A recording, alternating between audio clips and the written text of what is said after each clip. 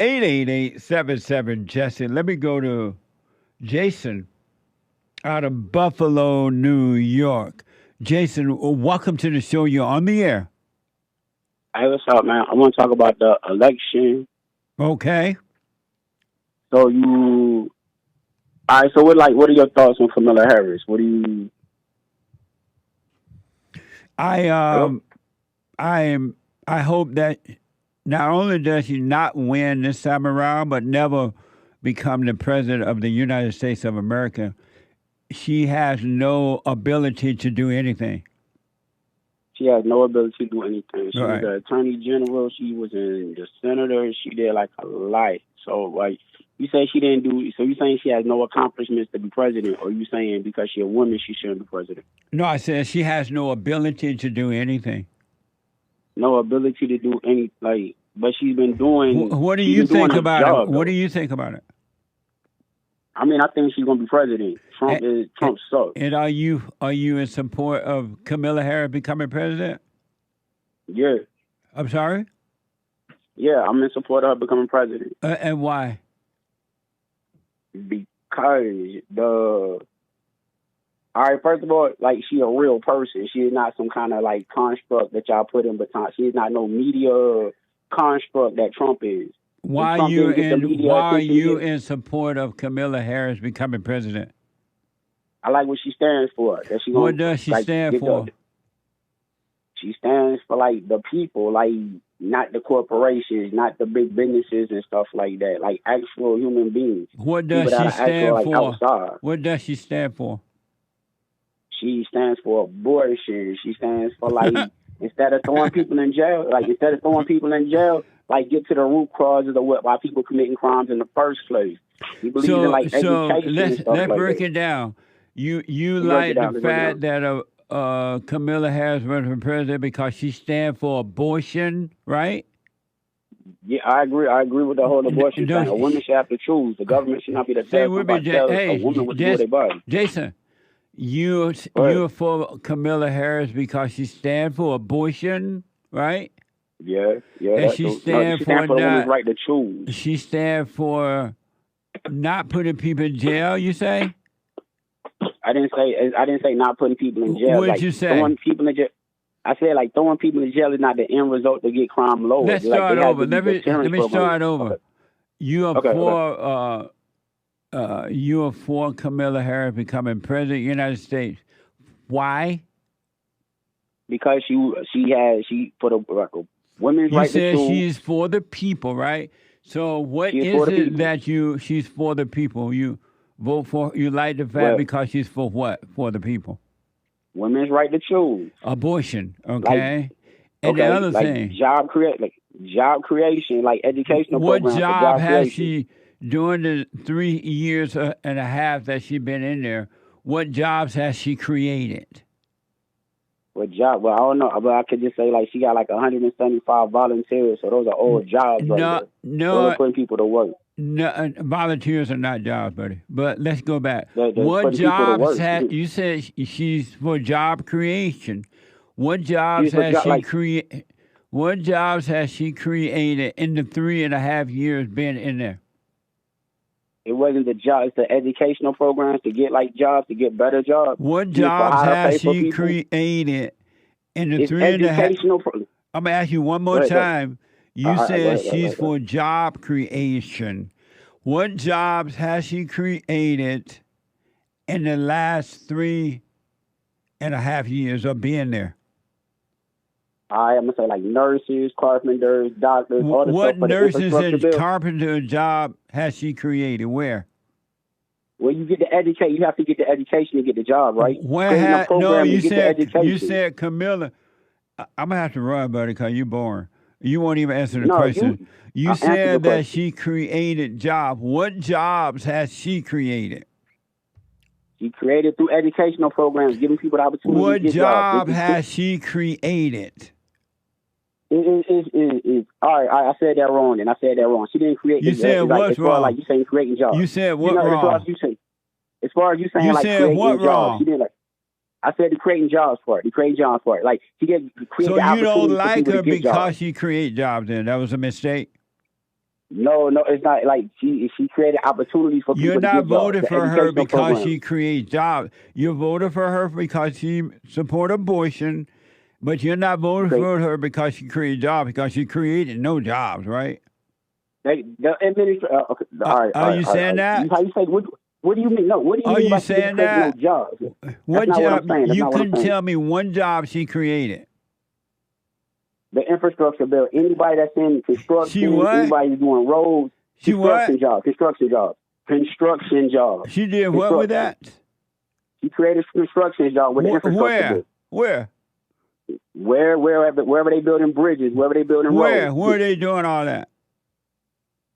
Next time I call you, I'll have more information. I thought so. Thank you, Jason. You're just throwing out what they said to the media with no proof. What a sad way to live. Thank you, Jason. Call when you got something to say. What a sad way to live.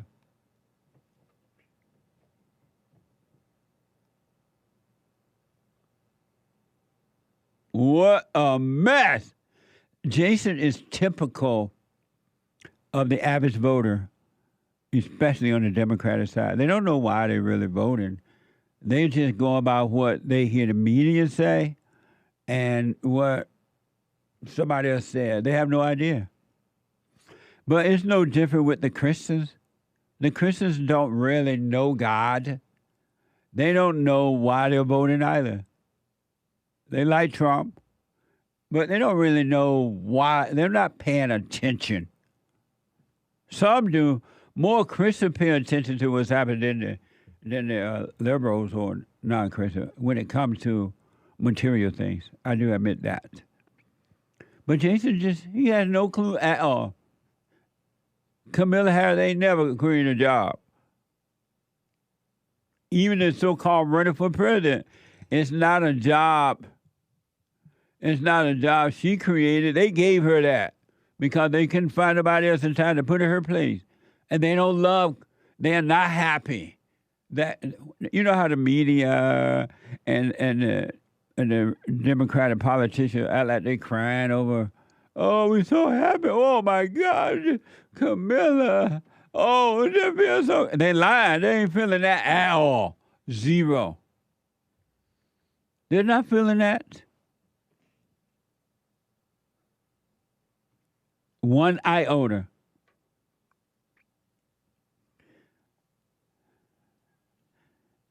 And my producer made the point that their pastors are telling them to vote for. And I got some service coming. All of a sudden, Kamala Harris becoming black. She going to even buy some black records. Look like the black people will all of a sudden see this woman trying to act black. She's embarrassing them. Because she said they're all about music. I'm going to buy some music, some record. I'm going to do this because it's black. And I'm going to make sure the blacks see me doing this. That's how she see the blacks. What the? She can make mean greens now.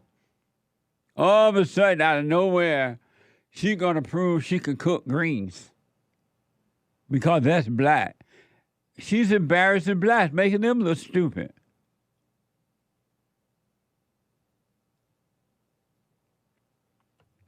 But she doesn't even know or care that she's embarrassing the blacks.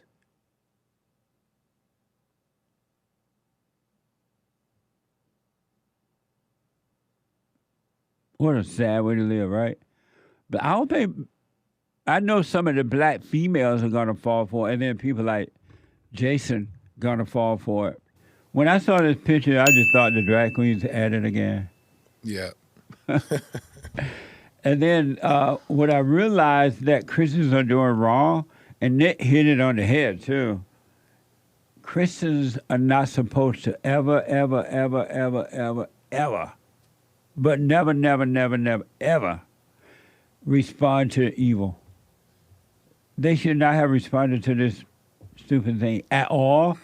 Because remember how Christ told the devil, get behind me? I ain't playing with you. I ain't discussing by. Don't even tell me, right? You're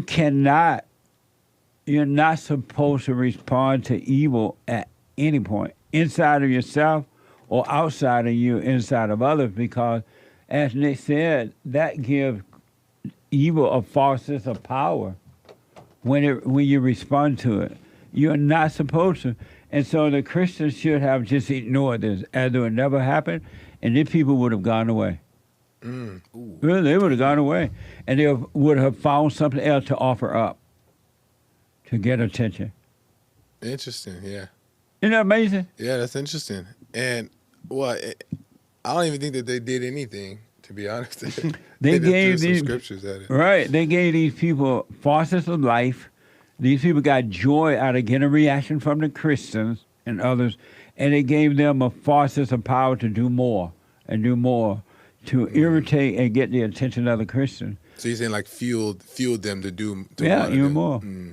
But if the Christian, I promise you, if the Christian had just ignored it, because just evil trying to tempt you, as it does inside of you, it would have disappeared. Christians gotta stop reacting. And they said, reaction is what makes the problem happen. It makes you worse. When you get worse in life. Foothold. Yeah, Sorry. you get, absolutely. When you overreact in life, you get worse. You don't get better. When you stop overreacting to situations in life, that's when you get better and the devil get ticked. So he got to live off, when it doesn't affect you. Yeah. He got to live off your overreaction. Think about people you know that have tried to hurt you or whatever, your own family or whatever. Yeah. They got power or sense of power, false life, false power, when you overreacted to them because they knew they had gotten to you. And that just made them want to do more. Do you think there's ever a time to stand up to it? No. And you know why? Because greater is he that's in you. It's a spiritual thing. And greater is he that's in you that's in the world, right? It will stand up for you. He will stand up for you. And he'll fight the evil, dark battle for you. I believe that to be true. What would that, I guess we have to wait and see what that would look like, right? As far as it standing up before you, like speaking through you type of thing, or? Right. You wait and see what it look like. Because there may be something to say about it or nothing to say about it. Yeah. But it will speak through you. Yeah. Just like the devil speak through you. You know what's so interesting about what you're saying is that right now my mind is telling me, okay, but like that is like the true and perfect way. What about, I'm thinking right now, this guy, Andrew Tate, he was in Romania gathering a bunch of people. He's like, hey, you guys are Christians. You guys got to fight against this. So the next time this happens, I want you to at the next embassy and make a lot of noise. And I'm thinking, my mind's telling me, okay, so Jesse, that's the perfect way. What about like, is there like a worldly way to fight this? Because no one's gonna get the perfect way, but there is no other way. No other way. Everybody and their mama can show up at the next embassy. All you do is have a devils fight one another. Yeah. Ain't nothing gonna change for the good. The devils on the left gonna be glad you showed up to fight with them. Now they got more attention, and the devil on the right gonna feel good because they feel like they're fighting. Yeah. And a false sense of salvation. Yeah. I'm fighting for right. You can't fight for right. Yeah, I get that point. It does ignite like a false sense of pride in the side. Both sides. Isn't that amazing? Yeah. So stop the fight. Lay your weapon down. What do you say? Yep. Stay out of the thrills. We gotta go. Let me go quickly to Ron out of Texas. Ron, welcome to the show. You're on the air.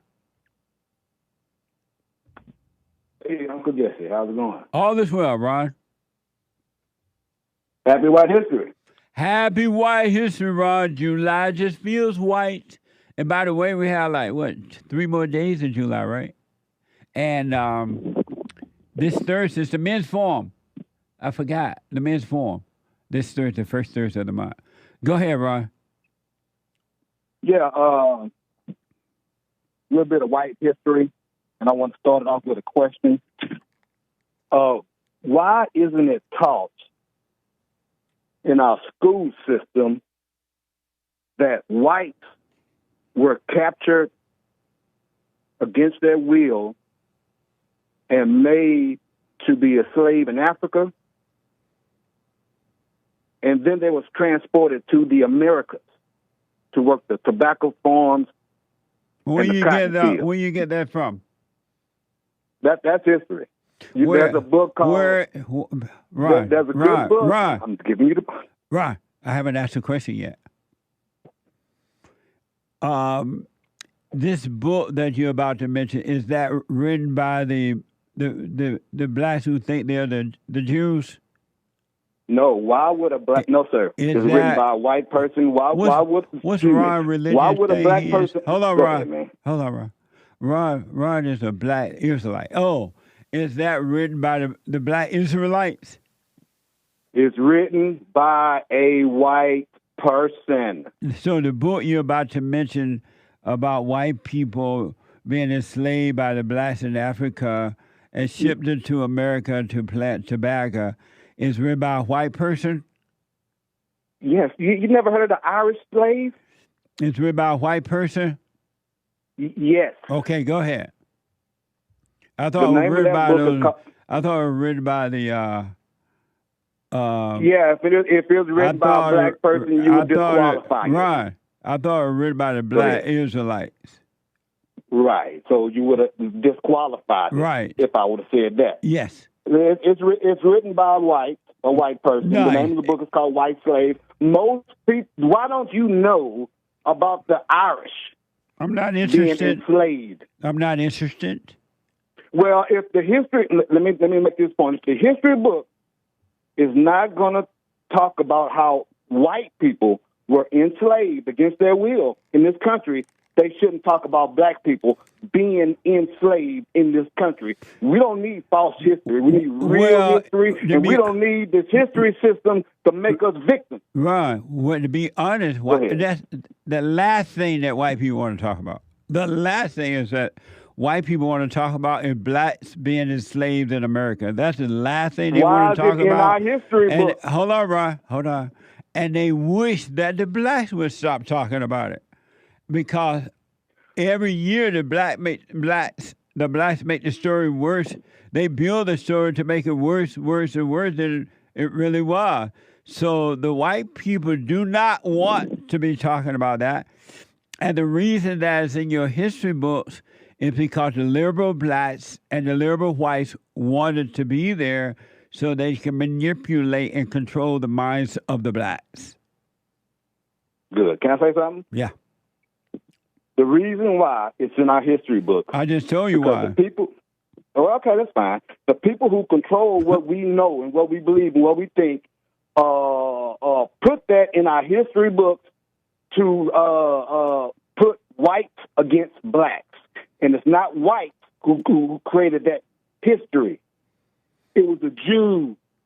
They want to pit whites against blacks. And so what's wrong? Let's say you're right about that. No argument. Zero argument. What's wrong with the blacks and the whites that fight against each other? What's wrong with them that they don't have their own mindset? That they're easily controlled by others? Yeah, the blacks have been made angry with this false history. Ron, I asked you a question, though. I thought I answered it. No. What's wrong with the blacks and the whites who are fighting, that you claim the whites are fighting? Whites not even fighting against the blacks. They're sick of them. But what's wrong with the whites and the blacks that they don't have control of themselves as individuals, that someone can make them fight one another? Anger. And where did the anger come from? False history. No, it didn't. That's a lie. Yes, it is. No, it didn't. False history. No, you have to already be angry. A history that says you are nothing but a slave. You have to already be angry to believe false history. Where did that come from? Say it again? You have to already be angry to believe false history. Where did the beginning of the anger come from? Well, the beginning of the anger would have came from getting your butt beat during slavery. How about that? That's not true. Have you ever been beat while you were enslaved? I'm not angry. Have you ever been beat while you were enslaved? I've never been a slave, and I'm not angry. Have you ever been beat while you were enslaved? Never been a slave, sir. And, so what do you want me? So How then, you want why me to did answer you that? make up that lie you just said? You asked me where it started from, But sir. that's not true. Slavery Yeah, was. it is true. No, it's not. Yes, it is. No, it's not. Yes, it is. No, it's not. Okay. So you want to tell me? Now I know. Now, listen, I'm telling you how whites were mistreated. Most these indentured servants. Anger did not start in slavery. Oh, okay, that's fine. Where did it start then? Do you love the Jews? Yeah, I love the Jews. Good. Right on. Ron, thank you, buddy. I got to run. 888-7753-773. Super chat. Super. Over on buymeacoffee.com. You can always tell a weak person. Pay attention to yourself and others. Whenever you hear an adult person blaming someone else for their issues, you're talking to a weak person. Really. I want you to know that when you complain and blame someone else for the way you feel and the way you think, just know you're weak. And when you hear other men and women, adults, blaming others for their issues in life, the way they feel, the way they think, know that you're listening to blind, weak people. And that's exactly what the devil wants you. Evil wants you blind. Evil cannot see.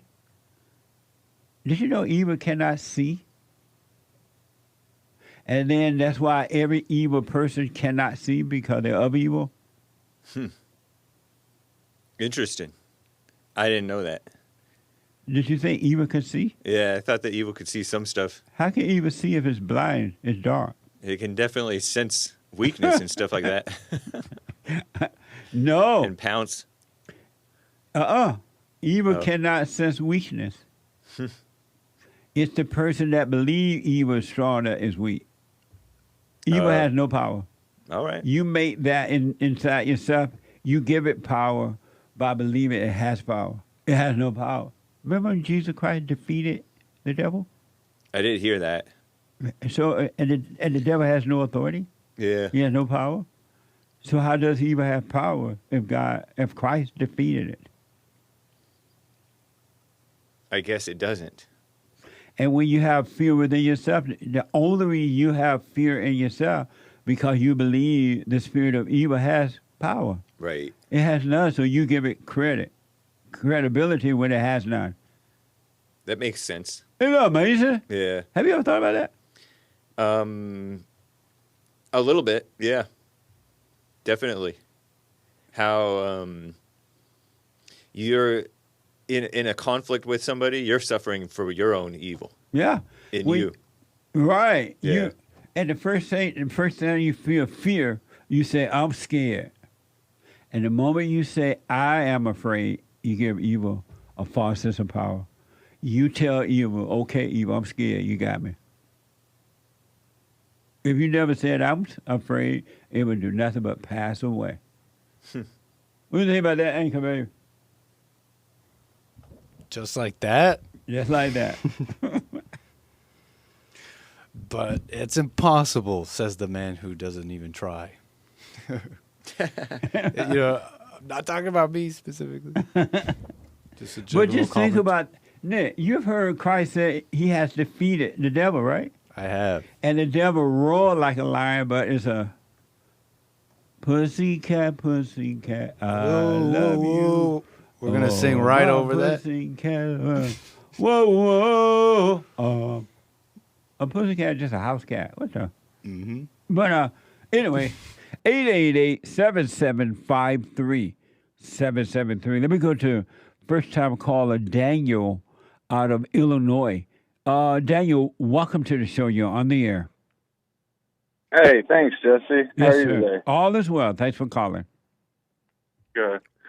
Hey, yeah, I've been listening to you for quite some time now, and I've went to my parents and forgiven them, and been working on the steps to try to better myself, I guess. anger has been a big ordeal. I used to be a very angry person. Yes. And I've been doing like really, really well. But I've noticed like I've been trying to work things out with with my ex or my girl, and we had a lot of anger in our relationship previously, and I'm trying to like go about it better and come back in with no anger and trying to keep working on myself and stuff. But I've noticed like she's got a lot of anger that's still there. You say your ex? And yeah, yeah. So you're not dating her now, right? Well, I mean, we're trying to figure things out. I thought it was, because I was so upset at the world before and stuff, and so like I wanted to try again, not anger, as an angry person. Right. Okay. And I've noticed that she's still, super angry. It's like she's trying to, like, I don't know. I can't explain. I'm just wondering how do I get her to work, with me on this, like with her evil and stuff too. Like, how do I? Every time I try to talk about it or something, she just acts like I'm talking nonsense, And so you want to know, how do you do what? How do I get her to go on this journey with me? Like, how do I? Oh, I see. Like, why do you want to take her on the journey with you? Because I feel like I love her, And what does love feel like? Well, I mean, like, I don't know. I'm happy. I know. Like, nobody on earth loves, I get that. But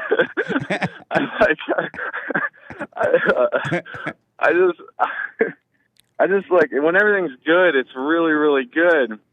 But if things don't go the right way, like, man, I see this explosive evil, in her, and I like, and she gets really, really angry. And, lately I've just caught myself, I sitting there and listening to it all, while she just goes on and on and on. And I don't know, like, I don't know what to do on how, because like I said, when we're good, we're really, really good. But it's like, when we disagree on something, like, it's like, last word till the end, it's like, there's no compassion even, or like, any, like, I don't know. Do you have any children with her? No, I don't. Nice. How old are you? I'm 32. And does she have any children? Yes. She have children? Yeah. How many? I'm at 2. And I do too. I have 2. But not by her. No. She's been married before? No, we both had them out of wedlock. Why are you dating a woman with children? I don't know. We grew up together, kind of. That's not a reason to date. Yeah. Why are you dating a woman with children? I don't know, man, because I kind of want a family to provide for, But that's not your family. Yeah. You say you have children already with someone else. Why don't you provide for them? I mean, I do. So why do you need somebody else's children to provide for? I don't know. I guess I got a real problem with being alone, I think. That's the problem. It's not that you want to provide for children. You can't stand being alone. Yeah. What's wrong with you? You can't be alone. I don't know. and you're about to walk right into the deep depths of hell, trying not to be alone, and all you're gonna do is be even lonelier. Hold on, can you hold? Yeah. Hold on. Back. I want to go back to Daniel, and Daniel can't stand being alone. Daniel. Yeah. So do you realize you're dealing with a woman who already have children, who is already angry, who already hate men, that you're willing to go into hell for more hell because you don't want to be alone? Do you think that's going to solve the alone problem? Well, I mean, it's not. I don't think it's only that. Like I feel like you know, like we really love each other when things are, you know, when we're not disagreeing. What does love feel like? I don't know. Just I want to know who love is. I don't know. Like it just, if you know, we always want to see each other. We always want to be with each other. You know, when things are good, we really, you know, care about what the other one wants. That's not love. That's sex. Why you call sex love? I don't know.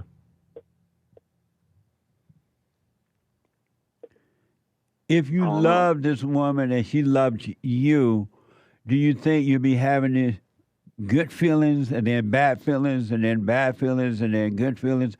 Where's the love in that? There's no love in that. That's hate. That disguises itself as love. You don't love her, she doesn't love you. You hate her, she hates you. And you're trying to get love from her. Women don't have love to give. They only have hate. And she's trying to get love from you, and you don't have love to give because you have not overcome your mama. So you try to get mama's love. I mean, so how do I go about like I honestly tried to forgive my mom. Like I knew she was gonna freak out, but and she did. But what did she do? She just like what? You know how good you at? Well, you know, like you know, like I did this and I did that for you and blah blah. And I'm like, yeah, but it's, you know, it's the relationship with my father and everything too, you know, and you know, having, you know, building resent in my heart against him, and but shit's like she didn't even hear me. Well, that's fine, as long as you forgave her, because the hardest thing in the world for a woman to do, unless they're ready to, is to admit that they're wrong. They remember everybody else's stuff except their own. They good. They did good. But everybody else was so bad. He was so bad, but I was so good. They can't tell you anything about themselves. It's all about the father. No, that's exactly right.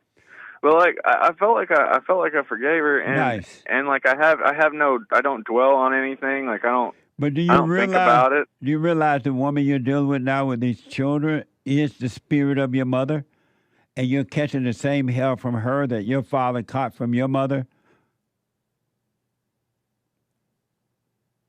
And also, I mean that makes a lot of sense. Yeah, and also, those children who are not your own don't want a step parent. They only want their natural father or their natural mother. They would never accept you as their natural father. Even if you were nice as nice can be, they'll use you, but they would never want you as their father. And they would be jealous of you getting the attention from their mother that they want. Yeah. You're in hell. You better be glad that you're breaking up with it so you can get out of it. And tell me about you don't want to be alone. Did you say you don't want to be lonely or want to be alone? I don't like to be by myself, I guess. And why not? I think. Well, because I feel like I made a lot of bad decisions growing up, and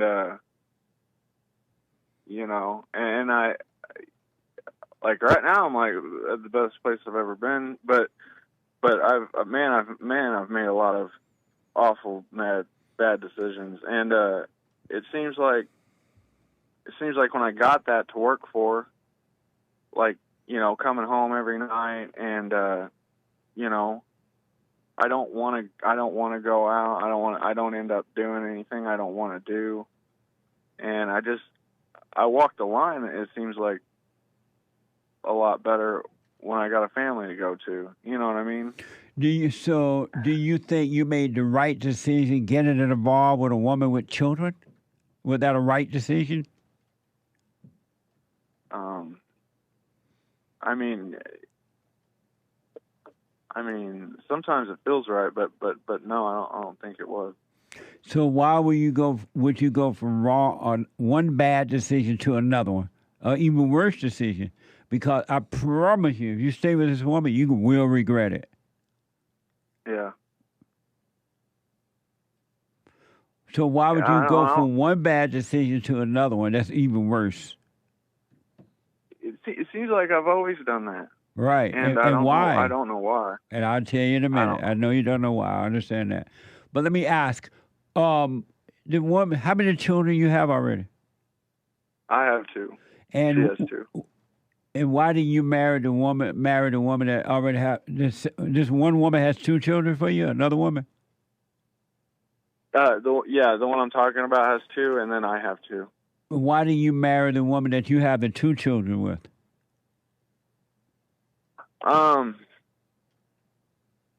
Well, like I said, I wasn't a man yet, and I did have.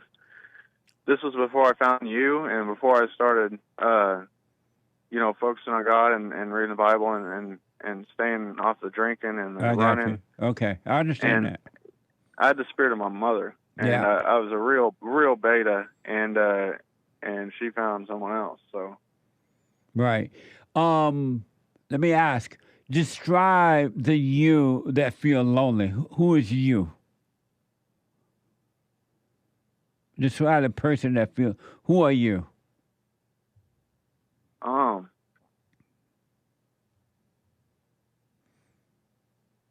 think it just gives me time to, I guess, listen to the demons, man. I guess listen to the things I shouldn't. Thoughts and, but who are you? Who is Daniel from Illinois? Describe you. Who are you?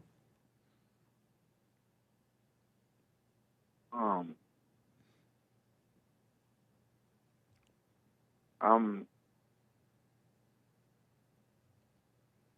just trying. I'm just a guy trying to do better.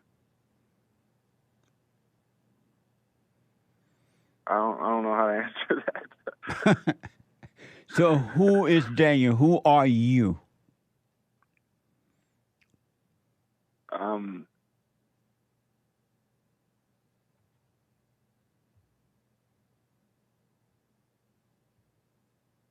I'm trying. I want to say child of God, but man, I am. You know, I feel like I just keep doing the wrong things. I keep, you know, making the wrong decisions, and I don't know. It's like, you know, I didn't have anger for, you know, forever, like for, you know, months and months, and then, you know, and then all, you know, and lately it's just, it's like. So you say you're a child of God? Yeah. But if you are a child of God, you're telling me who you belong to, but who are you?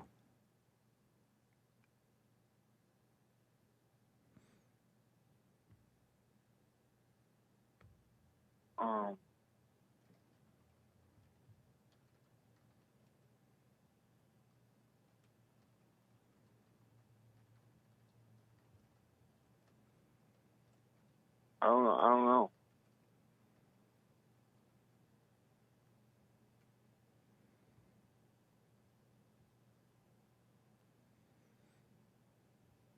For those that listen to the show by your phone, I'm still here. I'm looking still at it. I'm waiting on Daniel. So you don't know who you are? I don't know. And so if you don't know who you are, how do you know you feel lonely?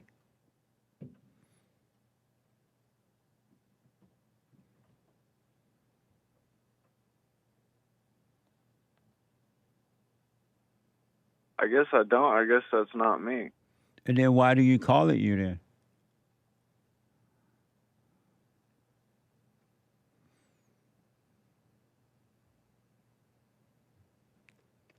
I guess because I was weak enough to let it control me.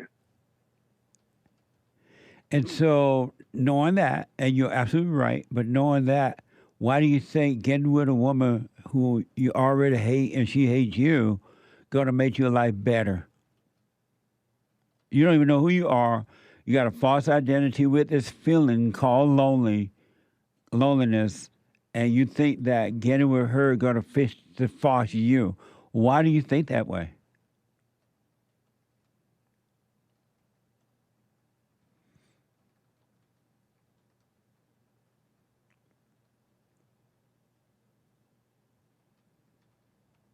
I'm going to other things instead of going to God.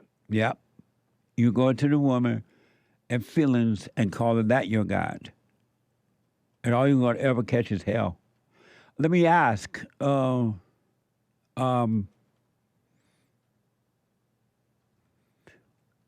have you said that you've always made decisions, bad decisions in life, right? Yeah. And how did you make those bad decisions? Who is the person? Who is the you? You don't know who you are. You don't even know if you exist or not. How were you able to make bad decisions and you don't even know who you are?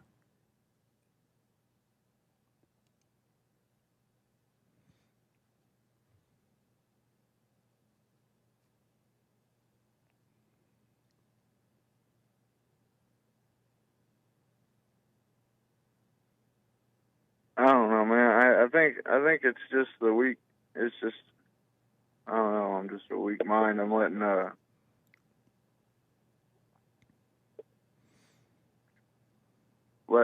all these evil things control me. 100%. You have never and will never, ain't gonna never, can never, never, never. It's impossible for you to make a decision, period. You have never made a decision in your whole life, and you never will. Human beings cannot make decisions. No such thing.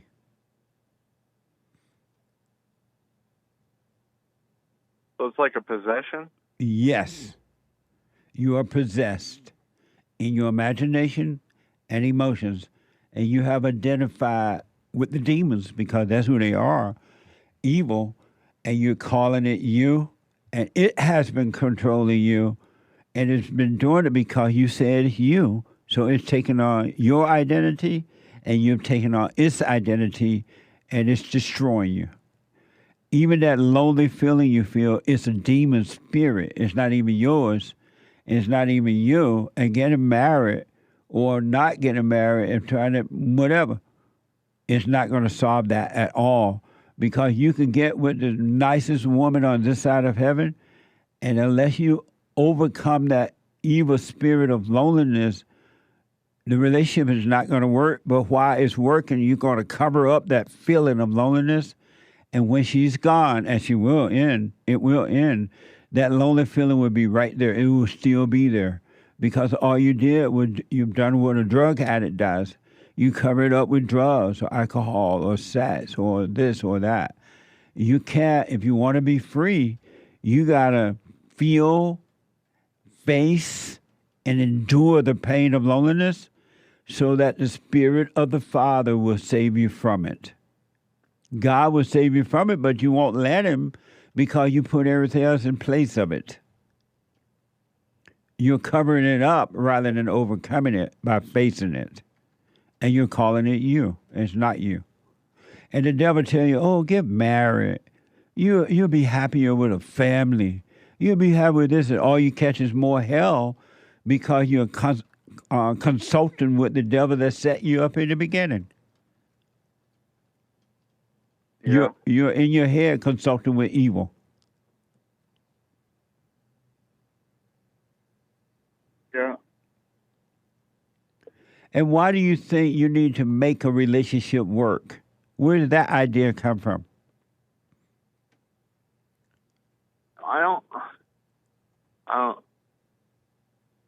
It just, like I said, it seems right.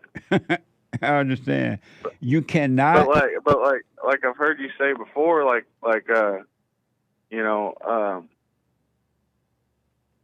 if one person's, trying to overcome and someone else isn't, This woman will destroy you. And she's not your wife. She will destroy you if you're married, but you better let her go along with all those children that she had, and you just work on you. You are not, human beings are not, supposed to try to make any form of a relationship work. If the relationship doesn't work naturally on its own, it should not be. Because if you make it work, it's never going to work, and all you're going to catch is hell. Because you're saying you know what you want, and you don't. And you're trying to make hell work, and it's not. You should never. I encourage you, any form of friendship relationship, business relationship, marriage relationship, mom and son, mom and daddy, cousin, don't ever again, Daniel, try to make any relationship work. Either it works or it doesn't. If it works, it stays together. If it doesn't, walk away from it with pure joy. Okay. I highly recommend you dump this woman today. As a matter of fact, do you live with her? No. And she live by herself and you live with her, y'all? Yeah. Be done. She will destroy you because you're trying to place her in the place of God. Yeah. I said that just the other day, a while back. I said I almost feel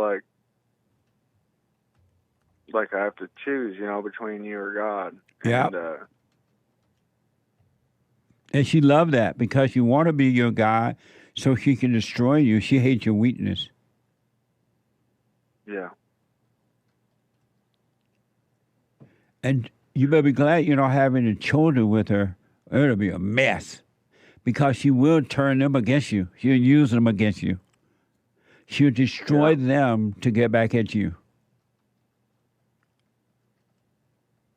Well, I really appreciate this, man. I think this is exactly what I needed, and I knew you'd tell me what I didn't want to hear. So,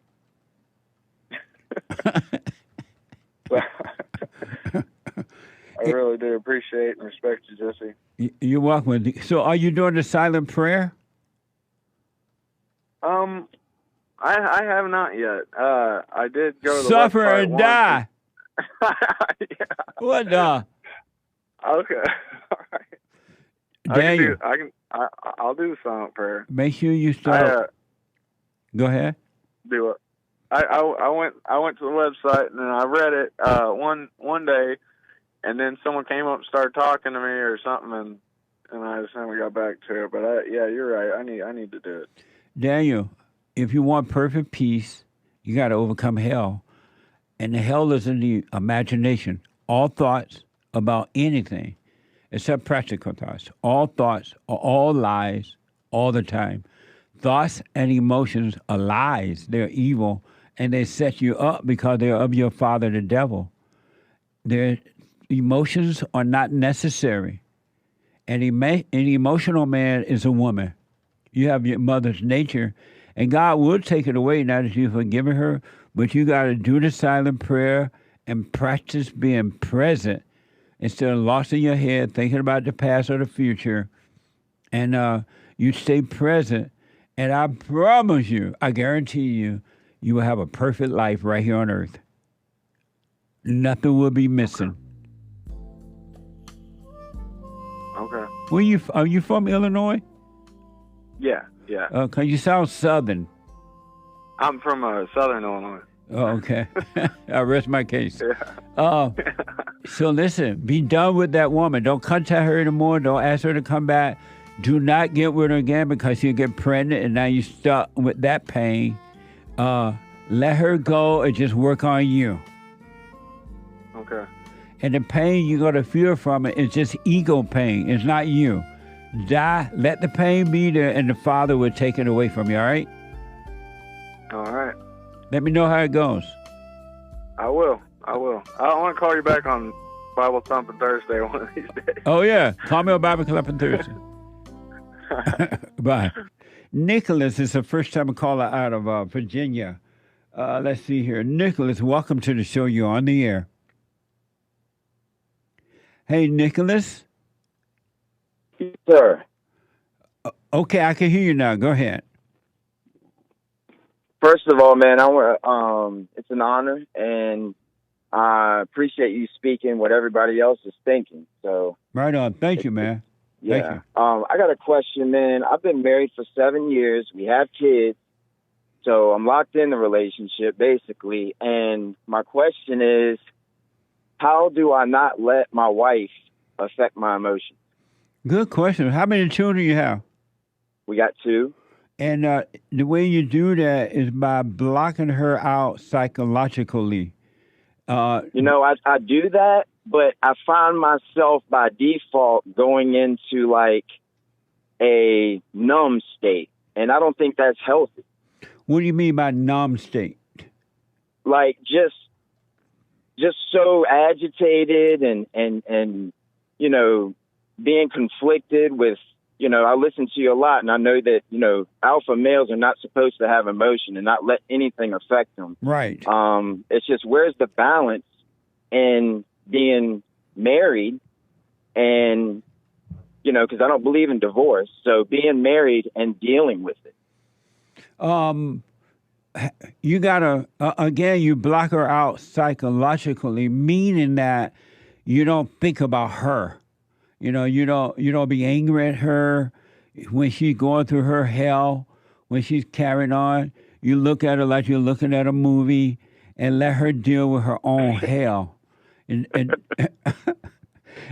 don't you be affected, because her hell is her hell, and she was already like that when you met her. And you were already in your hell when she met you. So two devils got together trying to get something from one another, and all they caught or catching is hell, right? Because they don't have love. And so, and now that you start working on yourself, you watch her going through her stuff, but don't get angry at her, so that you can overcome the spirit of anger inside of you. Don't blame her that you get angry, because you were already that way when she met you as well. But how do I get to that place where I can just, take, everything that she's throwing at me and kind of find a balance in, just not expressing or tapping into that anger? Because right. What you know what I mean? Have you gone and forgiven your mother? Man, I knew you were going to ask me that, and honestly, I don't believe there's anything that I need to forgive my mother for. But you're married to your mother. You married a woman that's just like your mother, and you're going through exactly what your father went through with your mother. I believe that. So how could you repeat the cycle and end up with a woman just like your mother if you don't resent your mother? You married, you are attracted to what you hate. I think I did that subconsciously, but that makes sense. Right. You did do it subconsciously. So you need to, was your mother perfect? Definitely not. That word is used so much nowadays. I'm not perfect. Nobody's perfect. We're all sinners saved by grace. And so what things did she do or is still doing you wish that she would stop doing or saying or acting?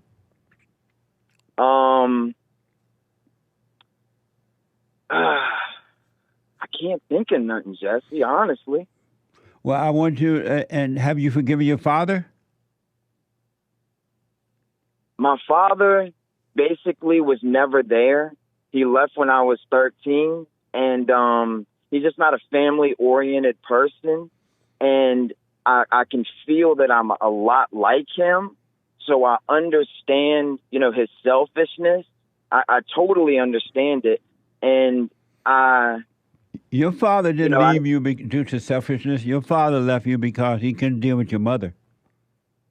And the feeling that you have like your father is your yearning for your father. You got to forgive. I believe that. You got to forgive your father before God and your mother before God can forgive you and give you back yourself. You're not yourself. What if you don't want forgiveness? It's not for him. It's for you. It's for you to admit that you were wrong for judging him and that you're sorry about that because you're suffering as a result of judging him and your mother. And God will forgive you. It's not, they don't have to want it. They don't have to understand it or pretend that they don't understand it. That's on them because their life is their life, but we're talking about your life, and your unforgiving spirit is what keeping you in the darkness. I don't hold a grudge against him, man. I get what you're saying about calling him and forgiving him even though he doesn't want it. I guess I try to tell myself that I really don't care about it, but maybe deep down somewhere. You do. I mean, I promise you do care. That's what's missing. That emptiness that you have is the love of your father. You're yearning for your father. And nothing is going to fulfill that until you forgive your father for not being there to protect you from your mother. So the main thing you're trying to tell me is I need to forgive my father. So what about me feeling like there's nothing for my mother to forgive? I want you to do the silent prayer so you can see that you do resent your mother. Just that you so identify with her because you have believed her lie that she was a victim, and you don't see that she was a victimizer. She was never a victim. And you have identified with your mother. So the idea of having to forgive her, you can't imagine doing that. Okay, that makes sense, man. So you think if I forgive my mother and my father, that all will be well? Well, what's going to happen is the woman that you're with now, you're going to deal with her perfectly. She would never be able to emotionally or mentally or emotionally bother you at all because you're going to overcome the mental and the emotions when you forgive your mother because right now your mindset and those emotions are just like your mother. You have your mother's identity. And so you're dealing with this woman. It's like two lesbians together. So when you say perfectly, you mean the biblical definition as in complete? I like complete, yes. Meaning that you will have, you will overcome the world by overcome thoughts and emotions. And so if you overcome the world can't touch you. It can't get to you. Okay. Well, man, I appreciate you and keep doing what you're doing, man. I enjoy, looking at your stuff all the time, man. I really appreciate it. Thank you. Are you doing the silent prayer? I don't know what that is yet, man. I heard somebody on a previous call say that it was online. Go to rebuildingtheman.com/prayer. rebuildingtheman.com/prayer. And I want you to start doing that so you can start living from within. You can see what's going on with you from within, and it's going to cause you to see what's going on with every human being on this side of heaven. You're going to understand, but you won't judge them. You would know what's going on with them, but you won't resent them. You're going to be free. Man, I look forward to that, man. I'm going to check that out. Yeah, but you got to, start with the silent prayer. See the little anger and little things that you have against your mother and how she's turned you away and recreated you her image by playing victim. And God will forgive you. You're going to have a life.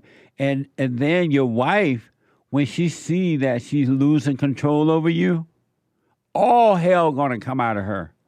That's right. She's going to... No, when she sees that when I do try to not have any emotion toward what she's saying, It makes her madder and madder. Absolutely. Because she's losing control over you, and she can't handle that.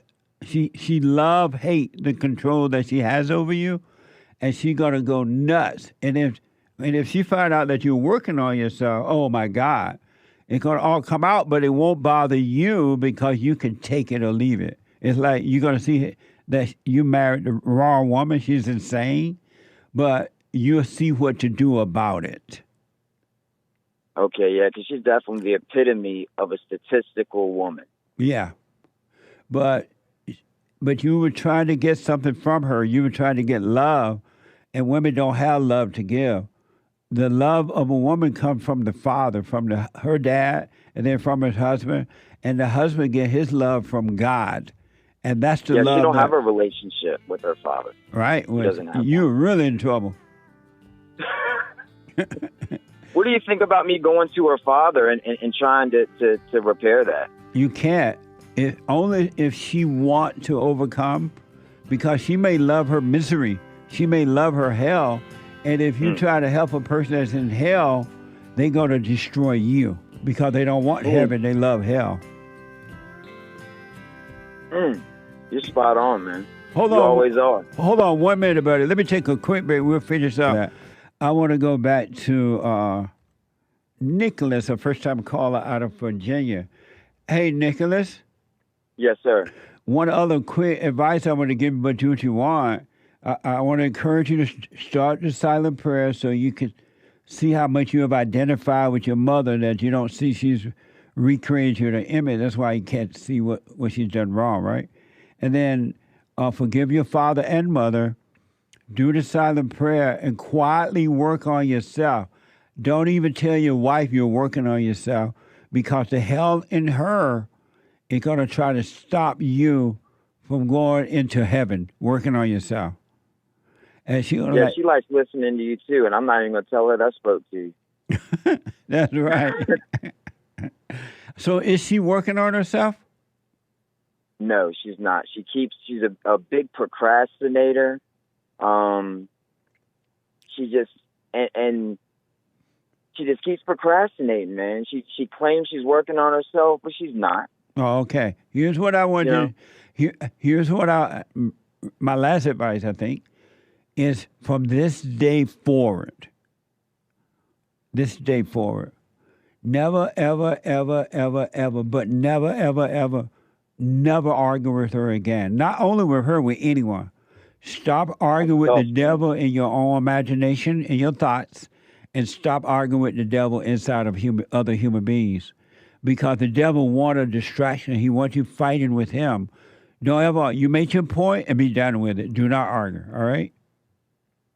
That's a tough one, man, but I'm going to definitely work at it. And why is it tough? Man, I know you call out beta males, and I definitely don't consider myself one. But, being that I'm married to her, I've been married for 7 years, with her for 14. It's hard to not let her affect my emotions, man. Are you your emotions?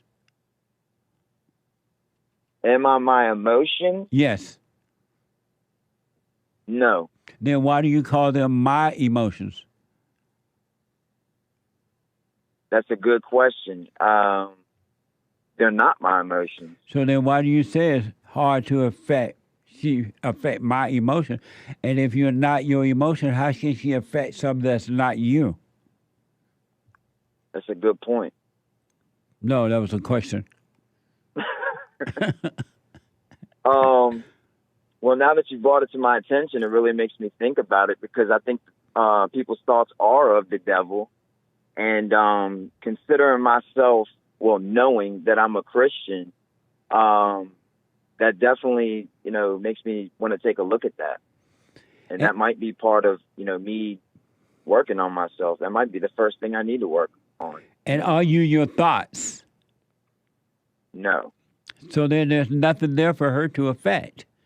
You have identified with the thoughts and feelings, and you've been calling them you, not realizing they are little demons that you have identified with when you were traumatized by your mother. You have forgotten who you are. You have amnesia from the trauma that came from your mother. Okay. And you're calling everything you that's not you. You're not your thoughts. You're not your emotions, the so-called good or the bad. And you're not your body. And so when this woman is trying to upset you, you just watch it. And as the feelings come up, because you're in a thought, you have the feeling, just watch them and let the light of God, just watch them. Don't run away from them by watching TV or trying to get a meal or yell at her or something, right? You watch them and the Father will save you from them. He's trying to save you from that, those demons that you've been calling you. So I need to basically disassociate myself with those emotions and just turn to God. You need to watch them and don't call them you, and the darkness will be destroyed by the light. Okay. I appreciate that, man. You're welcome. So do the silent prayer. Forgive your mother for recreating her image. Your mother is not what you think she is. And even you should ask your father, why did you leave me with my mother? What was that all about? And you'll get a better understanding of him. And that will help and cause you to forgive him. You're going through the same hell that he's went through with your mother and going through whatever other woman he got with. Yeah, he's been married 4 times since. See there? He's looking for a mama's love. He needs to forgive his mother. Well, she's dead now, but he still needs to forgive her. Though she's dead, he still needs to forgive her so that God can forgive him and make him free from that spirit of evil. Got you. Yeah, because when you forgive, like you said, it's for you. Yes, absolutely. Got it, man. Let me know how it goes. I will, man, and keep calling out beta males. All right. Don't be a beta. All right, buddy. All right, buddy. All right, man. Take care. Let me go all the way over to Mommy Africa, South Africa, and talk to Umso, U-M-S-O, Umso. Umso, welcome to the show. You're on the air. Hi, JC. It's such an honor to speak to you, and thank you so much for your content. Absolutely. You're honestly changing my life slowly but surely. Right on, man. Stay with it, stay with it, stay with it. I have 2 questions for you. Okay. The first one is about judging myself and others, right? So whenever I judge myself or others or do something coming from hate, I recognize that it's wrong, and I try not to judge myself by recognizing it and moving on. But the devil is always in my thoughts posing as the recognition, to the point where I don't know if it's me recognizing it's the devil himself. And then when I just continue to recognize and move on from it, I don't know if I'm actually believing the thoughts or if I'm actually recognizing it. Well, number one, there is no such thing as you judging yourself. There is no you there to judge. And so the devil is playing a trick on you by making you think that you're judging yourself. Let's say you did something quote unquote wrong. And the devil said, oh, look, you said you weren't going to do that anymore. You did it, right? It's all a lie. Yeah. It was never you that did it. And so there is no you to judge. So and I'm telling you, one of the worst mistakes you can make in life is to think that you're judging yourself. You're not judging you. There's no you to judge. So when the thoughts come and the feeling come with it, let it pass. Don't call it you. Don't call it you that you're judging, and let it pass. You'll be fine. Don't identify with it at all. Let it pass. So even when the thoughts are telling me that I'm recognizing it, I mustn't identify with the thoughts telling me that I'm recognizing it. Yeah, even when the thoughts are telling you that, you recognize it, just see it, but don't do anything about it. And the Father, the Spirit of God, love will save you from the not you. You're not those words. You're not the voices. You're not the feelings. There is no you to judge. And in all honesty, the real you, and you just have forgotten who you are because you have amnesia from the trauma of your mother, so you forgot who you are.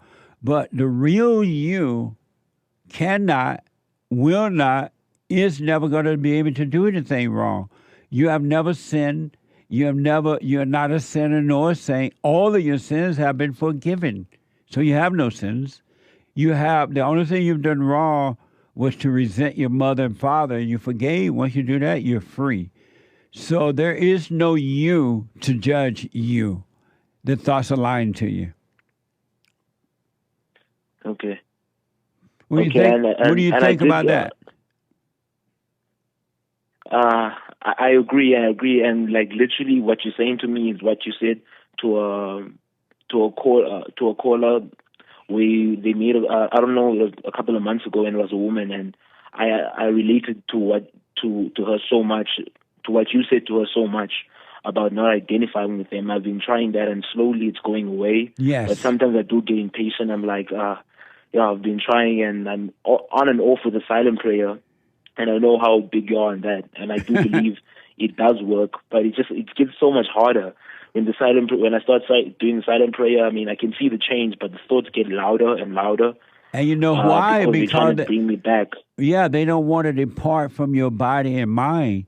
They live in you, and they're getting louder because they're screaming at the light that's in you, and they don't want to leave you. That's why they're screaming. Let them scream, but don't call it you.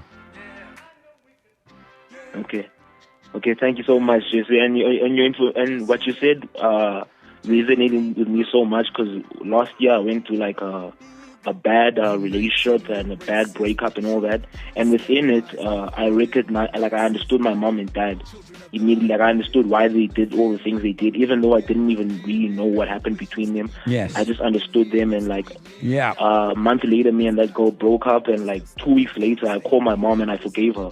And when she didn't take accountability, like, I never even got angry at her. I just understood why she was so in denial, even though, I mean, I didn't want to be as in denial as her, but I just understood it, and I didn't get angry at her. I just forgave her, and like, my life changed. But I never knew it was because I forgave my mom. I thought that it was because of the relationship and the breakup. But after I heard your message this year, like, I understood, oh, that's why everything in my life changed. In school, I became better. In fighting, I became better. Everything in my life, like, I was just more clearer. I wasn't always as indecisive as I was. Like, everything just became more clearer.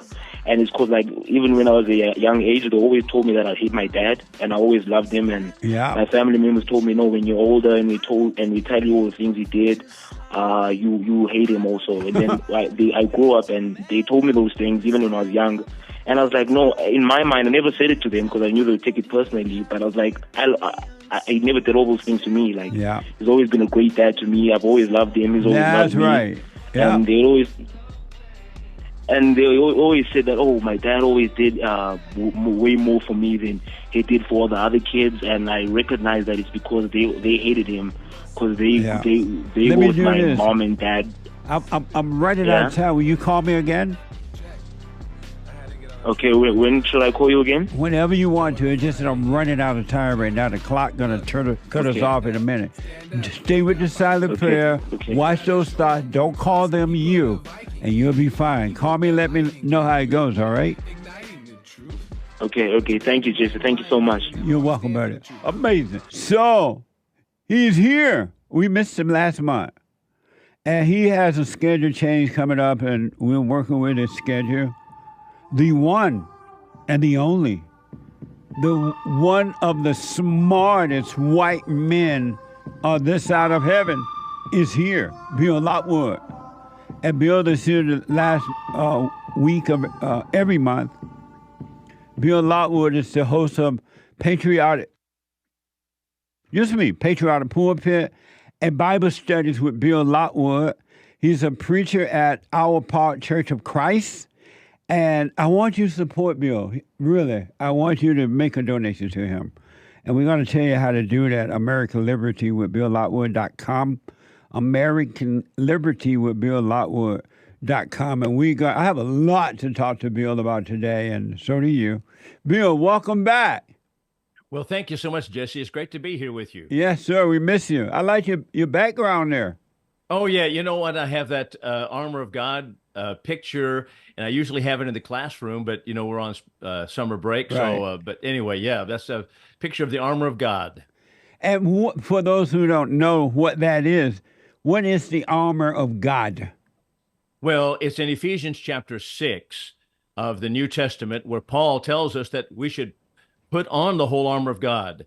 So it involves, of course, he said, shod your feet with the preparation of the gospel of truth, take up the shield of faith, the sword of the Spirit, the helmet of salvation, and so forth. And he just gives us a panoply of of weaponry that is really the Word of God, that we are to be defensive or be able to defend ourselves with the Word of God against all the fiery darts of the evil one. Yeah. And so that's the idea here. So be strong in the Lord and in the strength of his might. Put on the whole armor of God, that you might be able to stand against the stratagems of the devil.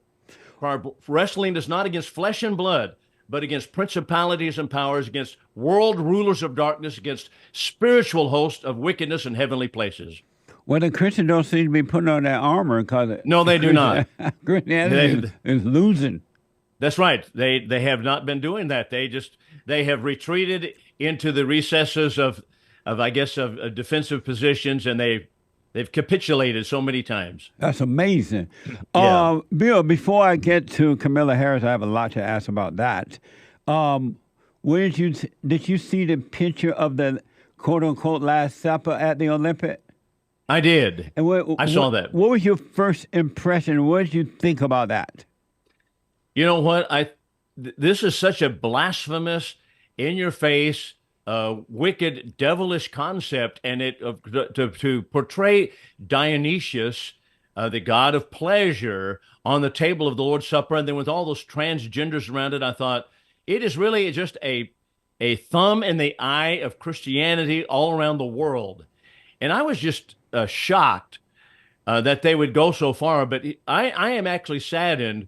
I would think that I have never been an athlete of that level, obviously, to go to the Olympics. But I would think, you know what?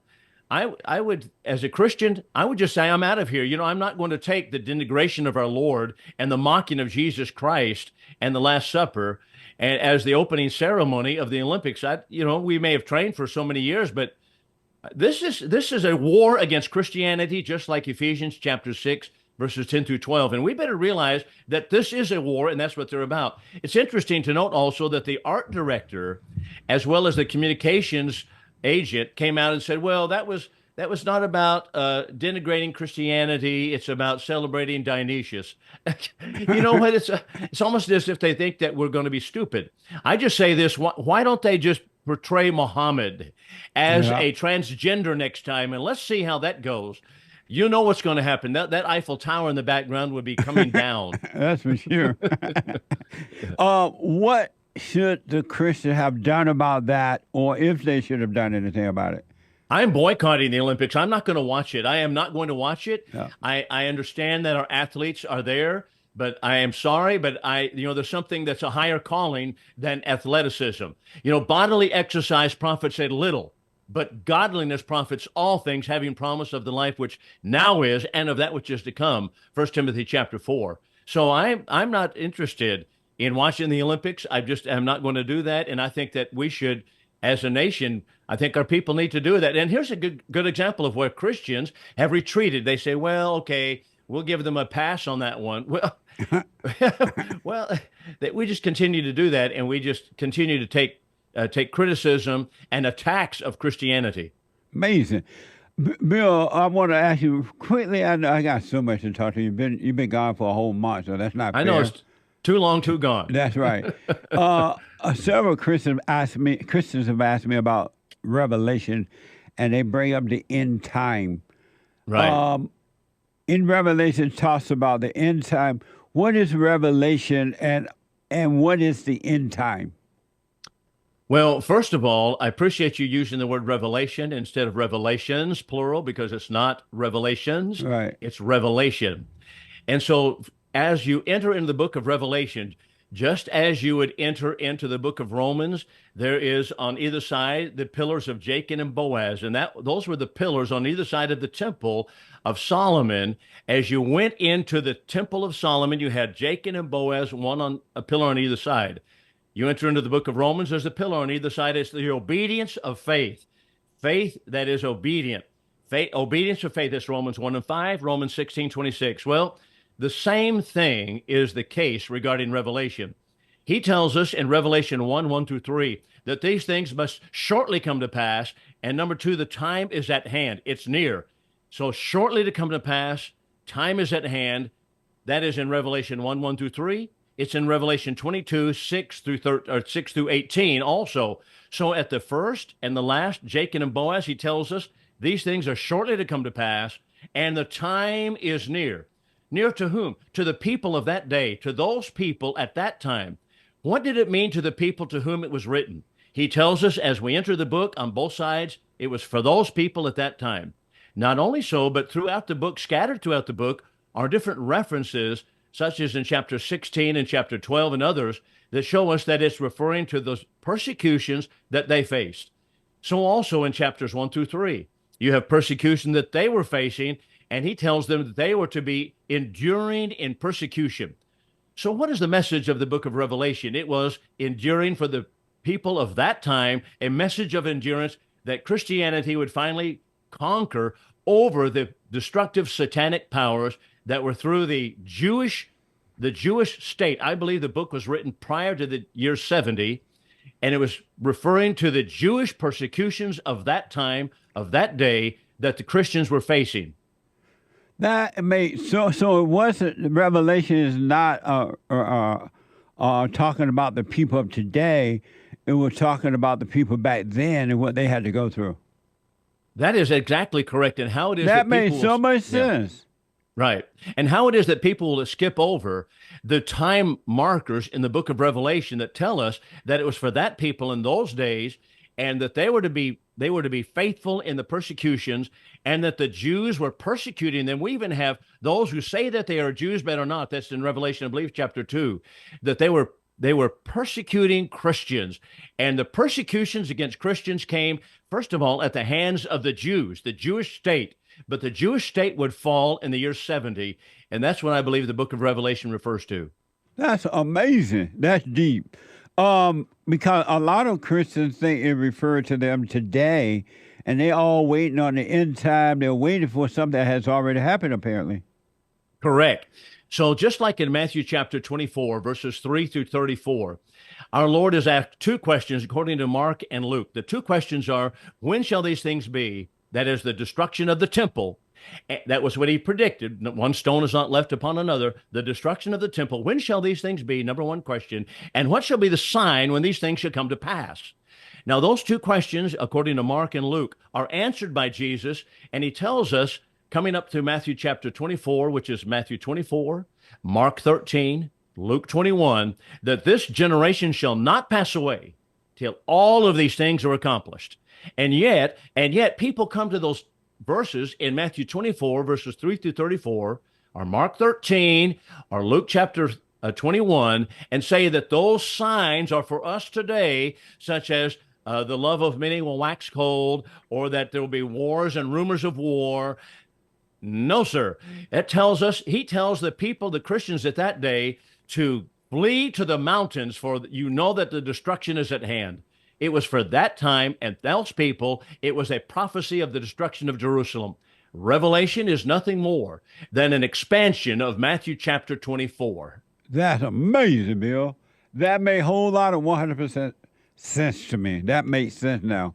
Go ahead. Well, it does. I was going to say it does make it simple. It does make it very easy, because otherwise you get bogged down in to what do these signs refer. So it's to me, it's shocking to see that through the Christian centuries, from the 3rd, 4th, and 5th, all the way through the Reformation period, people said, well, some of these signs referring to us today, the end is right here. Martin Luther of 1523 said, this is the end. We're at the end times. And everyone in Protestantism has been saying that for 20 centuries. Yeah. But that's because they have misapplied the passages that refer to that people in that time to themselves. That's amazing. One other quick question about this. I read the other day somewhere, and I may have it wrong. At one point, were the Jews or Israel controlled by the Romans? Yes. Okay. So the Jews lost their independence in the Old Testament time. In the north, you remember the northern kingdom divided from the southern. Yes. So the northern kingdom went to captivity to Assyria in 721, 722 BC. It was predicted that there would be only a small portion, a remnant, that would return. They were gone. And then the southern kingdom in 586 BC, that was the kingdom of Judah, as opposed to the kingdom of Israel. So now both kingdoms, kingdom of Judah went to Babylonian captivity. So all of the territory of Assyria was conquered by Babylon. So everyone that was taken captive of Jewish extraction were in Babylonia. But the Babylonian Empire was crushed in 536 BC by Cyrus the Persian. That matter of fact, the Shah of Iran, remember the Shah of Iran whom we betrayed, said that he was a direct descendant of Cyrus the Persian. So Cyrus took over in 536. So now we have the Persian Empire that was in turn conquered in steps by the Roman Empire. And so when we come to the 1st century, the Romans controlled all of the Middle East. They controlled it all the way over to the Tigris and Euphrates River, and all the way back to Spain. They controlled it all. So the Jewish state was in the center of it, and they were actually controlled by Rome. So when the New Testament opens, they are tax collectors such as Matthew the publican, who was hired by the Roman government to collect taxes from his own people, but that's because they were under Roman rule.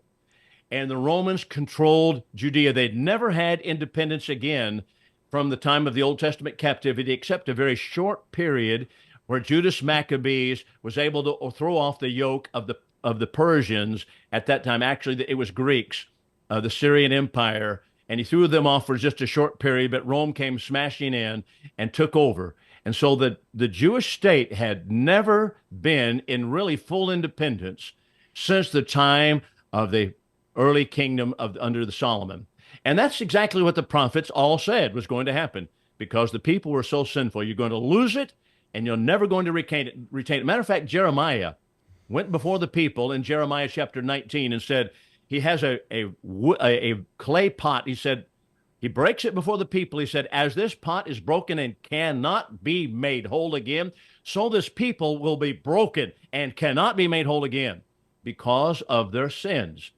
So they never had independence after that. Amazing. So when I went over to Israel, it was an amazing trip, by the way. Israel is located over there where it is. But at the time that it was ruled by Rome, or the Rome, right? Correct. Was Israel, the location where Israel is now, they were not there then? Was that same location there at the time? You mean the Jews? Yes. Yes, they were there. So the Jews lived in this area called Israel, where Israel is right now, and during the time that they were controlled by the Romans, they were already in that land. That's correct. They had been brought back from captivity in the Old Testament period, but only a small portion, a remnant, were brought back.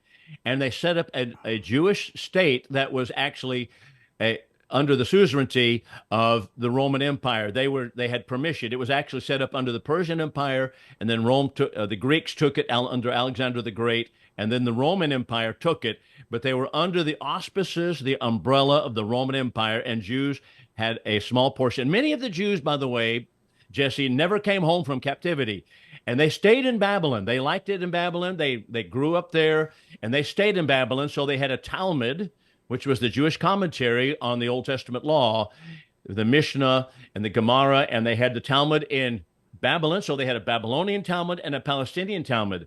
And they kind of had arguments as to which ones were the more faithful, the ones that came home or the ones that stayed in Babylon. But be that as it may, there were Jews in Palestine at the time of the Roman Empire. But Jesus said it would be taken away from them and given to a nation, bringing forth the fruits thereof. Matthew chapter 21. When was Israel established in the 40s? The land of Israel, was that established in the 40s? That's correct. It was established, the state of Israel was established in the 1940s, but I hasten to add that is not, in spite of the fact that so many people and so many people in the pulpits tell us that is a direct descendant of the Jews from the Bible, they are not. They are actually from the Khazar kingdom, the Middle Kingdoms, and this is established clearly in history. One book that could be looked at is Arthur Kiesler, The 13th Tribe, who's a Jewish man writing, as well as Benjamin Friedman, a Jewish rabbi who wrote a manuscript in the 1950s saying, no, Jesus was not a Jew as the Jews are understood today. Those came from the Khazar kingdom, the Middle Kingdom. So what happened The Jews were displaced by the Romans. There was a small group of them that stayed up on the coastline of the Mediterranean. And so in the Middle Kingdoms, on the steppes of Russia, they had such immorality, they hired Pharisees to come up and teach them, and they were converted to Judaism, and they are not bloodline Jews. There's not a Jew today that can trace his bloodline to the Jews of the Bible, period. It cannot be done. Why? Well, number one, the records were all destroyed when the destruction of Jerusalem occurred in AD 70. It was all destroyed. That's number one. Number two, Jesus said it would be taken away from them and given to another nation, another peoples. That would be Jews and Gentiles alike coming into the kingdom of God. The Christian is God's Jew today, Romans chapter 9, verses 22 through 24. So the Jews today do not trace bloodline back to the Jews of the Bible. It's a different kingdom entirely, in spite of what all of the premillennialists and the Zionists tell us today. What a mess. It is a mess. And so the Romans, were the Romans Christians? No, the Romans were pagan. Oh, they're pagan. That's right. Romans were pagan. And so they worship Dionysius, the Greek god Dionysius, just like they do in Paris Olympics. Oh yeah, yeah, that's right. What? And so like now, so the Romans owned all that land before Israel was established into his own land. Am I right? That's correct. Well, the Romans, the Jews came back from captivity in 536 BC. Yeah. This was 70 years after they first went. So they came, Jeremiah said it would be 70 years. So they came back, a small portion came back, and they established a Jewish state underneath the control of the Persian Empire. The Persians, however, were taken over by Greeks, Alexander the Great, and the Jews became a client state of the Greek Empire. Then the Romans conquered the Greeks, and the Jewish state became a client state of Rome. Oh, okay. And so, how did the Palestine get involved with all this? Because they're mad at the Jews, saying that they own that land, and they want to push the Jews into the ocean and take the land back. If Rome owned the land, where was the Palestinian at the time that? Did they exist at the time that Rome owned the land? Well, no. Primarily the Palestinians. Now, not all of them, because some of them are Christians. So we need to note that there are some Palestinians Palestinians that are Christians? Some of them are. I not all ain't of them never are. seen a Palestinian that's a Christian. Well, some of them are. There are people over there now of Palestinian bloodline that are not Muslim, but mostly they're Muslims. Right. Right? They mostly represent the religion of Islam. So the Roman Empire collapsed in 486 AD. So it collapsed. The Roman Empire collapsed. But that was approximately the time that Muhammad, very shortly thereafter, Muhammad was receiving his supposed visions and revelations from Allah. And so he took all of Arabia, and so Muslims conquered the territory that was kind of a vacuum up there, and they conquered that territory that is now today Israel. So they conquered all that territory, and they were going all the way to the west, to Spain, and they were stopped finally. But the Muslims conquered almost all of that world because the Roman Empire had collapsed. So the Muslims controlled all that territory, and they had controlled it for 1,000 years. So when the United Nations was formed, there was an English pro-Israel group that set up, like Lord Arthur Balfour set up and wanted to have a Jewish state because there were many Jews. They're from the Khazar Kingdom in Russia, and they wanted to remove them from Russia, put them back in Palestine. So they did, and so they created the United Nations with the backing of the United States, created the state of Israel in 1948. And so that's how that happened. Wow. I remember as a young person in the 50s, I remember hearing about Israel and all the stuff that was going on over there. I was a kid and I didn't quite understand it, but I remember hearing that Israel being established and everybody was mad and it was a mess. Bill, let me ask you about the Talmud. The Talmud. The Talmud. That's the Talmud. Okay. That's a Jewish Bible, right? Well, okay, that's the Jewish commentary. The Talmud. Okay, the Talmud takes. Okay, all right. Let's just back up for a minute. The Torah is the Old Testament law, Genesis through Deuteronomy, the 5 books of Moses, Genesis through Deuteronomy. That's the Torah. So the Torah has commentaries. So the Jews tell us, the Jewish rabbis tell us that God gave an oral tradition to Moses at the same time as he gave the written law. And it's this oral tradition that they became crystallized in the time of our Lord and was written down in the years right after Christ came to the world and ascended to the Father. So it was crystallized. There are commentaries on the Torah, and that commentary is called the Mishnah. And then they had commentaries on that, which was called the Gemara. And so the Talmud is the Gemara. It is the Mishnah, all the commentaries on the Old Testament law. It's not the law itself, but it is the Jewish authoritative code books.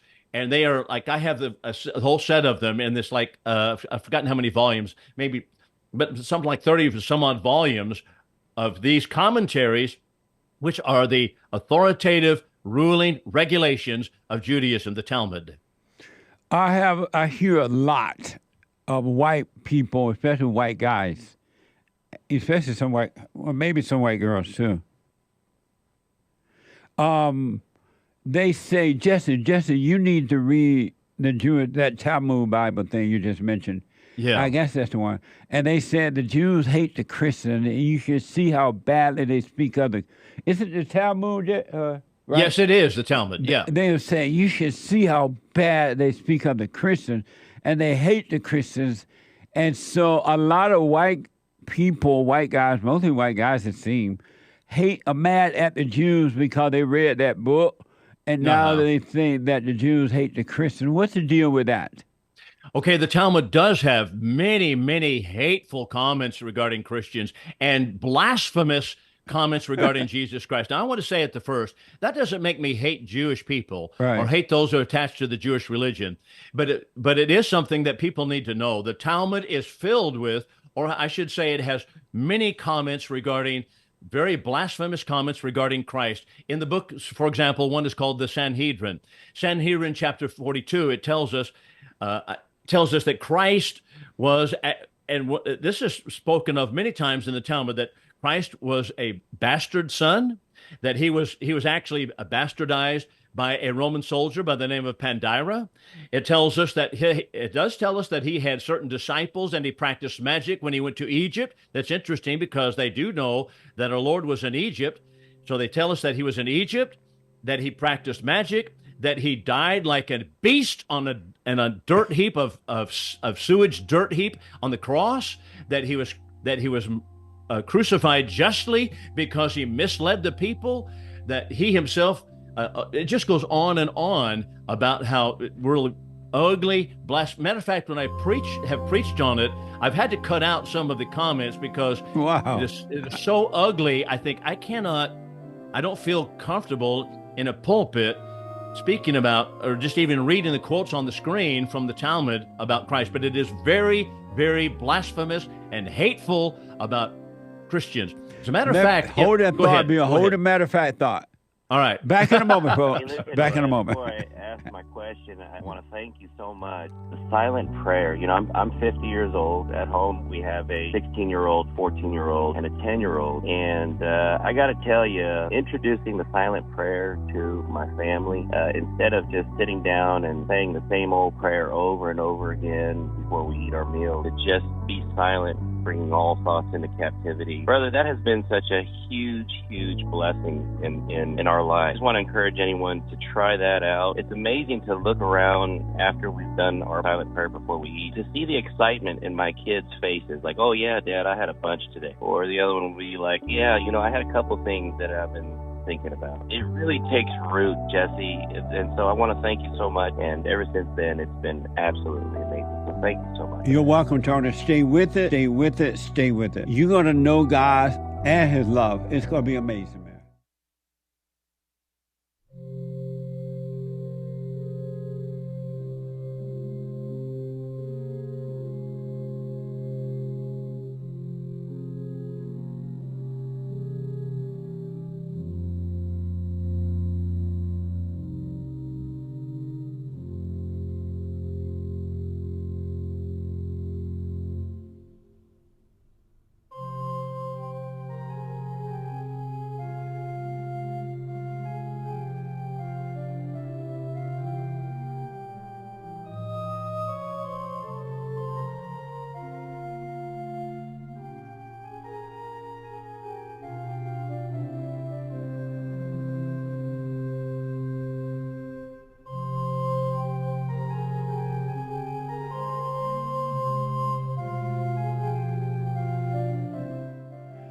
Okay, folks, welcome back. 888-7753-773. 888-77-JESSE.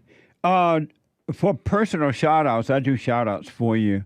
Weddings, birthday shout-outs, encouragement, congratulations, whatever the shout-out is, I'll do it for you. They're amazing.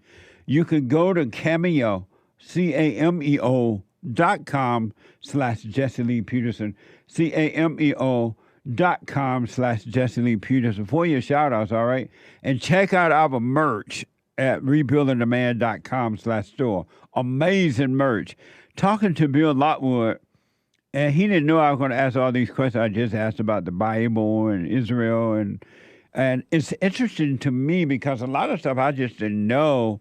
And when I hear it, though, it reminds me of the battle that's happening between the blacks and the whites today, and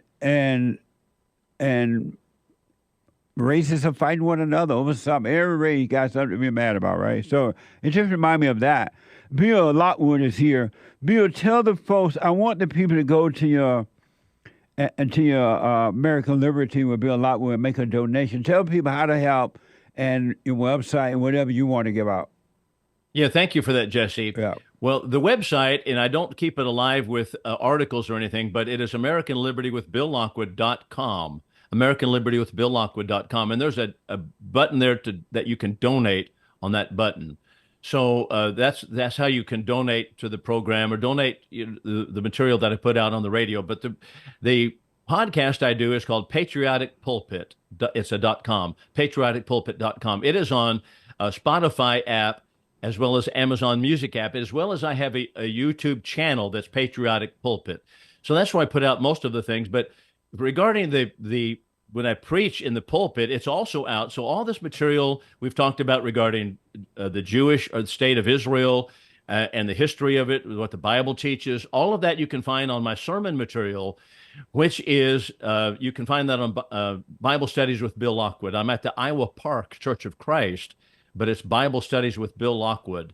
And those sermons can be found there. Amazing. One last question about this. Okay, that's all right. What is Talmud? The Talmud. Do all Jews support the Talmud?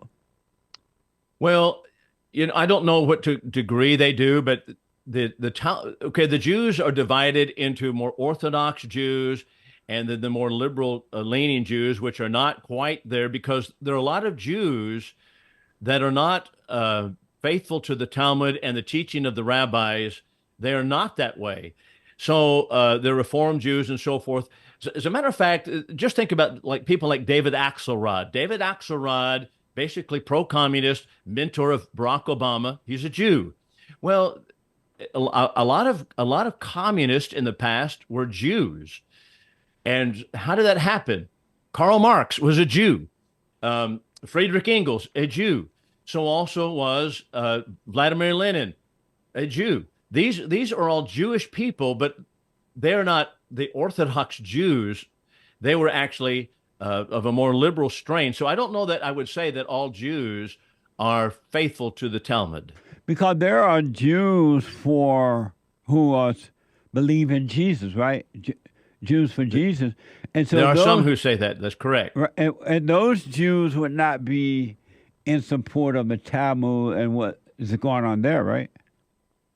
No, as far as I know, they don't support the Talmudic teachings. However, I will add this, that they are mistaken and they're in error in their belief that the land of Israel still belongs to the Jews and that the Jews continue to be God's people.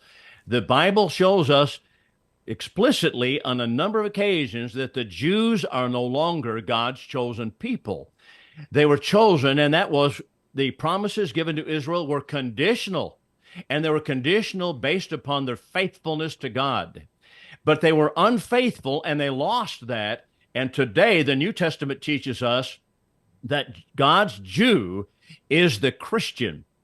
I mentioned that in Romans chapter 9, 22 through 26, right, where he tells us very plainly that the Jews and Gentiles together, they are my people. And he quotes Hosea the prophet to show it that they are now my people. And in the place where it said unto them, you are not my people, there shall they be called the sons of the living God. The church of God is the Israel of God, Galatians 6 and verse 16. So it's important to realize that God's Jew is not a bloodline, and they are no longer God's chosen people, but they are Christians of a spiritual nature. How would, whether Christians or Jews, how would a person know or a people know that they are the chosen of God? How would you know that if you're a Christian, God ain't down here having no lunch with you? Well, you know what? Because God has told us exactly what we need to do to become a Christian. We need to hear the gospel. We need to believe the gospel. We need to repent of our sins. This is the first gospel sermon in Acts chapter 2. And then we need to be baptized for the remission of our sins. That's the immersion in water. Peter tells us and told those people who are Jews who had sinned and murdered the Son of God, he said to the ones who already believed on him, they already were believers, they said, what must we do to be saved? He said, repent and be baptized, every one of you, in the name of Jesus Christ for the remission of your sins, and you shall receive the gift of the Holy Spirit. So their conditions of becoming a Christian are faith, repentance, and baptism into Christ. And so when that takes place, no longer are we part of a physical family of Jews, but it is a Christian family, and it is now a new family of God, the church of the living God, which is the Israel of God. So that's how people know, but you have to simply read what the New Testament teaches. I noticed that over the years of doing radio and speaking to people, every race in one form or another believe that they're the chosen. You just mentioned the Jews believe they were chosen. Now you're saying the Christians were chosen. The black Israelite people believe they were chosen. The Mormon believe they were chosen. The Allahu Abba people believe they were chosen. Why is it that everybody believed they were chosen? How did that mindset come about? I don't know how to ask that question. How come everybody think they're the one that was chosen and now they're fighting over it?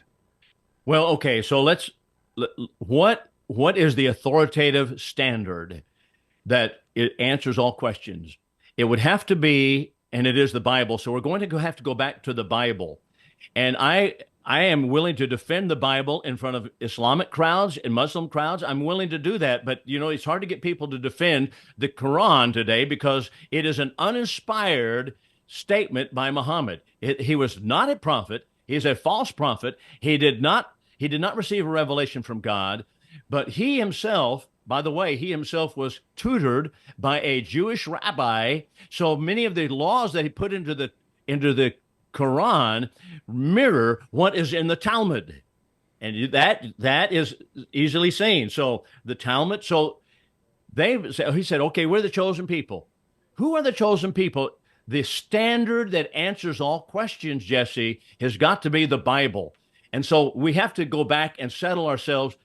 What does the Bible teach? The Bible teaches that God chose the Israelites simply to bring about Christ to the world, but it was always his plan, according to Romans chapter 9, he chose aforetime that those who would come into Christ, they are his people. And he tells us that in so many words there. So God chose aforetime, that is, he chose beforehand. Actually, in that text, Romans chapter 9, 22 to 26, he tells us, what if God, willing to show his wrath and make his power known, that is against the Jews, because they have murdered now the Messiah. What if God, willing to show his wrath and make his power known, endured with much long suffering vessels of wrath, that is Jews, fitted for destruction, that he might make known the riches of his glory upon vessels of mercy, which he afore prepared unto glory, even us, whom he also called, not from the Jews only, but also from the Gentiles. As he saith also in Hosea, I will call that my people, that was not my people, and her beloved, that was not beloved.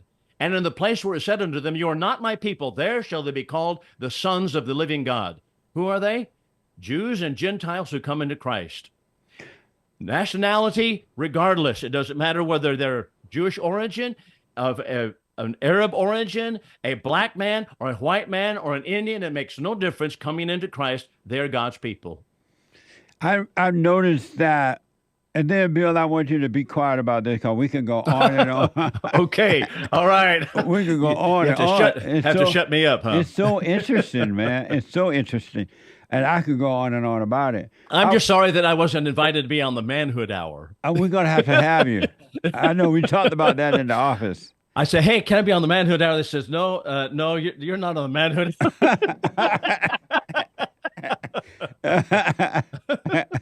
We're gonna straighten that out. That's all right. Two questions. I noticed that during Christ's days on earth, when they didn't recognize who he was, I noticed that it wasn't the Jewish people, for the most part. It wasn't the Jewish people that didn't recognize Christ. It was the rabbis who didn't recognize him. And they were upset that the people recognized him, because when they were upset at the people for recognizing Christ, they were starting to wake up. They were starting to understand what spirituality, put it like a better word, was all about.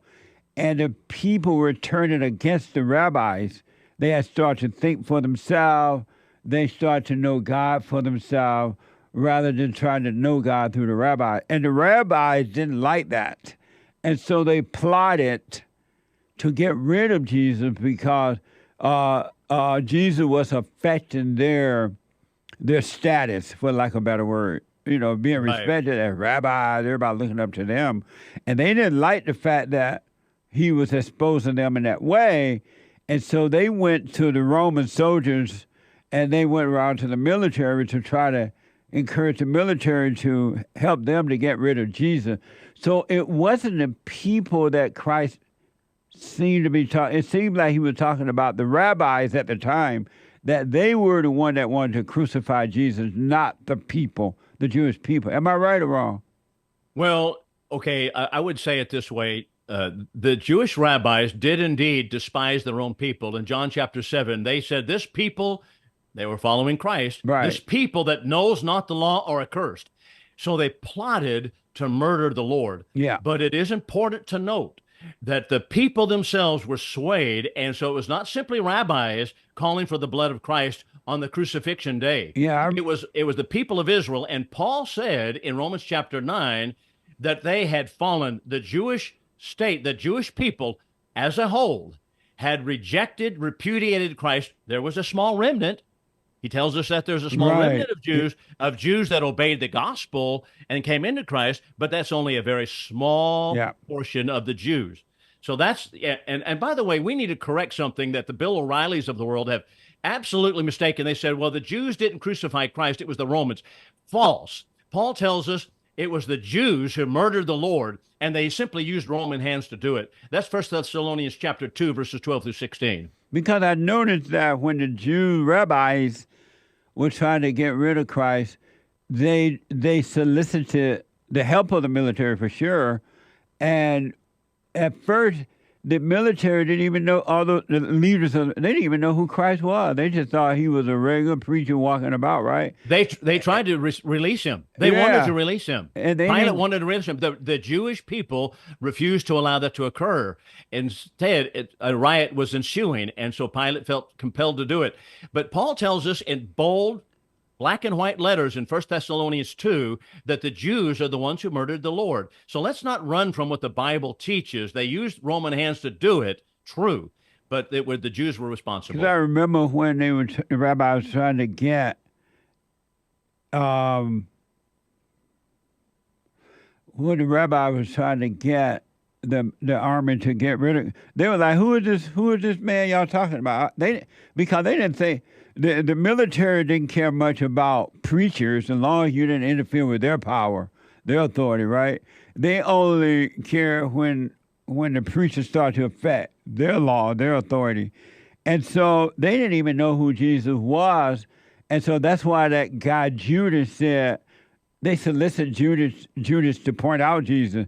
And Judas said, okay, I'll show you. The man that I kissed, that's Jesus. That's the guy I want y'all to do. Right. And so he went in amongst the crowd there. He kissed Jesus on the cheek there. And that's the way that the military recognized who Jesus was, because they didn't really care too much about Jesus. They didn't even think about him. It was the rabbis who were concerned about Jesus.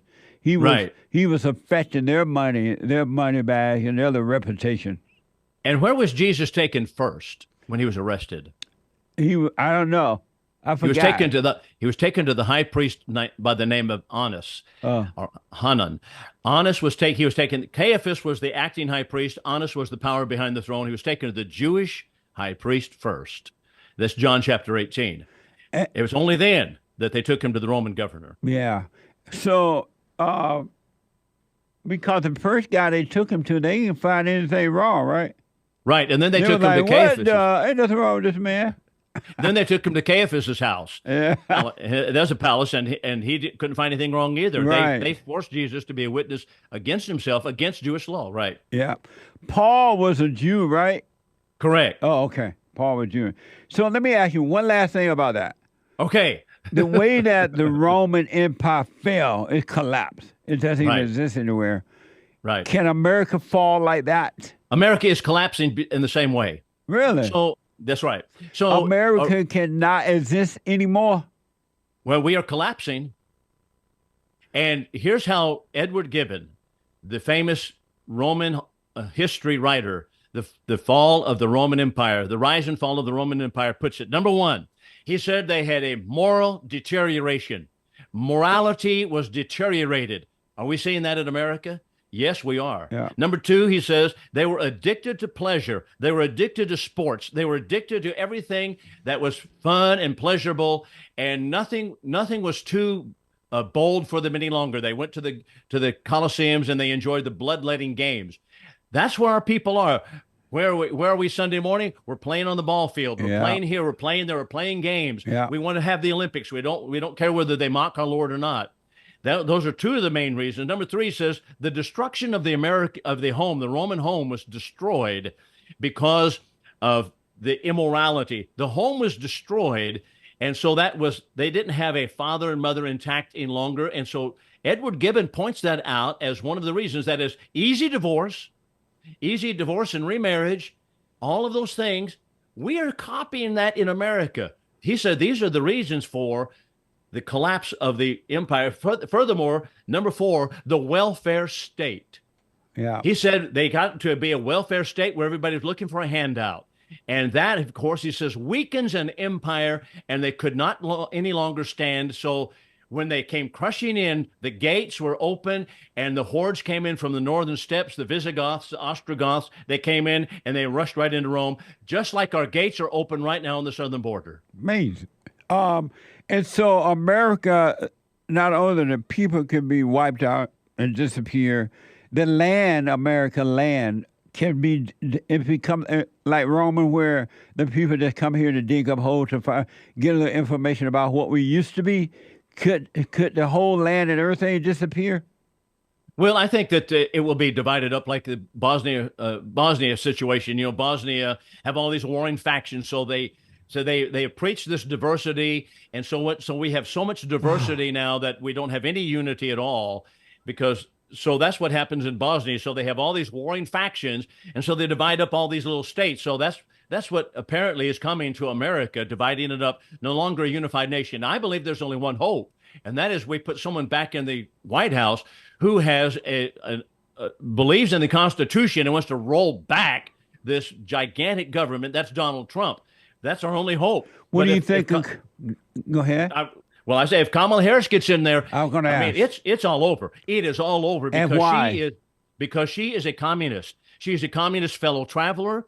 She is favorable to open borders. Yeah. And you can't have open borders, and that's number one. She favors, of course, easy bail release. That is a no bail release of criminals. She's bailed out Maoists and Leninists and Stalinists and communists, bailed them out. The Black Lives Matter. She supported Black Lives Matter. Yeah. That's a communist organization. Yeah. They had on the front page of the website, the destruction of the American family.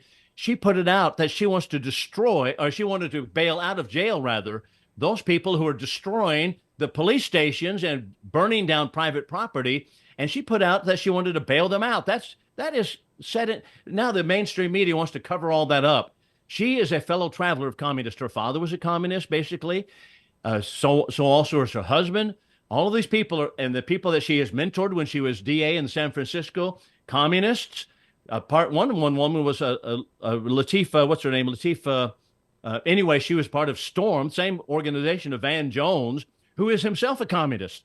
So, I mean, these are her connections. She also wanted to defund the police. That's right. This is nothing new. Anybody who reads about communism, as I have done all of my adult life, reaching back all the way to the time of Lenin and Stalin and Khrushchev and those different dictators, their one goal was to create chaos in America in order to bring down top-down power from the government, and that is get rid of the local police. They don't want any local control of police at all. So what are they doing? They're creating chaos on the streets in order to bring down top-down authority to crush America underneath a big government that we cannot resist. What is the likelihood that a person like that can win, Kamala Harris? Well, since our professorships in the universities have been taken over by Marxists and neo-Marxists, it is very sad that we see so many people marching out of the institutions of higher learning being communists. Yes, sir. Take a break? I know this hour is up. Can I hold you over for 5 or 10 minutes in the next hour? Sure, I'd be happy to, yeah. Bill, thank you for hanging over for a minute. I know you didn't expect to stay over, but I do appreciate it. That's all right. No, I'm happy to do it, Jesse. You've always been so good to me and appreciate you. Thank you, buddy. So I want to, happy White History Month, by the way. Okay. Okay, is this the last day of the month? I guess this is the last day. July just feels white. Well, okay, I just feel good about it.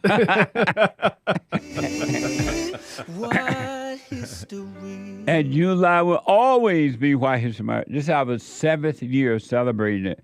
So I want to ask about Kamala Harris, the so-called woman that want to run for president.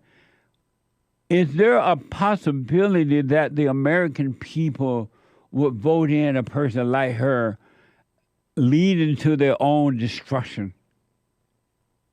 I believe so. Barack Obama was a fellow traveler of communists. He began his campaigns with Bill Ayers, who is a communist, and he began it in his house. And so he was, of course, the famous Weather Underground or infamous Weather Underground murderer and communist. And so that's how Barack Obama began his campaign. And so Kamala Harris is exactly the same way. Barack Obama had all of his people around him, the David Axelrods of the world. Yeah. They're all fellow travelers. The same thing. And this is why Kamala Harris has so much support from people like the Barack Obamas, apparently, because she also is a fellow traveler of communists. And she has been with Marxist and neo-Marxists all of her life. That's how she has gotten where she is, because she has been a fellow traveler of Marxism. And Marxism has one goal: destruction of the freedom of the United States. It is based upon atheism. I tell people, Christians better wake up, because Marxism begins with and ends with atheism. Yeah. It has an atheistic view of the world, an atheistic view of man. It has robbery of people, redistributing the wealth. It now has DEI, which is, of course, diversity, equity, and inclusion. Equity means that they want the government to treat people differently based upon their race, just like Joe Biden has done. He said, okay, black farmers are going to get loans, but white farmers are not. Why? That's equity. Treat people differently by the government. We have left the Martin Luther King era a long time ago, and they're actually advocating a government to treat people differently based upon the communist concept of equity. And Kamala Harris is right there with it. And where did you get the information that Kamala Harris is a traveler and a Marxist? Yeah, how can people find that kind of information? Well, you know what? There's a couple of places. I'm reading one good book right now. It's by Mike Gonzalez, and he is a researcher, I think, with the Heritage Foundation, and the book is BLM. That's one of them. Then you can also read from a great researcher today is Trevor Loudon, Trevor Loudon. He stays on top of communism so well that he exposes all of these links, and it's very easy to find. So reading Trevor Loudon, reading Right. Mike Gonzalez and others, you can go and start looking at, okay, I want to go find out about, okay, the woman, for example, that I was referring to earlier when Kamala Harris was a DA in San Francisco, was Latifah, I guess a Simon or a Simone, Simon, but she was a part of Storm, STORM, and that is Van Jones's organization. He's an out-and-out communist, now a commentator on CNN, but he's a communist, he's pro-communist. But she ties right in with that because she herself sponsors or was a mentor to the Latifah Simon. Her parents were part of the Afro-American League or African-American, it was called Afro-American Association. And that was, they had as their people who were models for them were Che Guevara and Fidel Castro. That's the kind of background she has. Angela Davis, who was a out-and-out communist, Black Lives Matter, one of the Black Lives Matter persons who passed on the baton from the Black Liberation Army to the Black Lives Matter, Alicia Garza's, Kamala Harris supported them. She asked everybody by means of her Twitter account to bail out Black Lives Matter pro-Marxist terrorists in America that were destroying public property and private property, and she asked them to bail them out. This is the kind of person that she is. How about also Karine Jean-Pierre? She was a part of an organization in New York that was supporting Haiti, which was a pro-communist organization. And Kamala Harris was instrumental in bringing her into the Biden White House. And so she got to be the White House spokesperson because she, as she said for the first time she was out there, I'm Black, I'm a woman, and I'm a lesbian. And so that gives her a step up because that's what equity is all about. And according to Wikipedia, Kamala Harris' father, Donald Harris, is a Marxist economist, professor, a Jamaican who taught at Stanford. Correct. And you mentioned Travel Loudon. I had him on the show before. He's been on my show, so I know who you're talking about there. Okay. And you mentioned that Kamala Harris supported Black Lives Matter protests, and it was reported she tweeted how to help bail out the rioters. And Karine Jean-Pierre, whatever her name is a Biden spokeswoman. Correct. Yeah. How come blacks are so radical? Well, you know what? The book that I am currently going through, Mike Gonzalez, on BLM right now. Now, I've read another one, good one by Christopher Rufo about cultural Marxism. It's probably one of the best books I've read on communism, Marxism, neo-Marxism that I've ever read. But this one, Mike Gonzalez, called BLM, I think the subtitle is How Radical Marxism Takes America, or something like that. But anyway, BLM by Mike Gonzalez. But they explain all of this.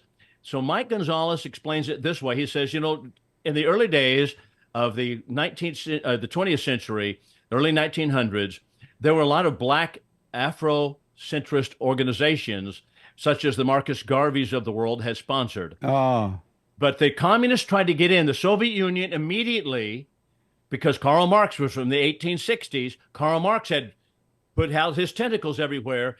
And so the Soviet Union put spies and influencers into the United States, particularly to get the black people to be against the whites, because there was a natural fissure, a natural division between whites and blacks.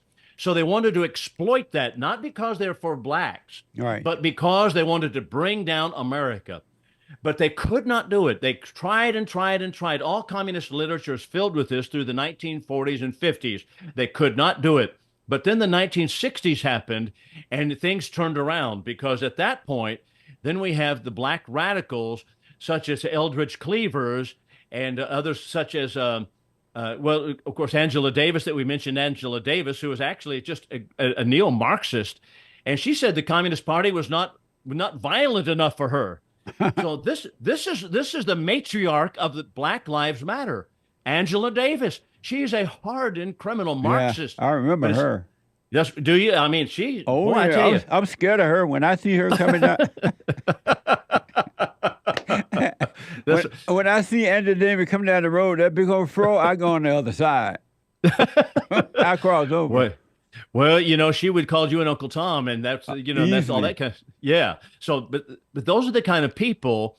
Not only that, but you have the Black Panther movement was born in the 1960s with the Eldridge Cleavers.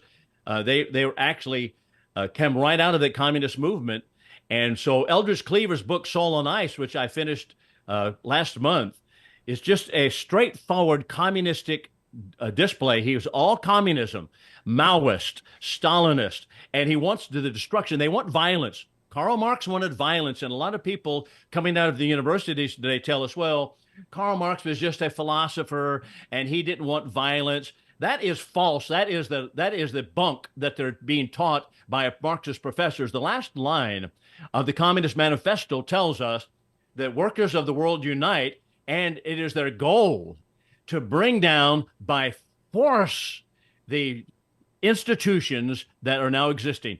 Change the existing institutions by force. Karl Marx, wherever his philosophies have gone, has spurned violence because of his violent mongering ideas.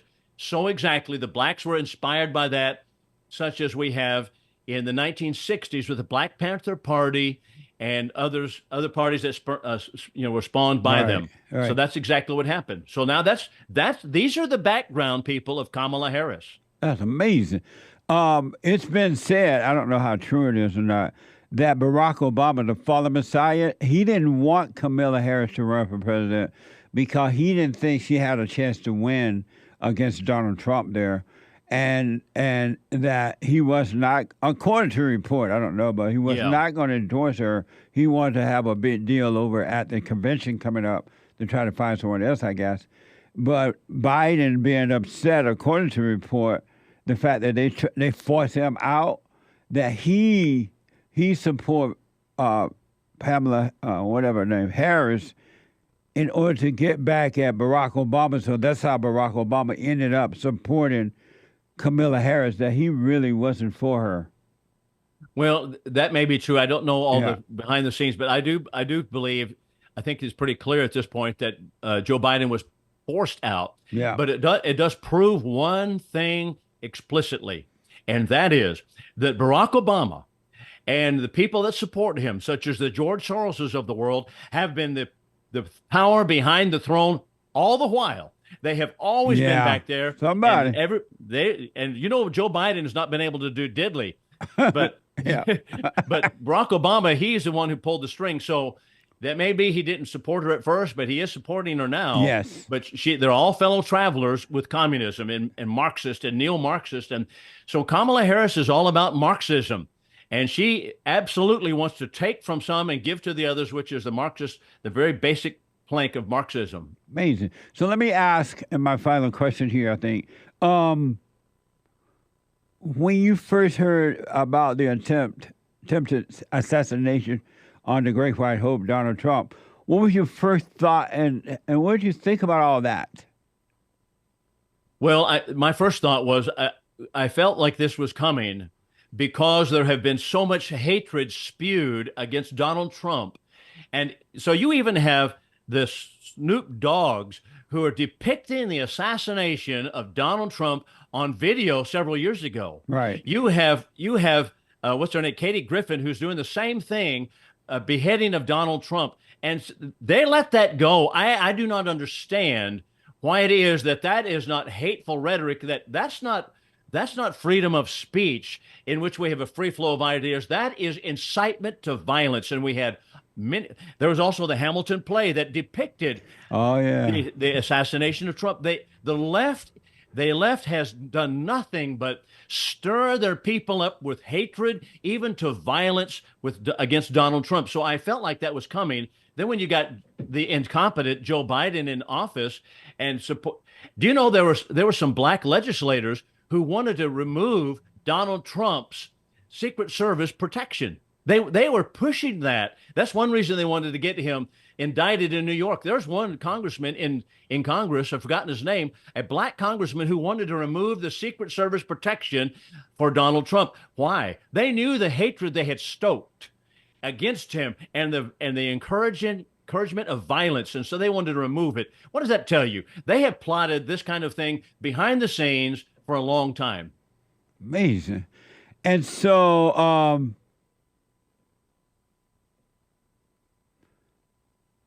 Hate is telling me something here. Hold on. Uh-oh. You're in trouble now. Uh-oh. Okay. Hey, I don't know what you're saying. What's he saying there? Hey, come here for a minute. I'm gonna have Hate come in because he white. Yeah, his comments. Isn't he a good guy? Yeah. I really like James Hake. What a great man you have there with James Hake and all your staff. Yeah, I'm very fortunate to have Hate. I'm telling you, man, I don't take him for granted at all. These guys are great, Jesse. Yeah. I tell you. Yeah, I'm very fortunate. Hey, what are you saying? It was the Julius Caesar play in which they stabbed Trump to death. It wasn't necessarily. I don't know about Hamilton. I know that they were blacks, and they wanted to. I don't know if I know they hated Trump, but well, they depicted the assassination of Trump as being Caesar, and so that's what they depicted it. Yeah, so they actually fomented the very concepts of assassinating the president. So this is amazing. Can you imagine that if we got out there and depicted in a play the assassination of Muhammad, or the assassination of Barack Obama, or the assassination of Joe Biden or Kamala Harris? Can you imagine what the left would lose their little minds, the little mind they have left? They would lose it. Yeah. Yeah. That's for sure. Yeah, they showed him like they were basically stabbing Trump to death. Right. Because Caesar was dressed up as Trump. It looked just like Trump. It was ridiculous. Yeah, that's right. Shakespeare in the Park. Amazing. Bill. Yes, sir. Your prediction about November. Who will win? Well, I believe Trump. I believe Trump will pull it out, but I'm very concerned about the left because I don't believe that they're going to be honest. They don't have any integrity. They have no integrity. Yeah, none. Yeah. And if they're going to foment assassinations of Donald Trump by their letting go all of these depictions of his assassinations and allowing that to go on, and then trying to remove his Secret Service protection, I don't trust them to have integrity of elections. I'm concerned. I'm afraid. Yeah, I'm concerned for Donald Trump right now, to be honest. I am too. I know that the left, they're very evil and they're desperate. And desperate person or desperate people would do anything to get what they want, to maintain power or whatever. You know, socialist George Clooney the other day came out and said, Donald Trump is not going to be president again. Amazing. Yeah. So now, see, he's on the inside track. He's one of those big funders. He's in the international community. You know, the United Nations is full of socialists. It has a Marxist dictator who's the head of the UN Secretariat. And so, he's tied at the hip with all those guys. So George Clooney, he says, no, he's not. So, you know, they talk like they know something that we don't know, and that makes me concerned. That's why I'm telling the people who all supported Donald Trump, you know, I don't know how the outcome is going to happen, but I'm telling them don't be angry so that they don't overreact.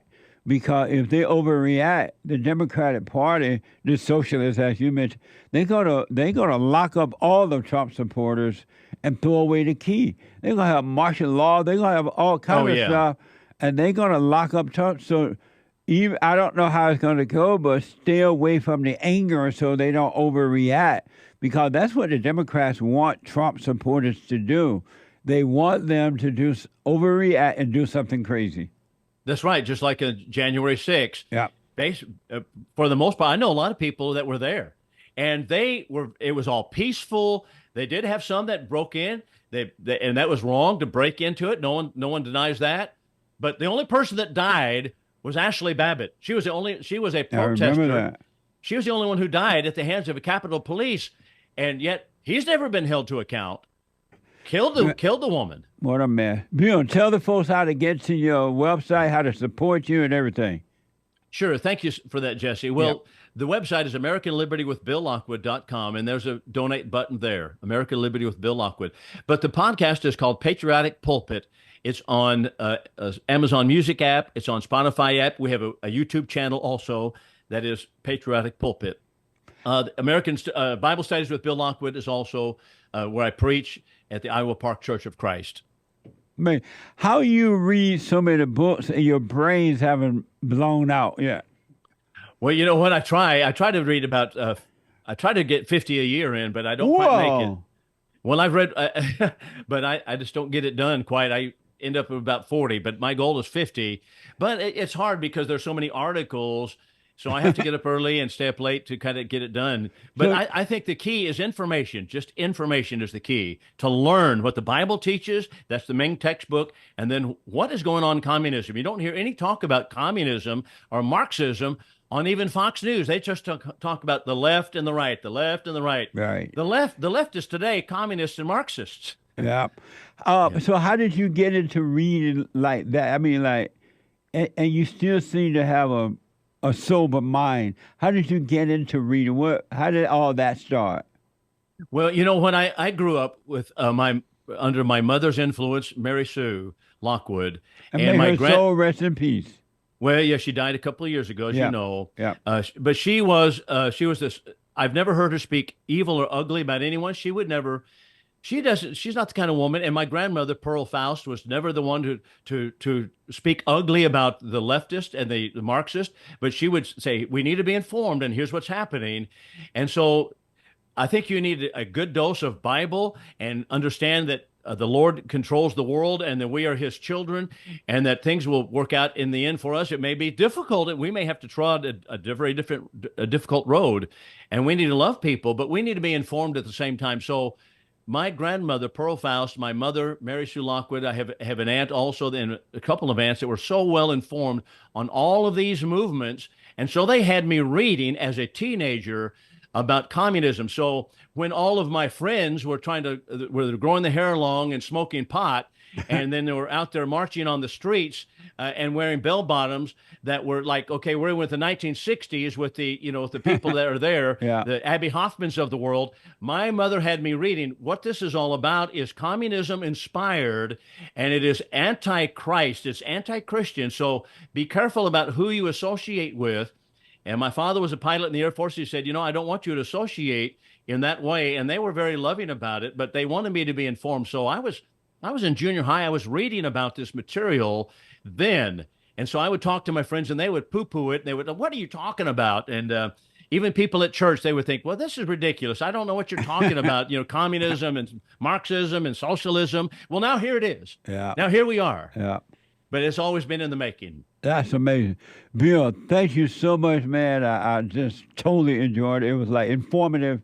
I appreciate it. And we're going to have you back next month, of course. And I think we're going to get you on Manhood Hour. I was just joking about that, but that'd be great. Whatever you can do, Jess. I'm happy to be here, no matter what hour it is. Yeah. Well, good to have you on, man. And yes, sir. Happy White History Month. Well, thank you. Lord bless you. Thank you so much for your friendship and care. Absolutely. Same here, Bill. Thank you. Bill Lockwood, folks. Amazing. Thank you, Bill.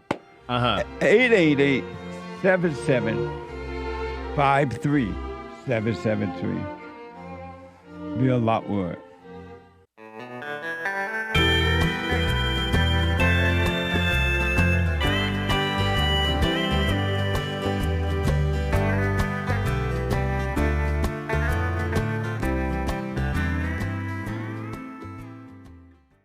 Let me go to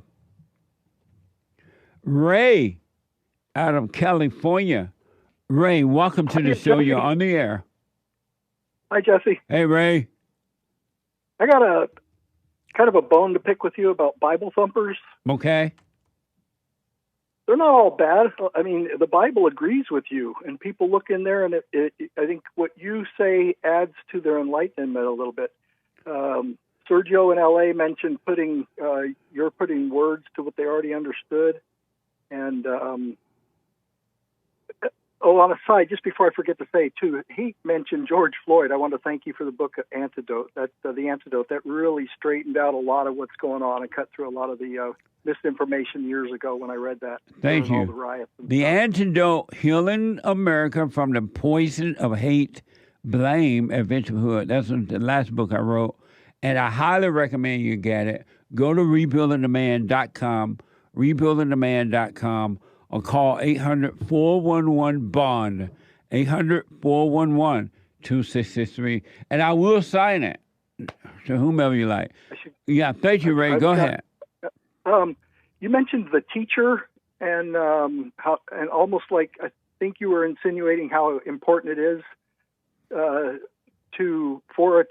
how important the job of a teacher is. The Holy so that Spirit. leads me to my Bible thump. I'm sorry? That the teacher concept leads me to my Bible thumping I want to do. Oh, okay. But first, let me ask, and then I'll let you do that. It is Bible thumping Thursday. You say that you said the Bible thumpers are not bad people.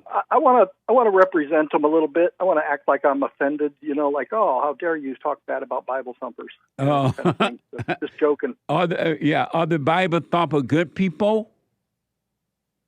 I don't know. I don't think Bible thumping is necessarily a bad thing if you do it right. I think you can do it wrong. You can do it right. I wanted to see if I could be a Bible thumper and be in agreement with you. Yeah, and I am. I just want to understand your statements. That's all. But what is good about being a Bible thumper? I think that, to me, the Bible is the inspired Word of God. And so there's also a line in there about it won't come back empty if you put it out. And even if people try to use it arrogantly and stuff like that, I think it still has a net positive effect by quoting it if you do it correctly. But there's different versions, and people can act like they're holier because they know stuff and they can misrepresent it. The old story about wearing God's coat, kind of thing. You ever heard that one? Yeah. But what is good about being a Bible thumper? I think it puts credibility to the Word of God. It means that, if anybody tries to say that's not a credible source of information, people defend that, yes, it is. How does that Bible thumping put credibility to the Word of God?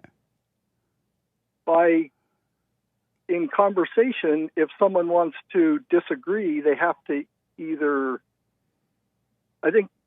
disagree with the Word of God. They have to say, yeah, I know it says that, but that's not right. And that shows you who they are a little bit. And then you can stand your ground and say, no, it is right. You may not understand it correctly. I may not understand it correctly, but it is correct.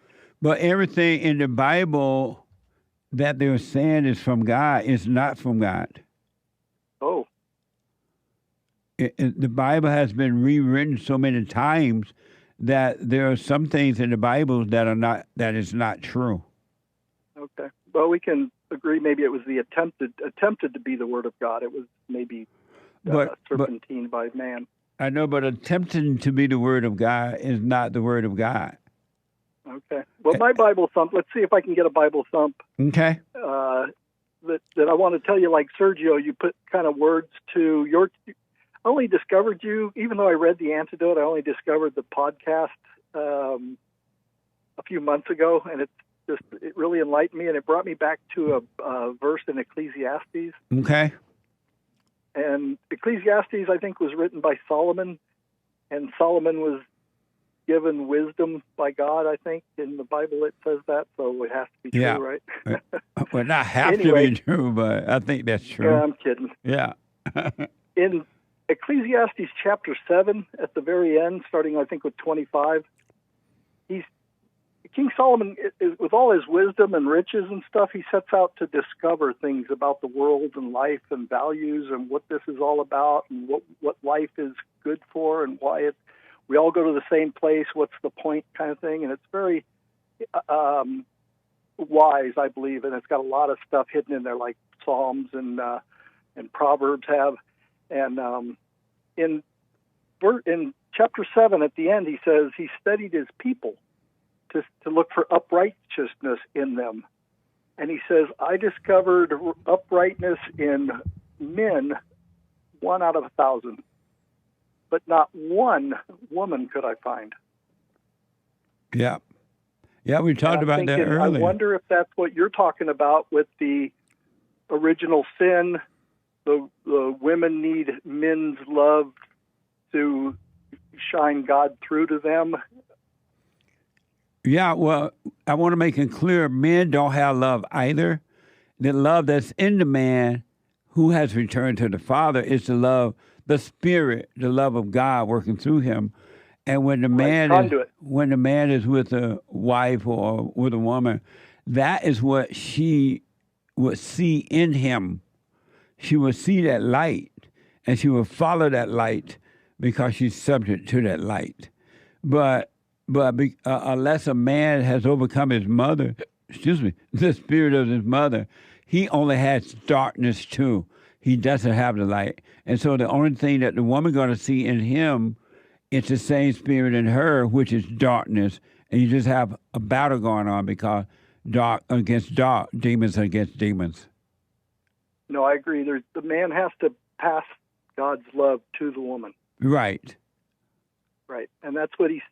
And I think, I think but what happened women is, can in Ecclesiastes 3,000 years ago, Solomon studied his people to see about who they were, and he sees that 1 out of 1,000 men, which may be the ignorance of their receiving God's love and passing it on, 1 out of 1,000.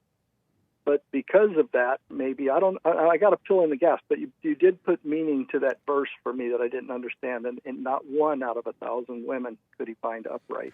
And that's why God sent his son so that he could save men and women from that.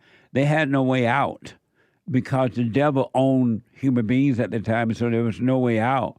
And then Christ came, and now God owned them. If they want a way out back to the Father, they can come back now. I agree. I just wanted to tell you that you expanded my Bible thump with discussion. Also, could I answer the biblical question? Yeah, but let me tell you this first. Stay with it. You stay with it, all right? No matter what. You stay with it. I got big problems I need counseling for, so yeah, I will. Okay. Well, you can call the office at 800-411-2663, 800-411-BOND, or go to rebuildingtheman.com/counseling, rebuildingtheman.com, all right? Because I did what you're warning about, and it's kind of a tough thing to tell people, but if you knock up a mean woman and then marry her to do what's the right thing, you've made your own hell. Yeah, 100%. That's deep. So that's my counseling. I need to know where to go from here a little bit, but I don't want to keep you too long. Where you go from here, now that you see that, all you got to do is see it, and don't blame her, and don't even blame you. You just see it, and in seeing it, you stay present in the light where God is. It will correct itself one way or another. It will work itself out, and you'll be fine. That's beautiful. But you just got the kids do. I shared your information with them so they can forgive their mother. Nice. How old are they? They're all grown. They're from 40 to 20. Oh, okay. Nice. You apologize to them for not protecting them from the mother, and then no, not yet. No, why not? That. I just hold on. Can you hold for a minute, Ray? Yes, sir. Oh, hold on. Let me take a quick break. 888-7753-773. A quick break. Back in a moment. Let me go quickly back to Ray out of California. Ray? So you understand, whatever the situation that you're in, don't judge yourself. Don't call it you. Don't be mad at the woman. It's not her fault. Her problems are her own problems. You were messed up when you met her as you were messed up when she met you. So don't blame her. Don't blame you. Just stay present, and it will work out.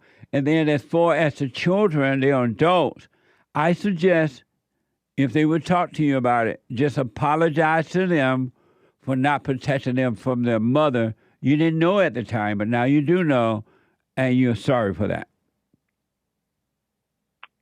Yes, sir. I will. What do you think about that? I'm afraid to ask myself why I haven't, and I'm thinking I conveniently didn't hear that part. But I want to make excuses, and none of them are going to hold up. I don't think anybody could have won a fight with this woman and stood up, between her and the kids. I think I would have just been fired. I mean, I would have just been. I've never won an argument or a fight with her, and that's just probably mentions how big a coward I am. I'm sure there's men out there who could have handled her, but I did not and couldn't. I felt like I did my best, and so I will go back and apologize to the kids for not defending them from their mother during that period. I have let them know that I love them, and I make sure I remind them all the time. And I thought that would suffice, but I just thought it went without saying, but I will go back and do that. Yeah, they just saying I love you not enough. They need to know what happened because what is going to happen if it's not already happening, your sons, if you have sons, are going to end up with women just like their mothers, and your daughters are going to end up with men just like you, weak men, angry mothers, and the cycle repeats itself generation after generation until someone say no more and start to work on themselves to overcome evil. I do feel it important to save my children. They're not children. Right. My sons from, give them the best life that I can. Well, now they are adult. You can't give them that now. They're on their own. You just need to let them know, I was wrong for not protecting you from your mother. I couldn't help it. I didn't know at the time. I couldn't see. I was wrong. And forgive me for not protecting you, and forgive your mother for recreating you in her image and turning you away from me. Because when she turned them away from you, she turned them away from God. I see that.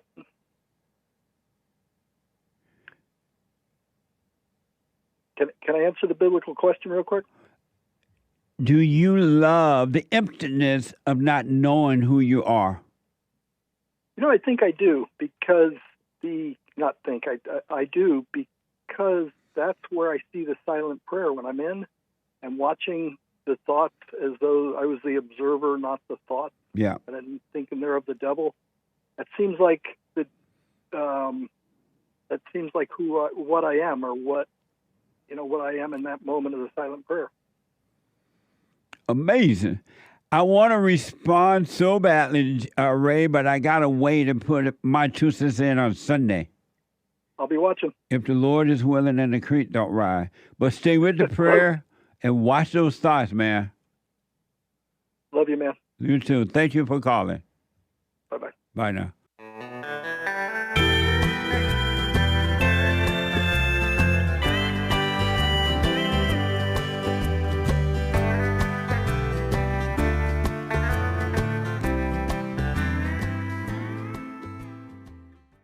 Okay. 888-77-JESSE. Let me go to first-time caller out of L.A., California, Sergio. Sergio, welcome to the show. You're on the air. Hey, thank you, Big Dog. How you doing? All is well. Thanks for calling. And thank you. I just wanted to express my gratitude to you. Thank you for putting a name to the thoughts in my head. I didn't know how to name it before. I didn't understand.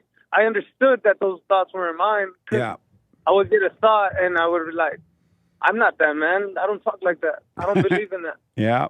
And then you put a name to them. You put a name to the demons, And I didn't know I was fighting a spiritual battle. I know I was fighting something that wasn't me, but I didn't know what to name them. I just wanted to share a quick story, if that's okay with you. Okay. Because I hear how you tell men, stop dating, stop dating, leave the woman, date them, don't have sex with them, and then marry them and then have your children, right? Yes. So I know that my father loves me, right? My father loves me and he sets out a path for me. Yes. And I didn't realize that this path was set out until I heard you say these things. And then, so my story goes that I was dating as a young man, right? I was like 19. How old are you now? I am 33. Okay, go ahead. 34. All right. Yeah, so I was a criminal. I committed crimes at my young age. I was like gang member or whatnot. Yes. And then I was dating my girl, and I got arrested. Around 21, I did a 5-year stint. And during that time, I separated from my wife, right? Or my girlfriend. I separated from my girlfriend, still dated her. I was forced to leave her, right? Because all these men that you tell you got to leave them, they don't want to leave. They're like, they can't fathom just not being with them or whatever. So, like, I understand that, too, because, I mean, who wants to leave their girl, right? And you're all happy and stuff. So I was forced to leave my girl. I dated her. In prison, I got married, and I had a baby in prison. So you dated her, the same woman, while you're in prison? Yes, sir. So I dated my wife. She's my wife. So Okay. I dated my girl at 19 years old, 4 years, and then I got arrested for 5 years. I did those 5 years with her. She was with me during the whole time, dating, right? We're like Yes. lovebirds or whatnot. Yes. And then I got married in prison. I had a conjugal visit, and I had a baby from it, and I have a son. So I had unintentional. It's amazing to know that your path is set out without you even knowing what you want in life. Yeah. God, my Father knows what I need, so He set it up to where I had a baby through wedlock. Like, if it was up to me, I probably would have had it out of wedlock. Right. Sure. But He set it up to where I had a baby through wedlock. I'm still married to her. We have a great relationship. I have a son, and I just wanted to. Real men make boys first. It's like you putting words to something I already understood, but I couldn't explain it. Right on. Absolutely. And I just wanted to thank you for that, brother. It's great to hear, like, it's like it clicks. And like, I understand it, but you make the words come out of it, Nice. It's pretty cool. And what is happening to you is that you have inside of you a teacher given to you by God, and his name is the Holy Spirit. He is teaching you. And so when you hear the words come out of my mouth, the Spirit of the Father, the Holy Spirit, is confirming inside of you that is true. That's the truth. And he's causing you to see it. And I want to encourage you, no matter what happens in life, what situation comes along, you stay with that, and you cannot go wrong. I agree. I agree with you because that's how I live. Like, I know that my Father doesn't tell me, he shows me. So, like, I know that my Father doesn't, so, like, I don't pray for anything because I don't need anything. Everything I need is already inside. Absolutely, man. You are 100% correct. Christ didn't pray for all that stuff. He already had it. It's already inside. And I think his phone just cut off. He cut out. Call me back if you can get in. Sergio, out of California. You're absolutely right, man. You don't need to be begging God. You know not what you want. You don't need, he gonna take care of you. He'll feed you. He'll keep you around. He'll take care of you.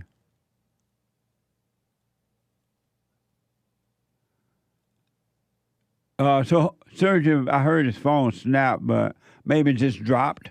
But he's absolutely right. Sergio, stay with it. Stay with it. Stay with it. Amazing. It's amazing to me, too, and then I'm going back to the phones, that we have a teacher inside of us, but yet you look on the outside for the teacher. Even when people, I'm trying to point them back to the teacher within, they don't believe me. Oh, let me try Sergio again. He's back. Sergio, go ahead. Hey, sorry about that, brother. Okay, no problem.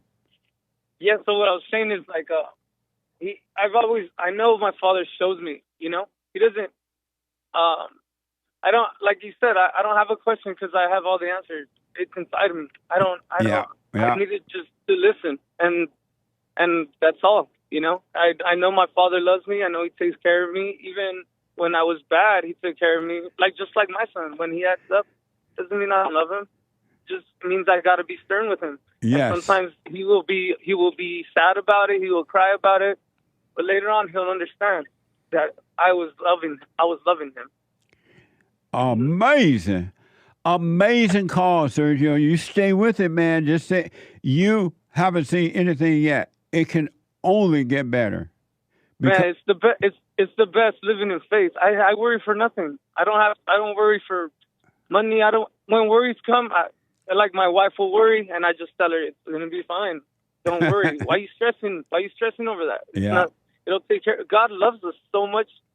My Father loves me so much. He'll never let me down. That's right. Absolutely. Amazing, man. Have a good day, brother. You too, Sergio. It's good, and thank you, and good to hear from you. Stay with it, though, all right? Just stay with it. Always. All right, yes, sir. Call me again. Bye. Yes, sir. Have a good day. All right, now.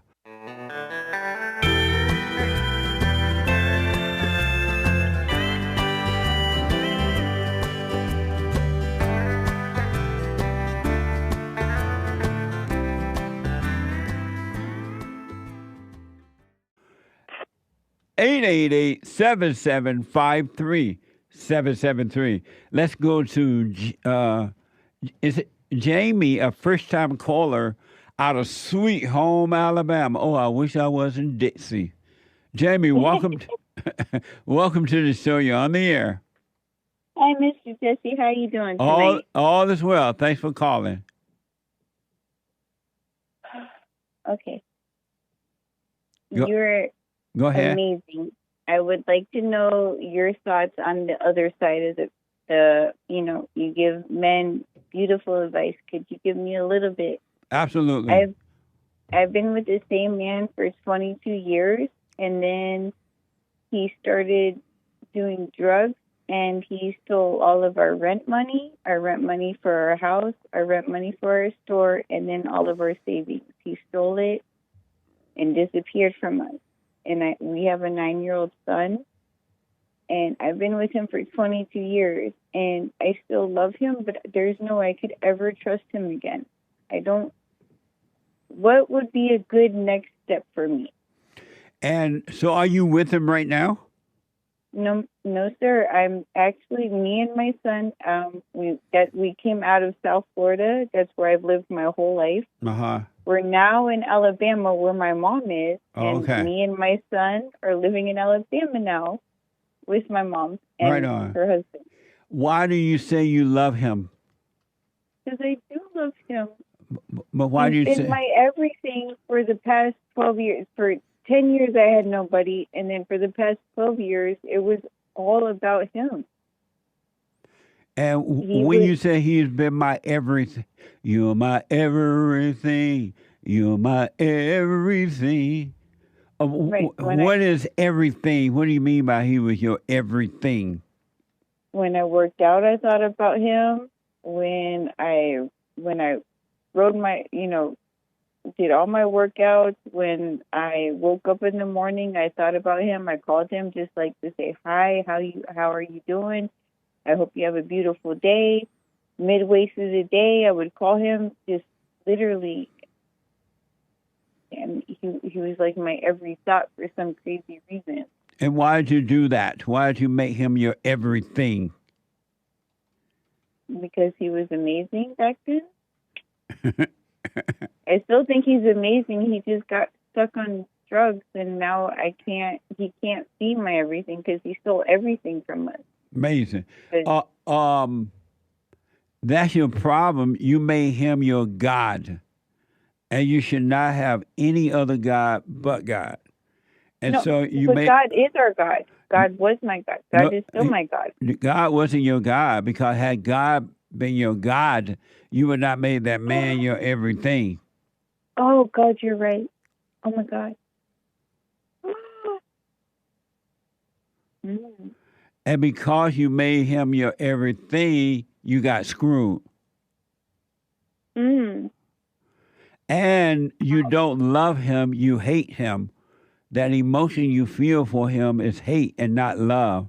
Because if you loved him and you found out that he was doing drugs and doing other things, you would have walked away and felt nothing about it. You would have taken his name off your accounts. You would have dropped it and moved on with your life and not felt one thing about it, because love is dispassionate. It's not emotional.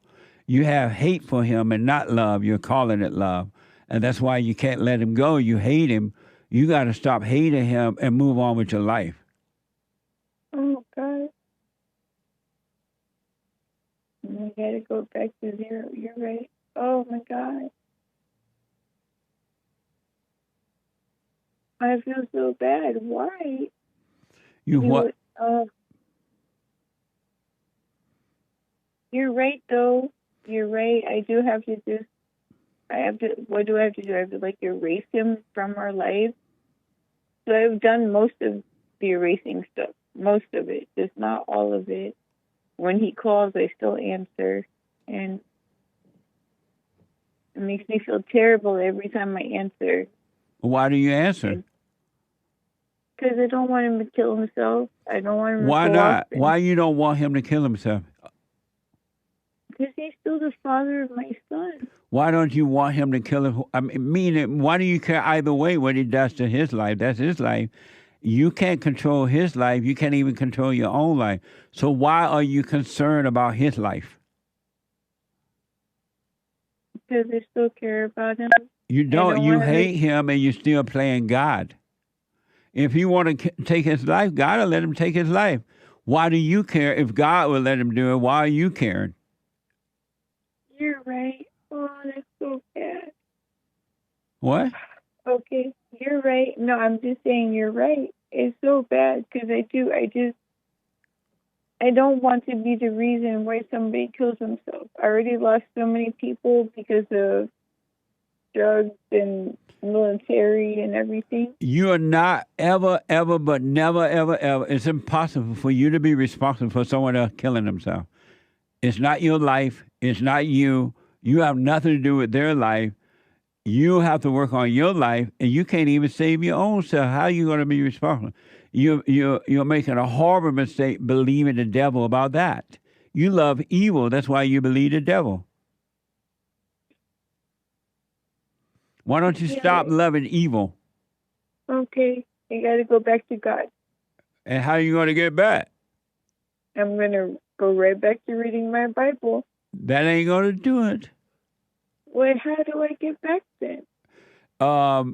By dropping the anger. You got to forgive your mother for turning you away from your father and recreating you in her image.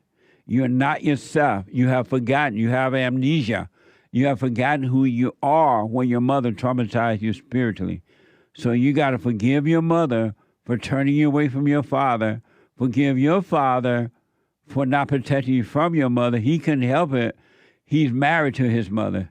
And he became the boy, and your mama became his mama. You got to forgive them both. And don't ask for forgiveness. You forgive them, and God will forgive you.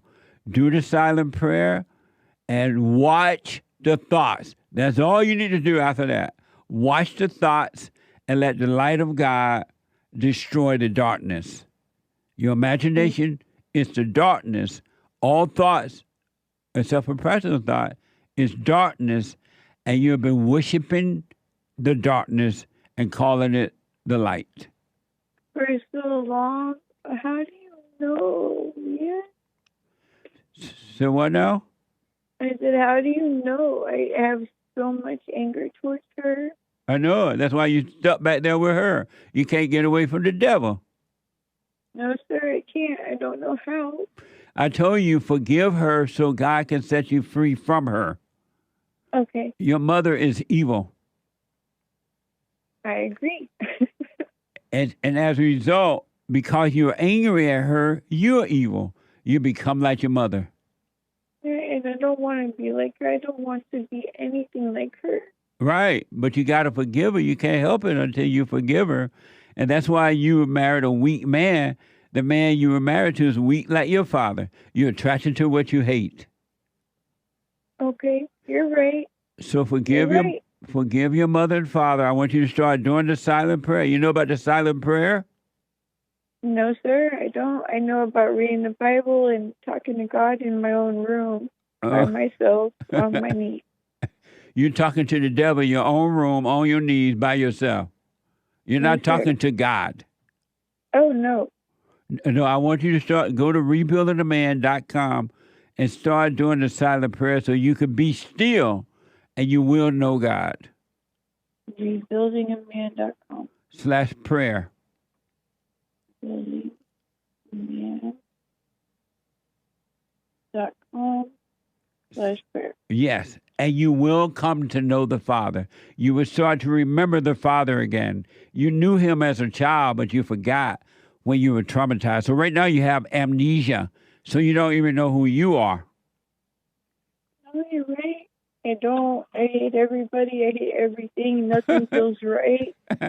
That's right. I don't know how you know that, but nothing feels right. Yep. And I try to be good. I try so hard to be good. You can't be good. Cut it out. Evil cannot be good. So what you got to do now is let go by staying present. Forgive your mama. I'm sorry for resenting you. I become like you. You turned me away from my daddy, and I resent you for that.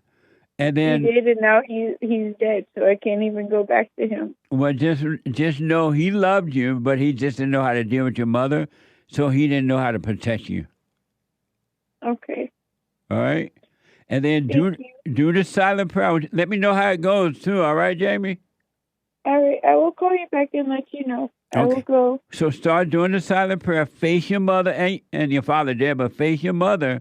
And however she act, let her act out. And you just look at her like you're looking at a crazy movie, because she is crazy. You just look at her like a movie, but don't be mad, and you're going to be fine. Okay. Thank you, Mr. Jesse. Thank you. You're welcome, because she's going to have I just read my whole life. You really did. And she going to have a hissy fit, because the devil doesn't want you to see the devil in her. But let her act out. You still, hey, I'm just sorry for resenting your mother. I realize you couldn't help it. And I want you to just stay with that and work on you.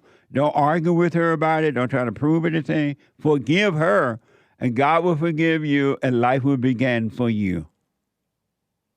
Thank you. You're welcome. Let me know how it goes, all right? Okay, thank you so much. Was this helpful for you? Yes, sir. I know the next step I need to take. And it makes sense? Yes, sir, it does. That's the spirit of the Father inside of you, drawing you back unto Him. He's bringing you back home. Thank you. All right. Let me know how you're doing. Yes, sir, Mr. Jesse. I will. I absolutely will. All right. Take care now. Thank you. You too. Amazing.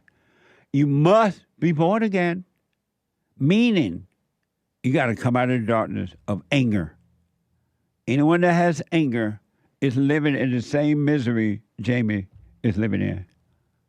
Every human being that has anger has that, or even worse, but it's the same spirit. You're looking for love. You call it love. Hate, you call it love. Oh, I love you. No, you don't. You have no love. Human beings are evil. Human nature is evil to the core. Mark, was that Mark that come from L.A.? He mentioned it, Ecclesiastic. Ray. And Solomon couldn't find but one person that had love. And it was a man. He couldn't even find one woman with love. Every human being is evil like that, to the core. Human nature is evil. You need a new nature. And the Father would do that. He would destroy the old nature, which is of the devil, and give you a new nature, which is of the Father. You need a new nature. Changing your mind is not going to give you a new nature.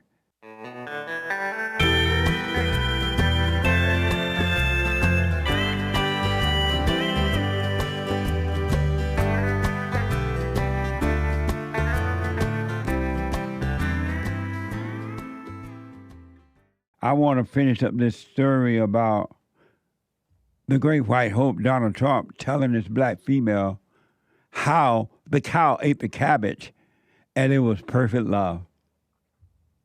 He dealt with her the way a father deals with a daughter, the way a father deals with a son, the way a father deals with his wife. But we don't see this anymore. This is like old school stuff. And Donald Trump is from the old school. That's why he can't be defeated as an individual. Even if you take away the stupid election from him, you're still not beating Donald Trump as an individual. You can't beat him down. He's strong and of good courage, and he has no fear. God said, fear not. So why do you have fear? Why don't you even question that? Okay, God, you said fear not. Why do I have fear then? I know the word. I go to church. I went down to the front of the church and confessed Jesus as my Lord and Savior. And I believe in my heart that I am saved. But yet I have fear. And you telling me to have no fear. Fear not. What the? But anyway. 888-7753-773. So Donald Trump told this black female at the National Association of Black Journalists how the cow ate the cabbage with perfect love and truth. Well, the truth is perfect love. And if we can find 5 more white men, because you can find 1 or 2 black men doing it. 1 or 2, few and far. But if you can find 5 more white men with this type of love and courage, we can save America. America will have a chance. Nothing can stop it. Really. We can finally bring back America, my country. But finding 5 more is like looking for over there in Abba land for a Christian. But anyway, CNBC, Donald Trump's appearance Wednesday at the National Association of Black Journalists annual convention in Chicago almost immediately went off the rail. It went off the rail probably with that black woman, but it didn't go off the rail with Trump, that's for sure. Almost immediately went off the rail as the Republican presidential nominee cast doubt on his rival ethnicity and clashed with a member of the panel. And I think this female is supposed to be a black journalist or representative, NBC or one of those places, I think. I want you to watch this. I want you to watch with a clear mind the love that comes from Trump through this situation. But first, this is from PBS. Reporter gives Trump a rude introduction. Watch this. I want to start by addressing the elephant in the room, sir. A lot of people did not think it was appropriate for you to be here today. You have pushed false claims. You have told 4 congresswomen of color who were American citizens to go back to where they came from. You have used words like animal and rabid to describe black district attorneys. You've attacked black journalists, calling them a loser, saying the questions that they ask are, quote, stupid and racist. You've had dinner with a white supremacist at your Mar-a-Lago resort. Why should black voters trust you after you have used language like that? Well, first of all, I don't think I've ever been asked a question so in such a horrible manner. First question. You don't even say, hello, how are you? Are you with ABC? Because I think they're a fake news network, ABC. A terrible network. And I think it's disgraceful that I came here in good spirit. I think it's a very rude introduction. I don't know exactly why you would do something like that. And let me go a step further. I was invited here, and I was told my opponent, whether it was Biden or Kamala, it turned out my opponent isn't here. You invited me under false pretense. And then you said, you can't do it with Zoom. And then you were half an hour late, just so we understand. I have too much respect for you to be late. They couldn't get their equipment working or something was wrong. Mr. President, I have been the best president for the black population since Abraham Lincoln. That's my answer. Better than President Johnson, who signed the Voting Rights Act. And for you to start off a question and answer period, especially when you're 35 minutes late because you couldn't get your equipment to work, in such a hostile manner, I think it's a disgrace. Amazing. That's amazing. I gotta say it. That was a father's love. That black woman is wicked. She's evil, and she's a bitch. That's a real bitch. And Daddy dealt with her with perfect love. That's an evil, nasty. If you didn't see how evil and nasty that black female was, you don't want to see it. You just don't want to see evil. And you're evil of your heart, and you can't see it. And Donald Trump showed her perfect love. He corrected the bitch with perfect love. He didn't get mad. He didn't go off. He didn't shout at her.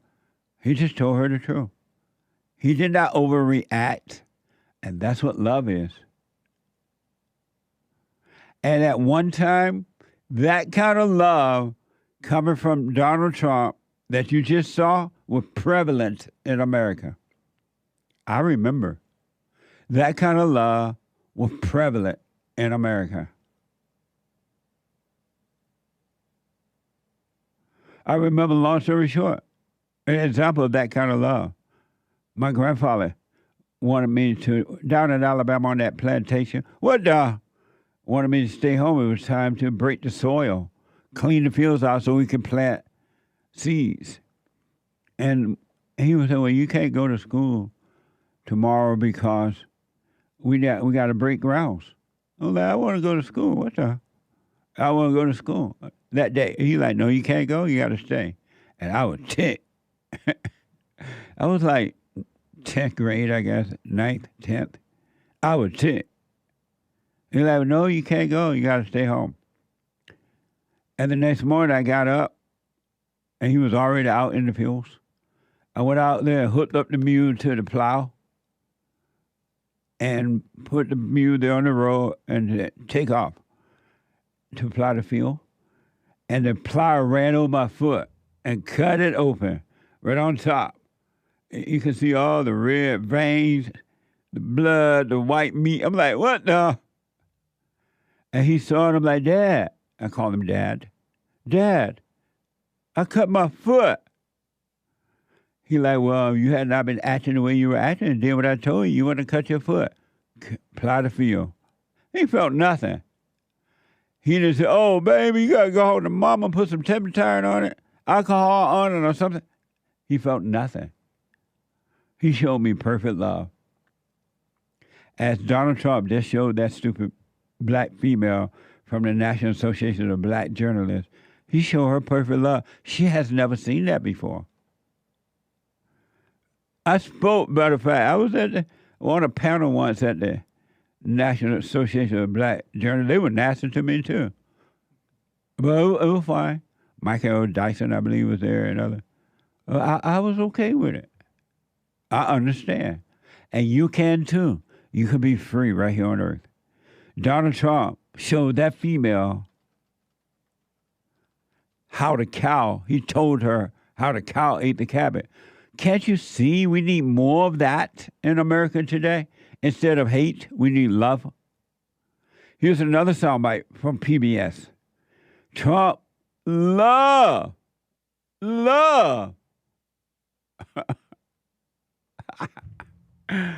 Trump loved the blacks and has done so much for them. Here's Trump. Love the blacks and have done so much for them. Watch this. I love the black population of this country. I've done so much for the black population of this country, nice. Including employment, including opportunity zones with Senator Tim Scott of South Carolina, which is one of the greatest programs ever for black workers and black entrepreneurs. And, you know, and I say this, historically black colleges and universities were out of money. They were stone cold broke. And I saved them and I gave them long-term financing and nobody else was doing it. Nice. See? He loved the blacks. But that black female don't want that to be known. She came in there in hell and damnation. She walked out of the gates of hell thinking that she was going to deal with the Son of God like she dealt with the sons of the devil. She thought she was going to walk all over them. It didn't work. Greater is he that's in you than he that's in the world, but you don't know that yet. You don't believe it, you don't know it, and you don't believe it. It sounds good when you hear it, but you don't believe it. And the proof is in the pudding. You have anger. Anyone that has anger don't believe no greater is he that's in you. What's up? Donald Trump, I said from day one, not brash, and just reminding you, when Donald Trump was walking down, coming down the rail, their walk thing at his building there in New York, and he announced that he was running for president the first time around. I'm like, this is the man. This will be our next president. This is the man that can save America. There was something about him. When they saw Jesus Christ going over there into Israel, or wherever he went over there on that donkey, they saw him, the crowd saw him, and they knew that was the man. They knew. Likewise, the same spirit in Christ is in Trump. The same spirit in his brother, Christ, is in him. It's in you too, but you just don't know it. Or it can be in you if you overcome the false spirit. One last one. This is Trump says, I ain't know Kamala Harris was black. I don't think too many people knew that until she started saying that she was black, because she didn't look black to me. She looked like an Indian or something. Trump says he didn't know Kamala Harris was black. Watch the response to this. Sir, do you believe that Vice President Kamala Harris is only on the ticket because she is a black woman? Yes. Well, I can say no. I think it's maybe a little bit different. So I've known her a long time indirectly, not directly very much. And she was always of Indian heritage, and she was only promoting Indian heritage. I didn't know she was black until a number of years ago when she happened to turn black, and now she wants to be known as black. So I don't know, is she Indian or is she black? She is always identified as a black woman. She went to a historically black college. I respect either one, but she obviously doesn't, because she was Indian all the way, and then all of a sudden she made a turn, and she became a black person. Just to be clear, sir. See, white people, black people need love too. For the last 60 to 70 years, you have been afraid to show black people love. By just saying, you know what, I'm not your problem. You're your own problem. I'm not the reason you're failing in life. Your parents are the reason, and then as an adult, you're the reason. I have nothing to do with slavery, plus slavery doesn't affect you anyway. You're not suffering because of slavery. You're suffering because you're lost. You're angry, and you're blaming. And you're not angry at me, you're angry at your mama and yearning for your father, but in your darkness, you're saying I'm your problem, and I'm not. White people, you should have just been telling the blacks this for 60 to 70 years. I guarantee you they'll be better off today than they are now. They were better off before the Civil Rights Movement. The worst thing that ever happened to the Civil Rights Movement, to the blacks, other than abortion, was the Civil Rights Movement. They have not recovered. Donald Trump told that black female from the National Association of Black Journalists how the cow ate the cabbage. And if you heard the audience, some of the audience like right on Trump, they were loving it.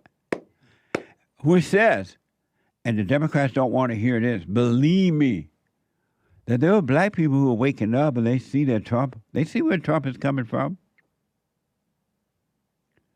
and they are supporting the Great White Hope.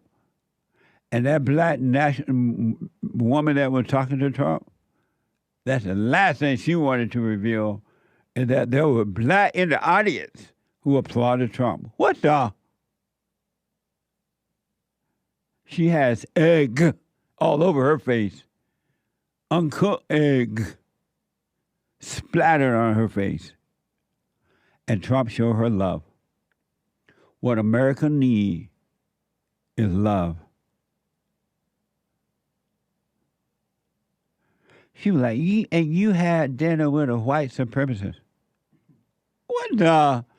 What's her business who he has dinner with? She had dinner with black supremacists who ate white people. If he had had dinner with the head, the founder of the KKK, that's no different than having dinner with Al Sharpton or Jesse Jackson or the so-called civil rights leaders or the so-called black professors and these dumb educated black people. It's the same thing. They're no different. Their hearts are wicked.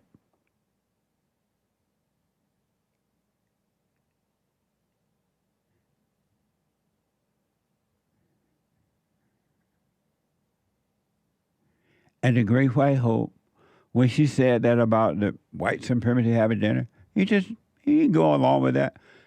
He just told her the truth about the real deal. And that's what you got to do. You got to stop being distracted by the devil.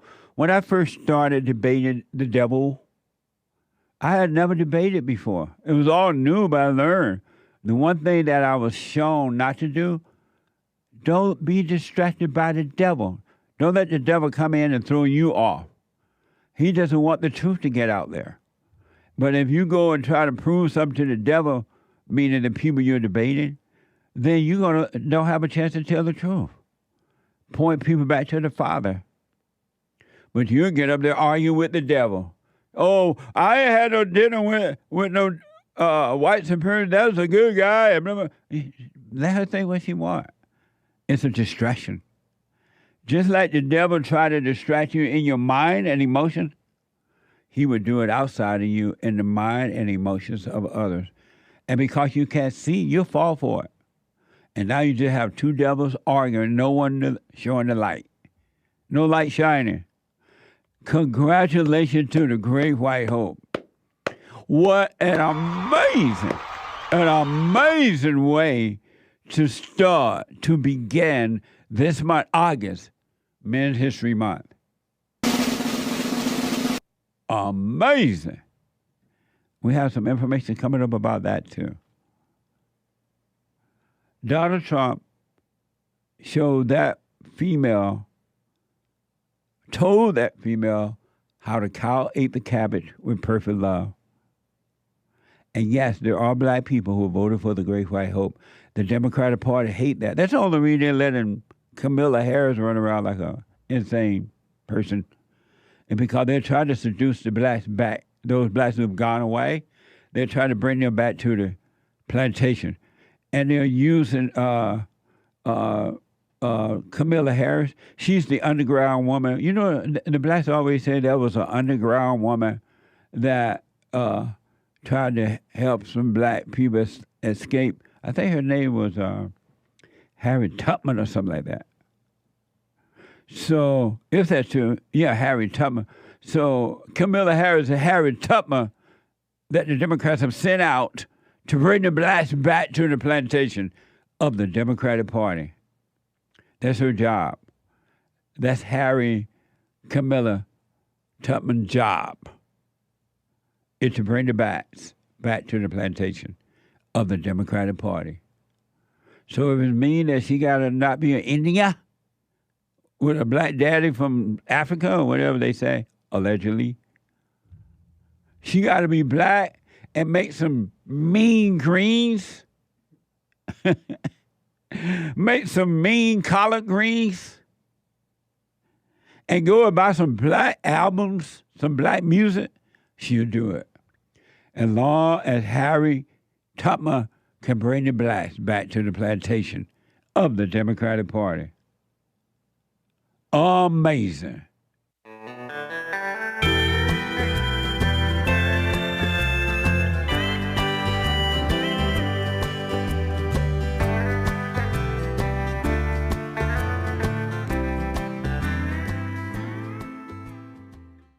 888-7753-773. There's a line open now. Let me go to Melissa, a first-time caller out of California.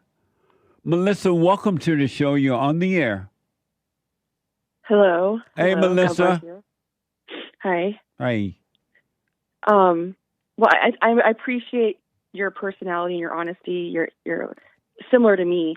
I feel like I'm similar to you because you're older than me, I guess. But anyways, I want to just be straightforward and say that I struggle with aggression and a lot of anger. I'm 45 and a single mom, whatever, and it's the mental illness because there's like bipolar and there's borderline personality disorder diagnosis, and I've overcame suicide many times. I've tried to kill myself a lot. By doing what? Huh? How did you try to kill yourself? By what methods? I would take all my pills. Oh, okay.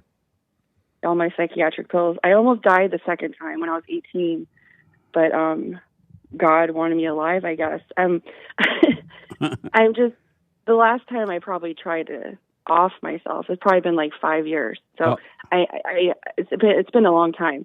I believe in Jesus. You know, I believe Jesus can save. I believe in all that. I'm a follower. I grew up in a hypocritical home, which drew me away from God. Yep.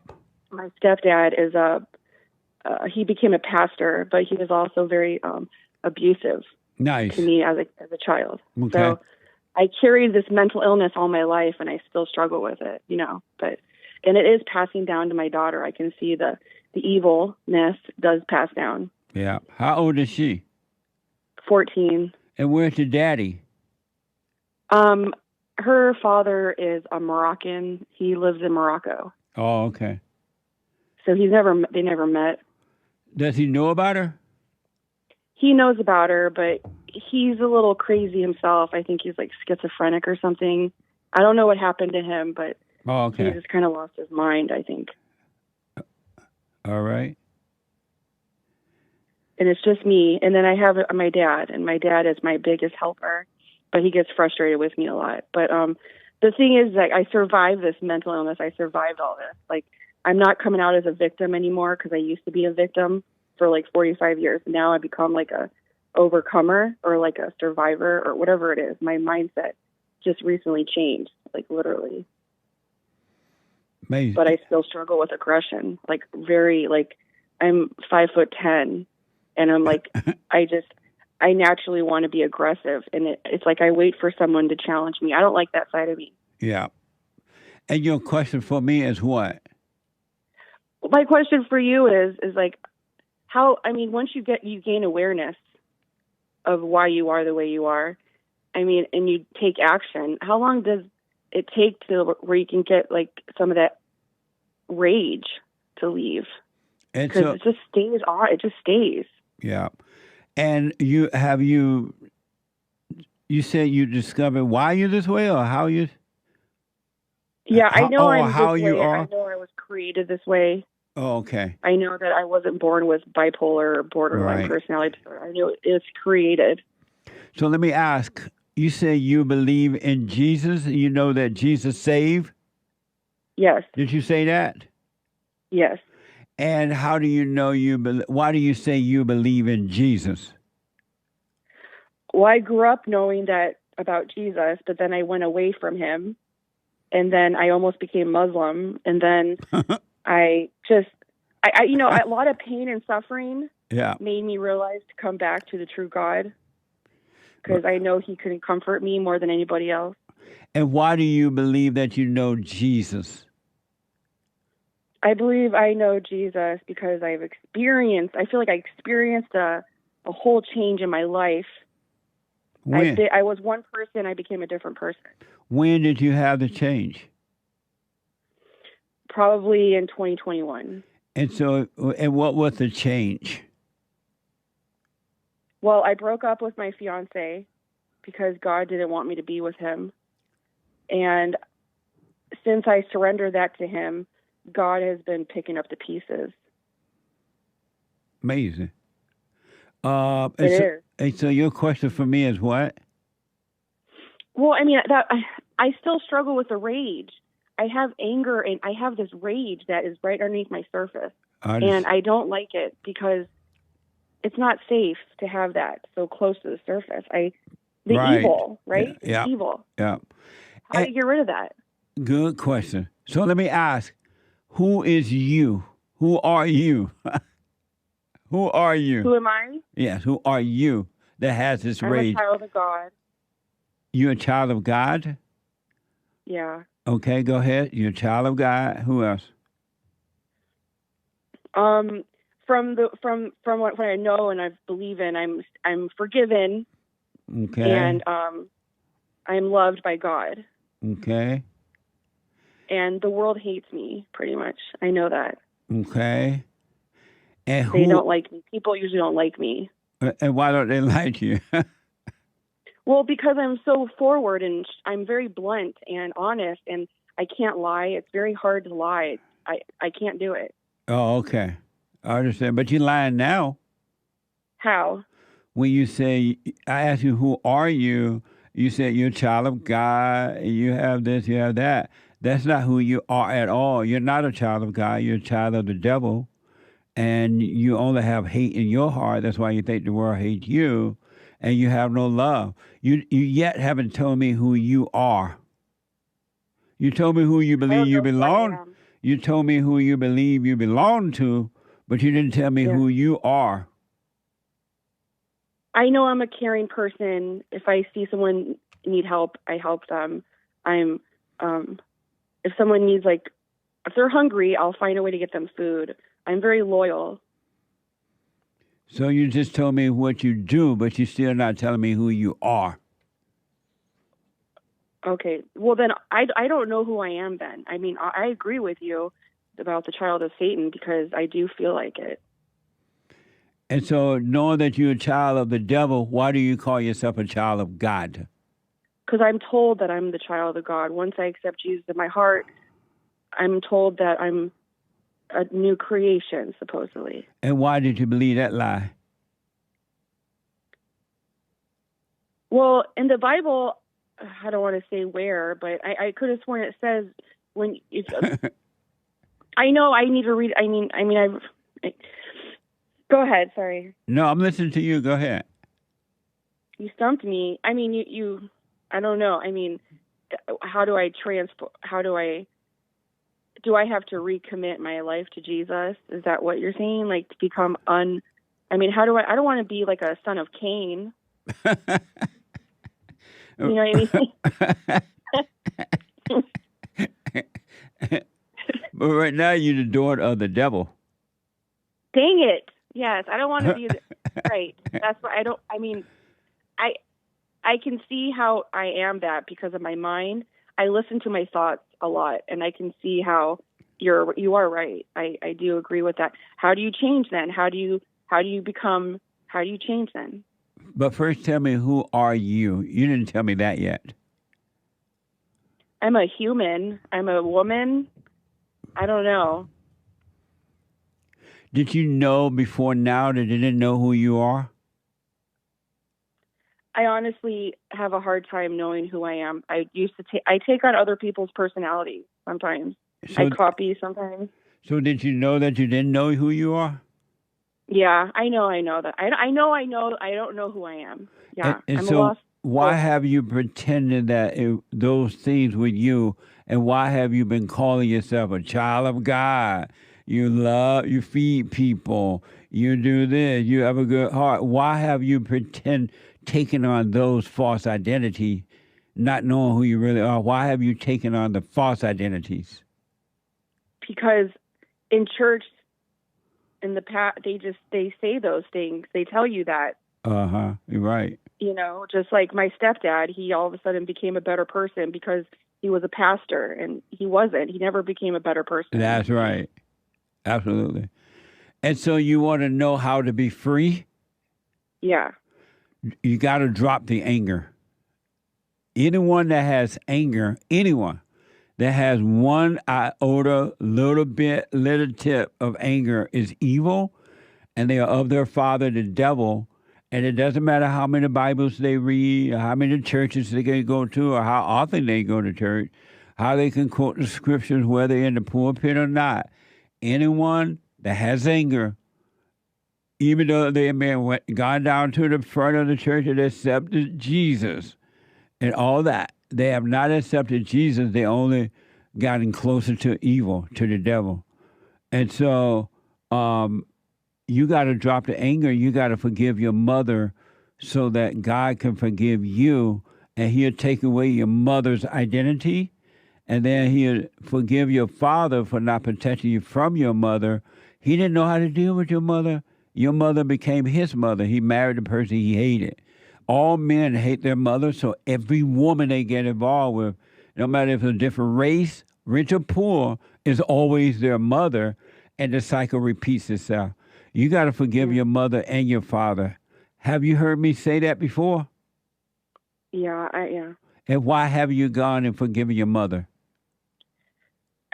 You know, it's the flesh side of me wants to say that she doesn't deserve happiness. She deserves to be miserable with me. And so forgiving your mother, how is that going to make her happy? That's not going to make her happy. She's still going to be in her misery. You'll come out of your misery, but she won't. Well, I hope that's true, because I don't want her to be better if I'm better. You don't want her to be better. But you still... No, like if I get better, I think... because she hasn't admitted to the truth yet. She doesn't need to. That's not your business or your problem.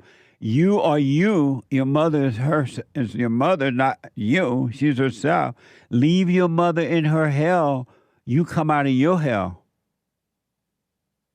Okay. And then my daughter naturally will come out of her hell? Well, we'll get to that in a minute. Why haven't you gone and forgiven your mother if you want to be free? How will God forgive you for hating them if you don't forgive them first? A few years back, I went through the 12 steps of AA, and I went through the whole forgiveness and having all that stuff, and I forgave her. And then I moved back to Ohio, where they live, and then I realized they're the same person. And so that forgiveness that I had obviously wasn't true forgiveness. Right. Because all anger just came back towards them. Because you never forgave them. Forgiveness, God said that we must confess our sins, right? In order to be born again. Confessing your sin only means admitting in yourself, that you're wrong for being angry, for being hateful, for playing God. You are playing God, and you're judging your family member, your parents, your father and mother. You have this false judgment upon yourself because you are playing God. And God cannot do anything for you. He cannot help you as long as you play God. And when you realize that, hey, I'm angry, I'm judging, because all angry people judge. All angry people have ideas, and they think they know the answer. And as long as they play God, they make decisions. They will never know God. You don't know God because you won't forgive your mother. Mother, I'm wrong for hating you. I realize now I'm just screwed up as you. I can't help myself. I realize you couldn't help yourself. Her mother did it to her. You forgive her. If she apologized, fine. If she doesn't, fine. And she admitted, fine. Leave her in her hell. You forgive her, and God will bring you out of your hell, out of your misery. Okay. You got to face your mother and forgive her, and stop letting the devil tell you, well, if you forgive her, she's going to be happy, and you won't. You still listen to the voice of evil. No, you're right. That's true. I feel like, yeah. Well, she never protected me from my stepdad. My stepdad, who she's still married to, she never protected me, and neither did my dad. So whatever has happened, you still need to forgive her, because you're suffering not because of what your mother did or did not do. You're suffering because you won't forgive. You love your misery. You love your hell. When you forgive, then you will suffer no more. Okay. You're in pain because you're in darkness. You're in misery. You're lonely. You're angry. You're aggressive because you're living in hell inside of you. Your hell is inside of you, and you're not going to be free from it until you drop the anger.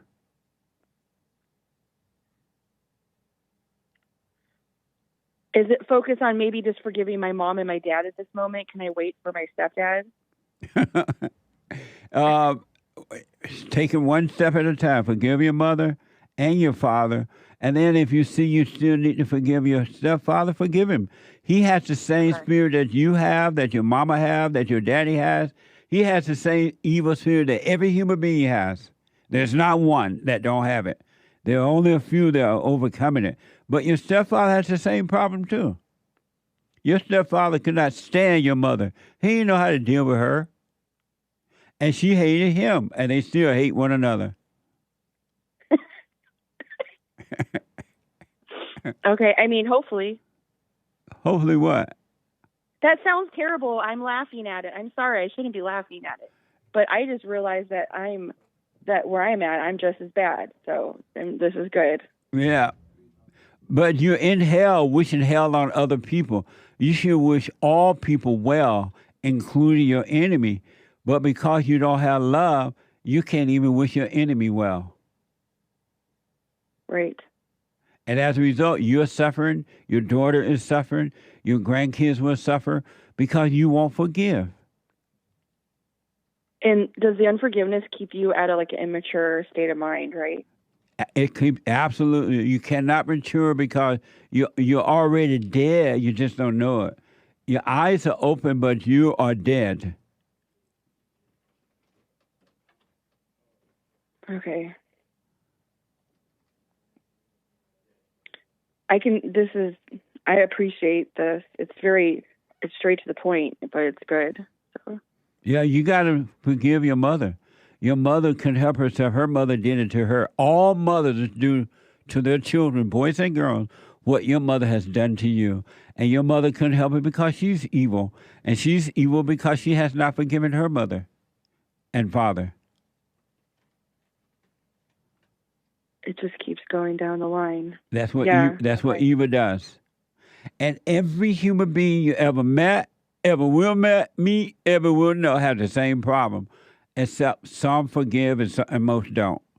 Some admitted that they do have that anger and they're wrong for having it, and they go and forgive their mother and their father. And when they do, God forgives them and they can enter into the kingdom of heaven. Right here on earth, you can have perfect peace. But you got to forgive. Anger is evil. It's a process to forgive, though, isn't it? It doesn't. I mean, no, it's like forgiveness. A thing, isn't it? Forgiveness happens as soon as you can see and admit that you're wrong for being angry. You're playing God. Then forgiveness happens just like that. God is just waiting on you to decide: do you want to serve Him or you want to stay in hell? I want to serve Him. I don't want to be in hell anymore. I feel like I've been in hell for too long. Well, then drop the anger. Stop playing God. And as far as knowing Jesus, you wouldn't know Jesus if He walked up to your doorstep and had lunch. Shoot. I thought I would. I thought the Holy Spirit, isn't the Holy Spirit in me? No. It will enter when you forgive. But all the spirit rule over you right now is Satan. I thought I was doing. Okay. You and the devil are one, and that's why you're so miserable. You represent evil. And feeding the hunger and all that stuff you said, it's all ego. It has no love. It's just for you. It's not even for them. Because you're so miserable, you're looking for something to make you feel good, which is still evil. Yep.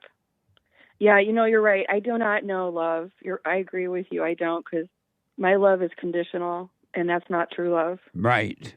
Absolutely. So here's what I recommend. Go and face your mother and forgive her. Mother, I'm sorry for resenting you. The devil going to tell you, oh, she's going to be happy if you forgive her. That's a lie. She's going to be this. That's a lie. Let her, whatever she does, You watch her like you're watching a crazy movie, insane movie, but let her go through her thing. Forgive. If your mother said, "Oh, I need to forgive you. You the one caused me so much problem. Me and my husband." You forgive her. Don't overreact. Let her say what she wants, because you're saying I'm wrong for resenting you, because your mother couldn't help herself. The same hell that's driving you is driving her. It's not even her. Never has been her. She just doesn't know it. So you got to forgive her so God can forgive you. Do the silent prayer. Are you familiar with the silent prayer? No. I want you to go to rebuildingtheman.com/prayer. Okay.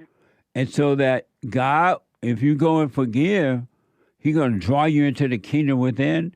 And after that, He's going to bring you out of the darkness of your thoughts. All lies, all the time, to the depths of which you don't even imagine at this point. You're going to start to see how deep-rooted you have been lost into thoughts, even about God and about Jesus and about everything. You've been wrong and you didn't know. You've been in thoughts. Thoughts have nothing to do with God. Oh, jeez. Wow. Thoughts are, God even said, your thoughts are not my thoughts. Your ways are not my ways. And yet you have made your thoughts God thoughts. Yes, you're right. I did that. I didn't mean to do that. I know. I did it on accident. Oh, my gosh. So He'll draw you out of those thoughts. So do the silent prayer, rebuildingtheman.com/prayer. Go and face your mother. Forgive her, not for her sake, but for you. Forgive your father and your stepfather for you. Leave them in their hell. Do the silent prayer so you can stay present with God. Let me know how it goes, all right? All right, amen. Thank you. Thank you. I wish you well.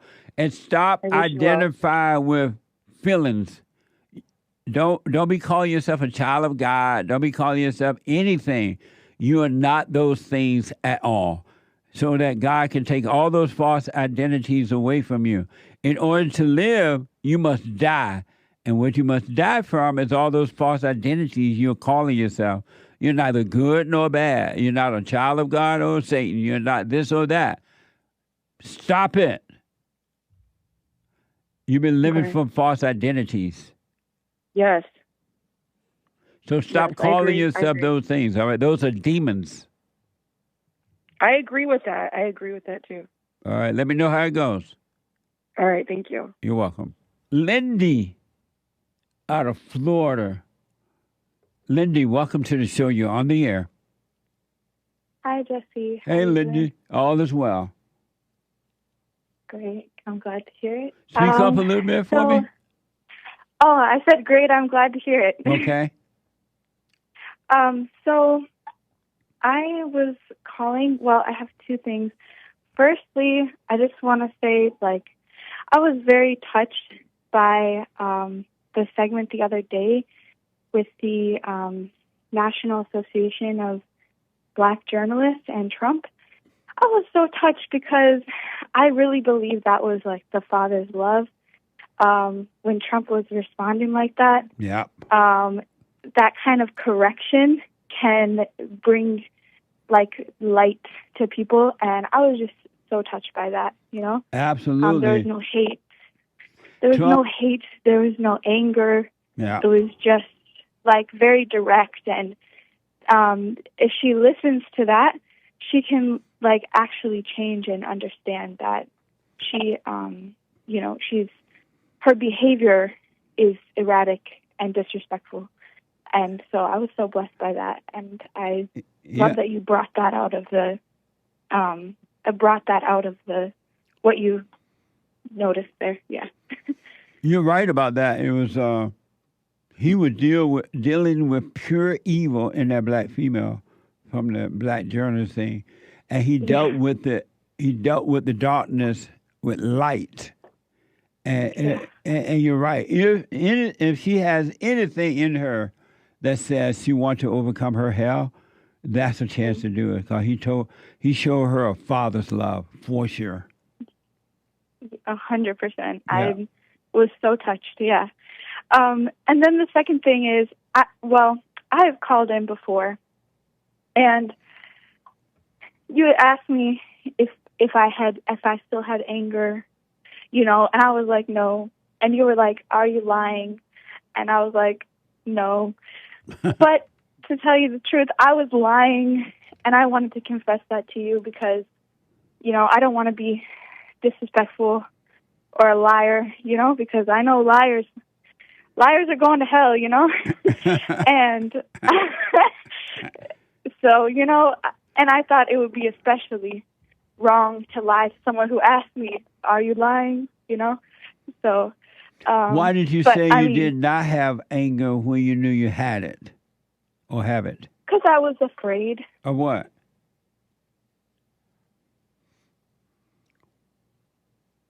Like maybe I didn't believe that I didn't have anger. So then if I didn't believe that I didn't have anger, then, like I thought if I believe I don't have anger, then I don't have anger. But I found out later, through meditation and time, that at that specific point in my life, I was extremely angry and resentful, and I didn't even know it, So I was very angry at that time because I thought someone had stolen something from me. And I mean stolen, not something physical, something like some part of my identity, some part of my pride or ego or whatever, something I valued very much. I thought someone had stolen my purity and my integrity from me. And, well, if I have anger and unforgiveness, I didn't have it in the first place, Yeah. So. That's right. So you thought they had stolen it. Had they stolen it? I didn't have it. I mean, it was just an imagination. What? No. That I had it. So, yeah. Amazing. Yeah. And so are you doing the silent prayer? I tried it yesterday. I mean, you advised me to do it every day, but one day I did it, and I got super, super deep into like this very clear space. Like, it's like I was closing my eyes and like everything was totally like blank, and so blank that I was like, oh my goodness, it's really, really blank. And it's like I looked down and I heard a voice super loud and clear say, I am Satan. And I was like, oh my goodness. I couldn't handle it, honestly, because I kind of thought it was my voice, and I was so scared. I couldn't handle doing it anymore. And then I'm like, oh, is this some kind of like meditation, like Buddhism? And I was like, no, I don't think I can do it, So you're not doing the silent prayer? I tried it yesterday again because I started watching your show again, and I tried it again, but I don't know. Am I supposed to do it all day, or am I supposed to just sit down and do it once or twice? So are you doing the silent prayer? Yes. No. I don't know, because I did it one time. Does that count as doing it? Nope. I'm going to say, okay, then no. I'm not doing the silent prayer. So you're not ready to overcome your hell that you live in? That's inside of you?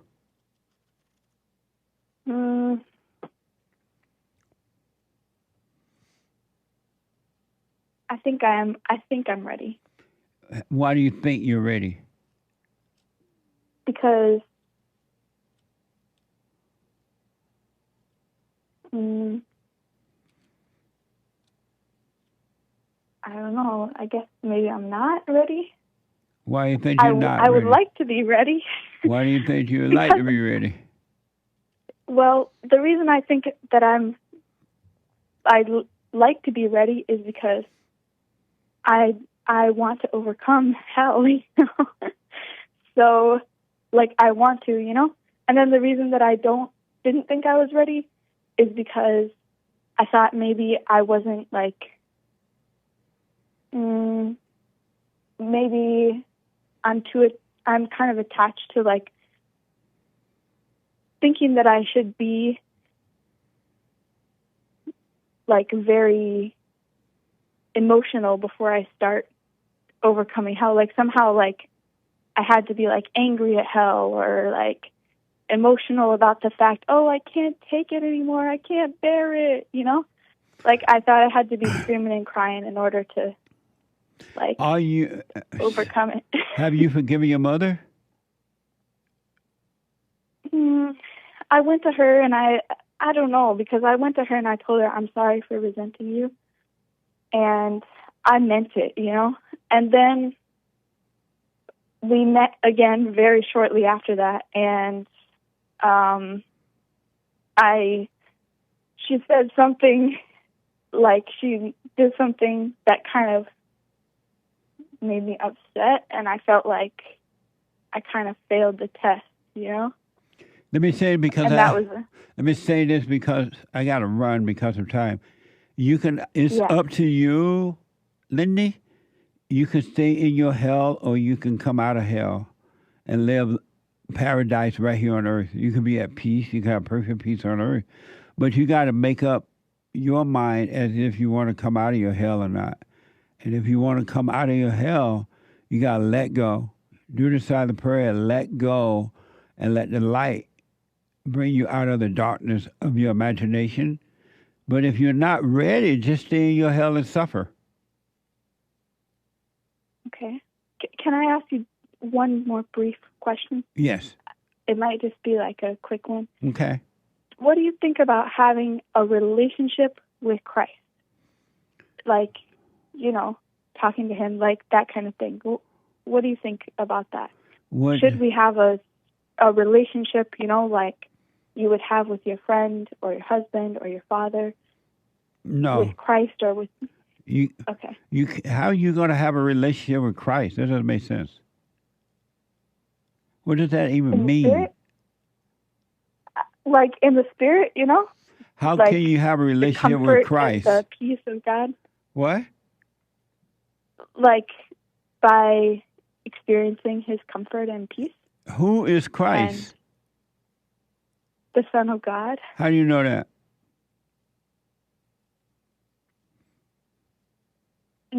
Because I believe that he's the Son of God. Why do you believe that? Because, well, why do I believe that?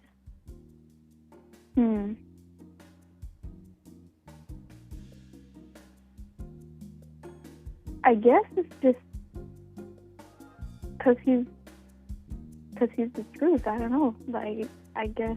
How old are you?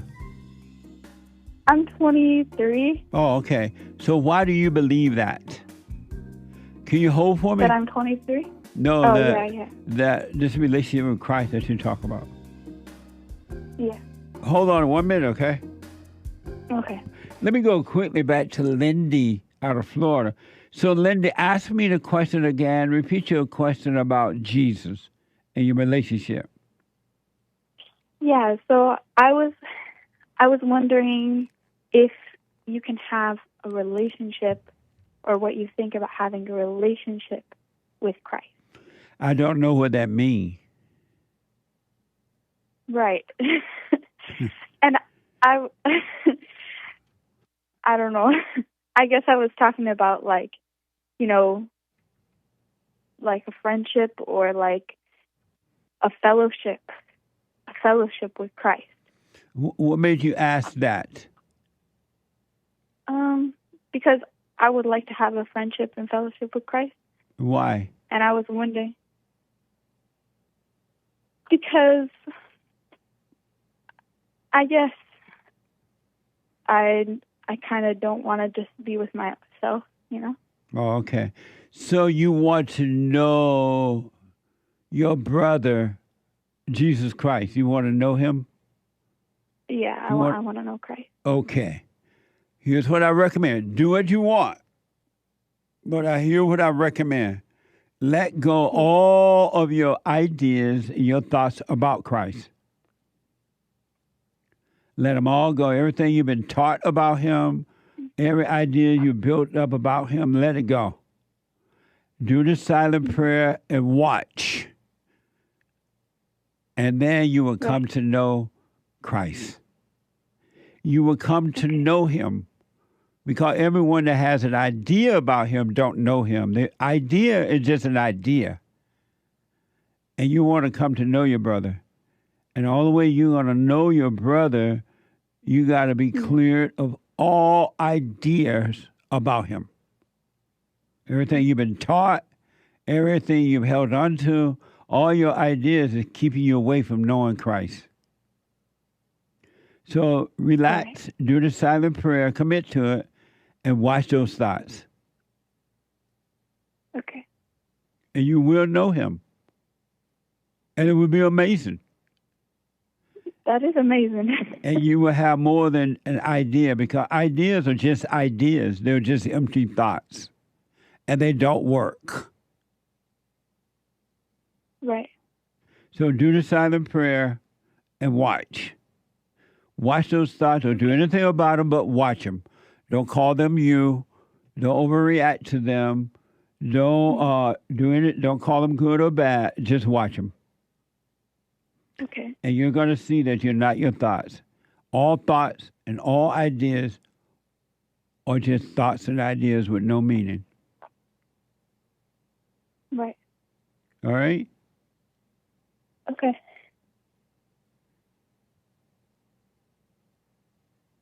Appreciate it. I'm sorry? I appreciate it. All right, so are you going to... And, yeah. And what? Oh, I was going to answer your question on how Christ is the Son of God, if it's still relevant. The question what? You asked me how I know Christ is the Son of God. Right. What I believe is, I know he's the Son of God because of his character and because of his love and his perfect love, you know? That's how I know. And how do you know that? How do you know he has perfect love? Because he gave up his whole life. He was never selfish. And he never cared what people thought about him. He just cared about loving others more than about, pleasing others. Oh, okay. He cared about true love. That's why I think he's the Son of God. Well, I want to encourage you. Do what you want, but do the silent prayer and watch those thoughts. And you'll come to know, you'll know the Father, you will know the Son, and you will know the Holy Spirit. It's going to be amazing. But you got to stick with it. All right. Amazing. That it? Yes, sir. Thank you so much. You're welcome. Call me again, Lindy. All right. I wish you well. Thank you. I wish you well, too. Thank you. All right. Bye now. All right. 888-7753-773. Sean, first-time caller out of California. Sean, welcome to the show. You're on the air. Hi, Jesse. Hey, Sean. How are you, Jesse? I've been listening to you for about a year, and I've been doing a silent prayer in the morning, in the afternoon, and in the evenings. So I've been married for quite some time. How long? And I would say about 4 or 5 years I've been married. Okay. And we got together before, I was in a fallen state. Right. And so now, I mean, she pretty much agrees with everything, you say. And she started doing the silent prayer, but she's not really consistent. And the reason why I say that, because the hell is still in her, and right, and it comes out, and I'm just at a point where I heard you mention the fact that if your wife starts acting like that, you kind of check out mentally, and let her stay in her hell until she's ready to overcome what she's going through. Yeah. So I've been kind of doing that, and I mean, I know that she's not happy about it, and I know she doesn't like that. She doesn't like the fact that you checked out psychologically? Yeah, okay. Exactly. And she knows that in no way, shape, or form she has any control over me whatsoever. Right. And so I'm just continuing to do that. And I just wanted to get your advice about that. What type of advice? As far as, should I just keep doing that? Do you think that's the best way to go about it? Yeah. I mean, I think it is. It absolutely is. You have to stop. You have to check out, as you use the word, psychologically, and just work on you and work on yourself, and let her live in her hell and her misery. And unless she is ready to work on herself, there's nothing you can do about it. All you can do at times, maybe, hey, you need to overcome that. Let's say she's acting out, overreacting emotionally, right? You need to calm down. You're in that anger right now. But there's nothing you can do about it. And it's hard on a couple when one is working on themselves and the other one is not, male or female, right? And so, and do you have children with her? Not with her. I do have kids from a previous marriage. Oh, okay. And so you have to just check out psychologically, meaning don't be angry at her. Don't let what she does or say or get to you, because it's not her, but it's the evil that's in her. And just let her suffer in her hell. That's all you can do. Because those spirit of evil, they are not content at knowing that they can't control you. Correct. They already have control of her. Right, exactly. And I don't take it personal, because I know, like you said, it's not really her. Right. It's the evil spirit that's in her that's making her behave the way she's behaving. Absolutely. And I don't give in to pleasing her, and I don't give in to, she always talks about going on trips, going here, going there. And I'm like, my job isn't here to please you. Right. That's right. As a husband, I'm here to take you out of your personal hell. Yes. But you don't seem to see that. So, and I don't ever argue with her. I stick to my point.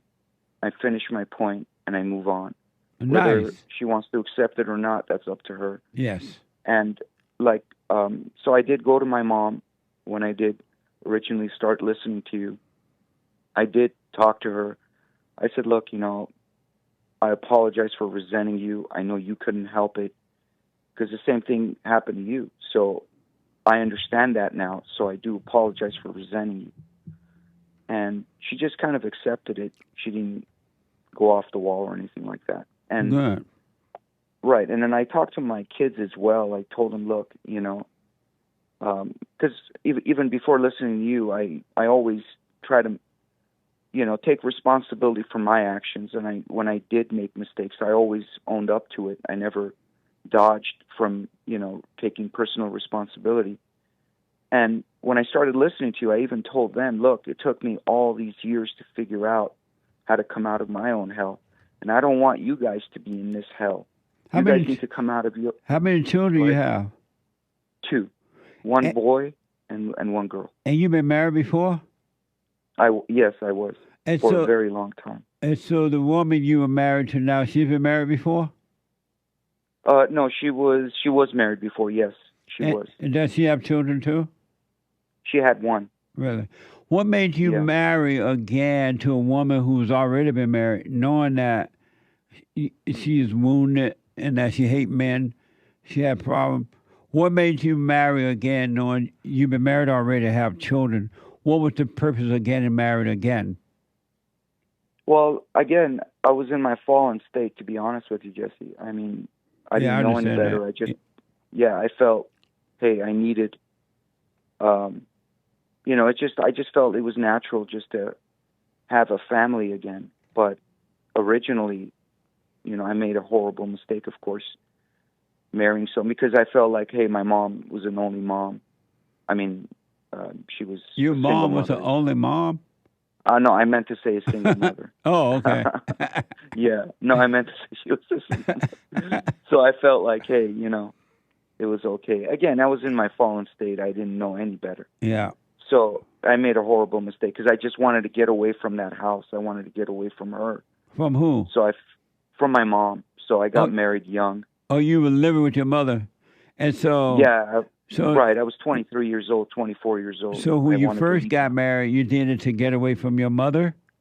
That's what I realize that now. Oh, okay. Because I hear you talking about why people tend to do that. Yeah, and it just makes perfect sense. And why did you marry a second time? Again, I was in my fallen state. I felt like, hey, it's natural to have a family, you know. So. But why did you? And I understand what you mean. Even though I'm asking this question, why did you get married to a woman who already been married, had children? You married someone else's wife. What? The first time I did that. The second time that I married now. She was married before when she was really young, too, but she doesn't have any kids or anything like that. So the first time you got married, you married a woman who already been married? Who was married, yes. And she already had children? She had one child, yes. And then she had one by you? Two. Two with you. And a girl. And then you broke up with her, and you went and married another woman who already been married before with a child? Yes. No, she doesn't have a child. No, she doesn't have a child. But she's been married before? She was married before when she was very young, yes. So why marry these women who've already been married? Again, I didn't know any better, Jesse. I was in my fallen state. Oh, okay. So I really didn't know any better. That's amazing. And why have you stayed with the second one now that you're waking up? What has caused you to stay with her? With the woman I'm married now? Yeah. Because to be honest with you, Jesse, I feel I'm not into hopping relationship after another relationship and just walking away. I don't think that's the right thing to do, to be honest with you. Why not?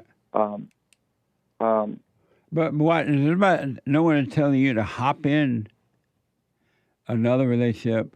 I'm just asking you with another woman who'd been married before. She has no kids, but what has caused you to stay with her, especially knowing all the trouble she's giving you? I mean, to be honest with you, I think I'm comparing both women, and I think the one I'm with now, in comparison, she comes from a home with both of her parents are together. She doesn't have any resentment towards her parents. Who? Or her father. She has a good relationship. My current wife. That's not true. Oh. So just to be clear, with your first wife, you have 2 kids, right? Correct. With your second wife, you have no kids. I don't know. Oh, okay. Why do you say she has a good relationship with her parents? Because I've seen their interactions. I mean, I know she has a temper with her mom. Because her mom tends to be a little bit overbearing. And so why would you say she had a good relationship with her parents then? I mean, because I think conflict occurs. I mean, not if you have a good relationship. Yeah, I mean, they don't fight or anything like that. Conflict is a fight. No, it is. You're right. It is. But what I meant to say was, it's not every single day. It's very rare if it ever happens. You know. But it's still a fight, and she's still not at peace. Is. Yeah. No, you're right. No, she's not. And I'm doing what I'm doing to make her see, checking out mentally so she can come out of her own hell, so she can see. But that's not a reason for you to do that. You should check out because you're working on yourself and you want to come out of your hell. Don't do it. Don't do it to try to influence your wife to come out of her hell, because. Oh no, not at all. Not at all. Oh, I thought you said you were you're checking out so that she can come out of her hell. Well, right, because I'm working on myself. That's priority number 1 for me. But in addition to that, I'm checking out mentally. So, with her. So, I mean, the reason why I'm married with her, Jesse, because I know you've said before that there's no such thing as her being a good person because human beings in their fallen state don't have love. Right. You shouldn't look for love. Right. They don't have love to give. Right. And I completely understand that. But it's just, like you said, wait and see. I'm kind of doing the wait and see kind of thing. And wait and see what? If the Holy Spirit guides me to stay or guides me to leave. Well, okay. Well, I guess that's why I'm just kind of doing the silent prayer 3 times a day, because I feel that's what I need. Right. And how are you dealing with, I mean, you checking out, how is she reacting to you not arguing with her anymore?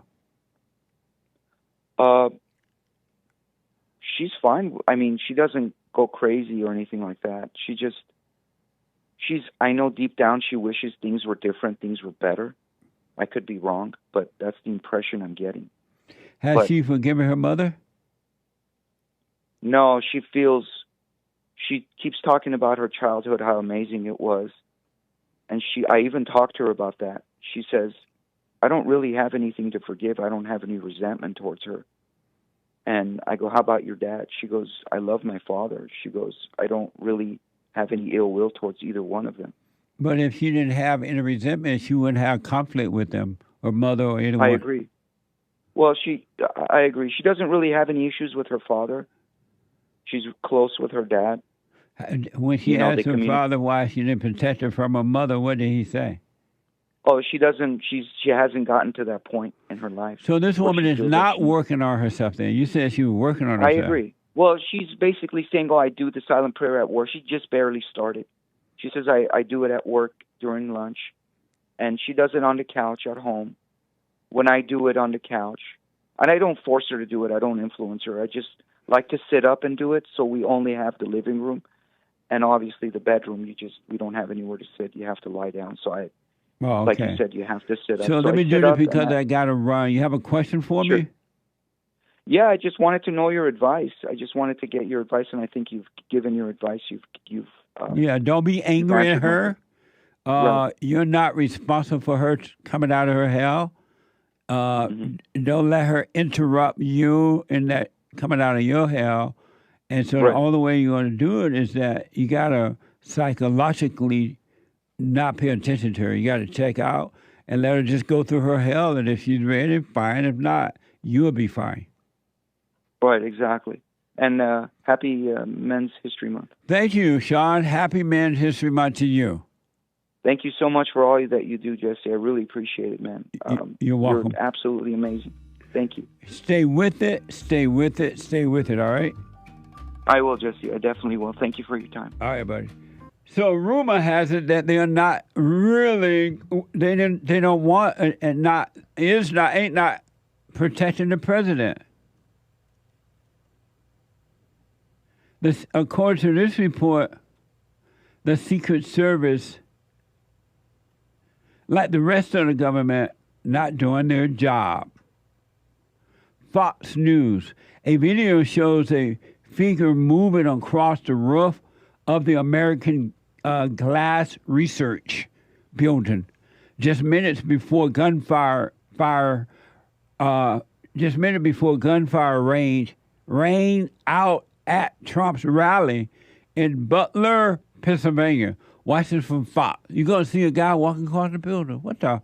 That's right. This is new chilling video that appears to show, take a look, you can see a shadowy figure that appears to be moving on the roof across from the stage where former President Donald Trump was speaking back on July 13th. We know from the FBI, would-be assassin Thomas Matthew Crooks traversed on roofs that were about 150 yards away from the rally stage. So perhaps this is Crooks who was captured in this video. In the meantime, though, we know there were communication failures during the rally, but now, based on the congressional testimony from Secret Service Acting Director Ronald Rowe, it's clear there were communication failures before, starting with the assumption from the Secret Service that local officers would cover the roof the gunman used. Now, local officials I'm speaking with say that assumption does not align with the assignment they were given. In the United States of America, now do you believe me when I say my country is no longer tears of thee? My country, sweet, sweet, sweet home America, is gone. I didn't know. I mean, you read about the old countries way yonder back, how they fell. And I used to wonder, how does a country fail? How does it destroy itself from within and doesn't exist anymore? I'm starting to see it now. I understand it now more and more and more. And last but not least, speaking of the FBI, so I'm concerned for Donald Trump. If all this is true, I'm concerned. I hope that God will continue to watch over him. Because between now and November, you ain't seen nothing yet. The Democrats are angry, and an angry person is desperate. And a desperate person, male or female, will do anything they can to get what they want. They don't care about you. They don't care what happens to you. They want what they want, and that's it. That's the ego nature, the evil nature. And the Democrats are desperate, along with the liberal media. And one last point I want to make about my country. My country, 'tis of thee. Crime is out of control in America today. FBI don't want you to know that, according to this report. I bet you if we really knew the number or amount of crime that is being committed in America now, no police. They have defunded the police. And then police officers are afraid to do anything if they show up. There are so many, according to the local news, there are so many home invasions, home break-ins right now in Encino, California, and other areas too. I mean, on a daily basis. And in some cases, the people are home. And in nearly all cases, nearly all, maybe one or two, the police never show up in time to catch the criminal. The alarm goes off, the notice, burglar alarm notice goes off. In some cases, when the people are home, they call the police. But by the time the police get there, the criminals are gone. And they're gone next door to the next house. They're not even catching the criminals now. And they're telling the homeowner, oh, you need to buy or improve your alarm system. Oh, so I got to pay taxes for police that I cannot even use. I got to now put more money on locking myself in the prison of my own home. Because y'all decided to defund the police and let the criminal out. And you want to vote for Kamala Harris. Well, speaking of crime, according to Fox News host Jesse Waters, the FBI have been caught cooking the books on the country's crime statistics. There's a guy that called Haitian a lot, and I think he's from Arizona somewhere, and he always be trying to give hate report on crimes, especially trying to prove that the blacks are not committed as many crimes. I wonder if he's reading these FBI reports, which appears not to be telling you the truth about the number of crime. Watch this from Fox News. So if crime's everywhere, why do they say crime's down? A new report from the FBI shows that there was a 13% decline in murder. Despite what the data shows, which we've been talking about, the fact that crime is going down in most places is not registering with the public. I can safely walk my dog to the Capitol today in a way that you couldn't do when we all got here. I'm glad Pete can walk his dog, but why should we believe the FBI? Well, turns out we shouldn't.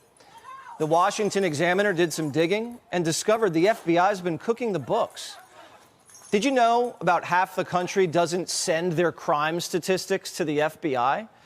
So the FBI just estimates the number of crimes, and then they estimate in the wrong direction. Murders are actually up 23% across 70 cities since 2019. Isn't that amazing? What's so amazing? I told you human nature is evil, right? Human beings are evil.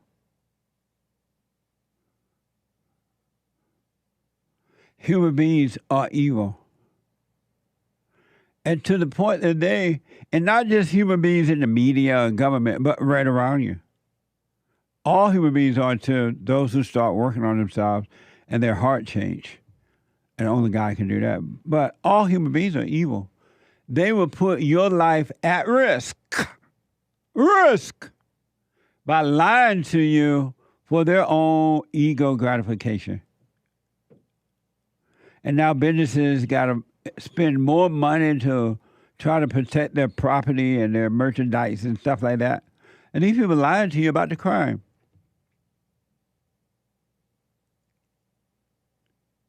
They're lying to you about the crime. Everything, the world is a mess. The whole world is a stage, and everyone is playing a part. The curtains goes up, and all you see are broken hearts. What a mess! But there's a way out for you. In spite of what's happening outside of you, you can be free on the inside. You can have perfect peace in the midst of all this mess, if you want it. Or you can see your hell. So my experts are here. The anchor baby, Nick, is over there. And Nick shows every day at 4 p.m. now, Pacific time. The anchor baby, the amazing American anchor baby. And Nick is an expert here. And over here is JUL Friday TV, Monday through Thursdays at 11 a.m. Pacific time. And also an expert here. And next to JUL Friday TV is the Hake of the Hake, H-A-K-E report.com at 9 a.m. Monday through Friday. And an expert here. And Hake is having a guest today. He's going to have somebody. Kaz from Atheist Edge. Kaz from Atheist Edge. That's the plan. So I want to play this soundbite, and I just want to quickly get you guys' response to it. We haven't discussed this, so that's why I want to ask them.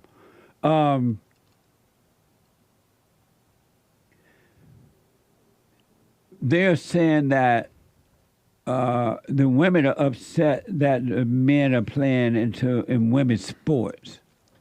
And it's been like an ongoing discussion for a while now, and the females doesn't seem to like it.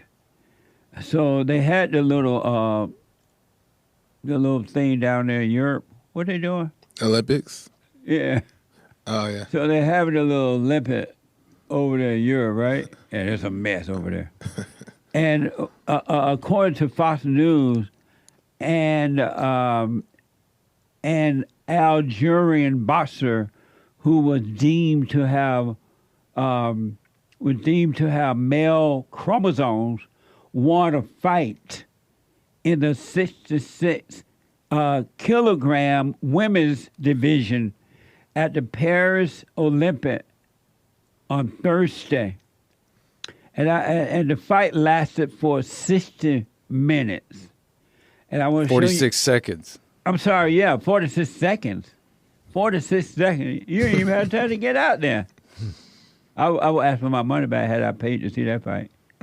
46 seconds. I want to show you a clip of the boxing match and then get you guys' feedback on it. Here's the first clip. Oh, but he left out a lot of it because there was a point where she was getting punched by him. That was it. And then she... Oh, they showed that? Yeah, she just got punched. It was only one punch and then she was done. Oh, they showed the one punch? Yeah. Oh, it happened so fast, I ain't even seen it. Oh, okay. And she's like, I ain't never been punched this hard in my whole life. This fight is over. Right? She could have stayed in there a little more. No? Well, I'm about to find out from you guys. And then here is a picture of the transgender boxer. So the red shirt is he ain't got no... Ain't no transgender, that's a man. He ain't even got no... That looked like I used to go to school with. And so that's a picture of the transgender boxer.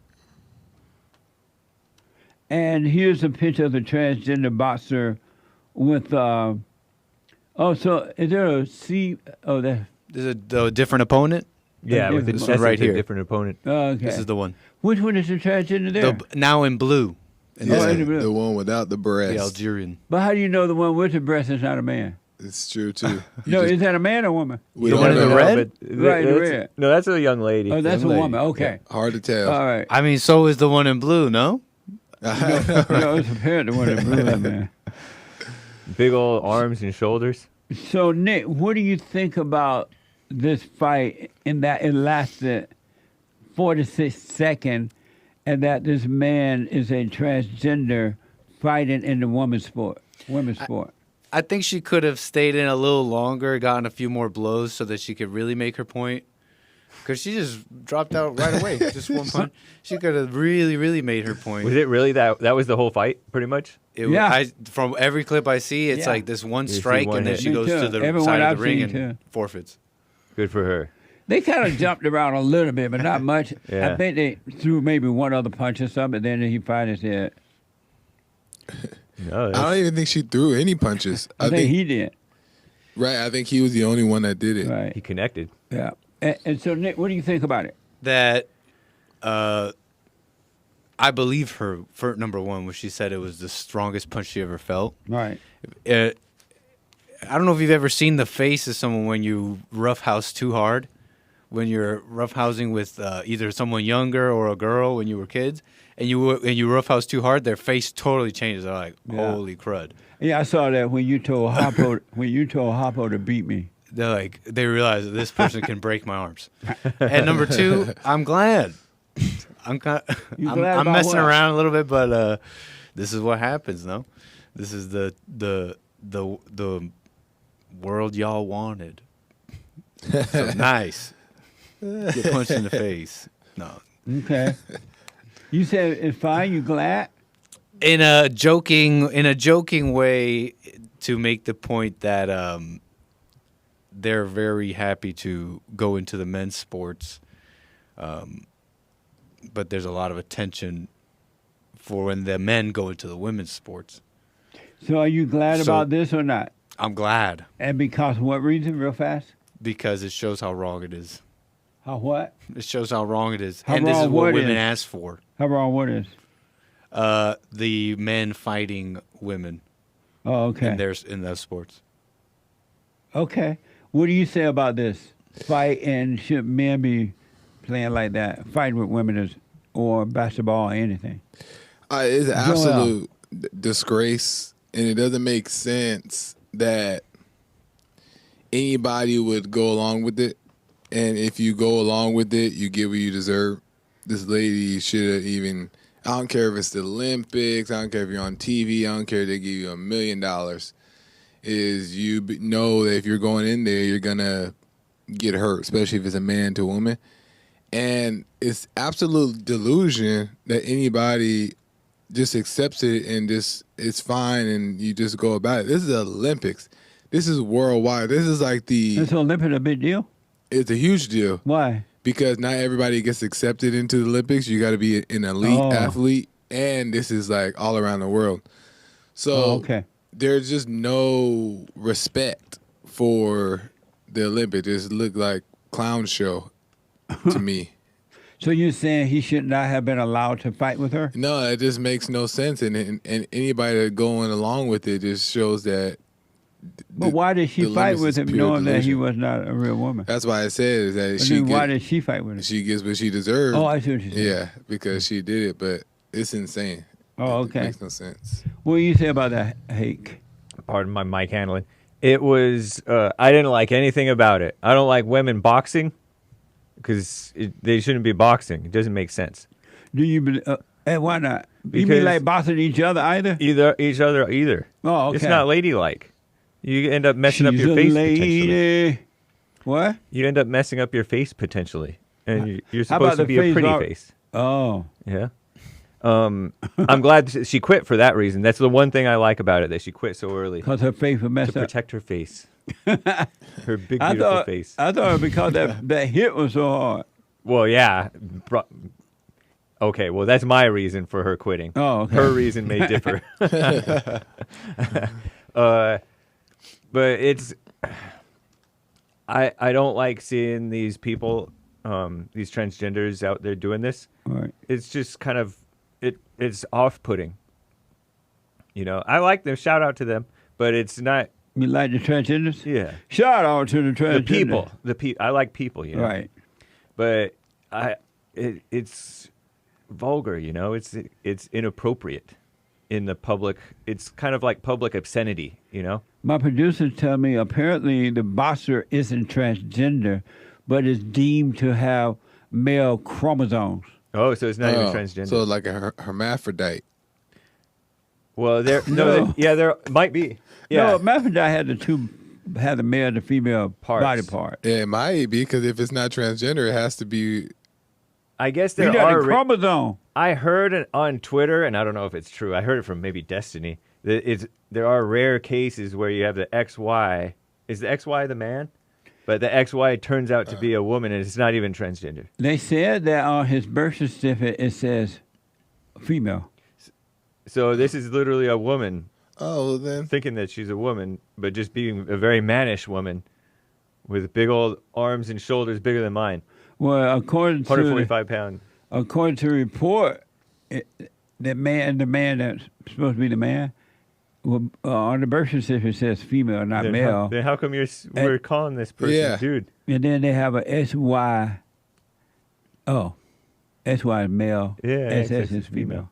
So what is it? Because I don't know. Well, I repent, young lady. When I read this, take back my comments. When I read this Trashing statement, the though, person. it's still not clear. Like, so apparently the boxer isn't transgender, but is deemed to have male chromosomes. That could also mean that they weren't going around saying they were transgender, but faking that they were a girl. You know, you could fake a birth certificate. You could, I don't know. I still don't know what this statement means. It's Algeria. You can't fake the birth Exactly. certificate if you're a baby.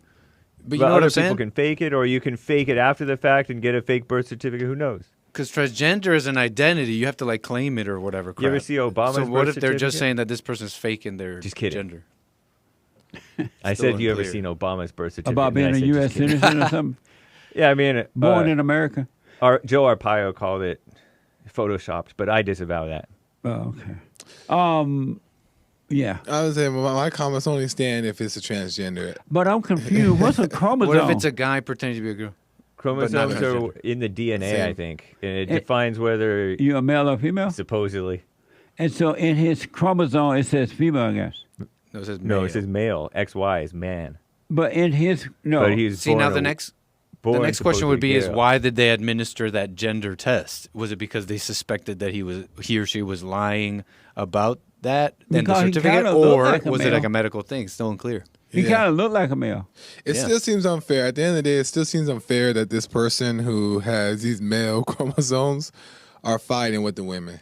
It the shouldn't other- be right. That's the other thing I don't like about this thing, because the competition is so lopsided that it's potentially dangerous. You could have a life-altering injury from one fight or one match with a game with somebody. Well, you know that before you get into the ring.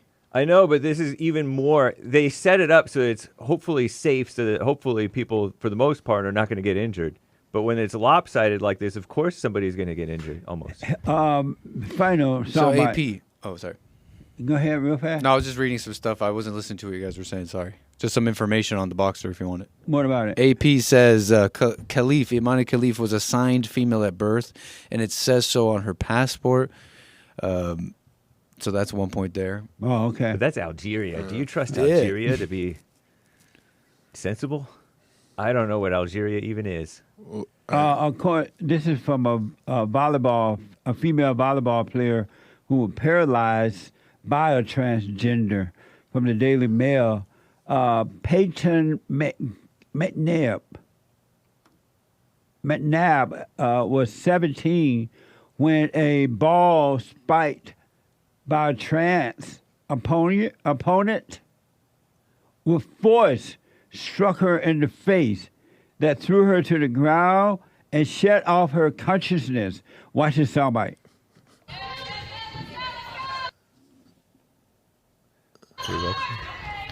Whoa.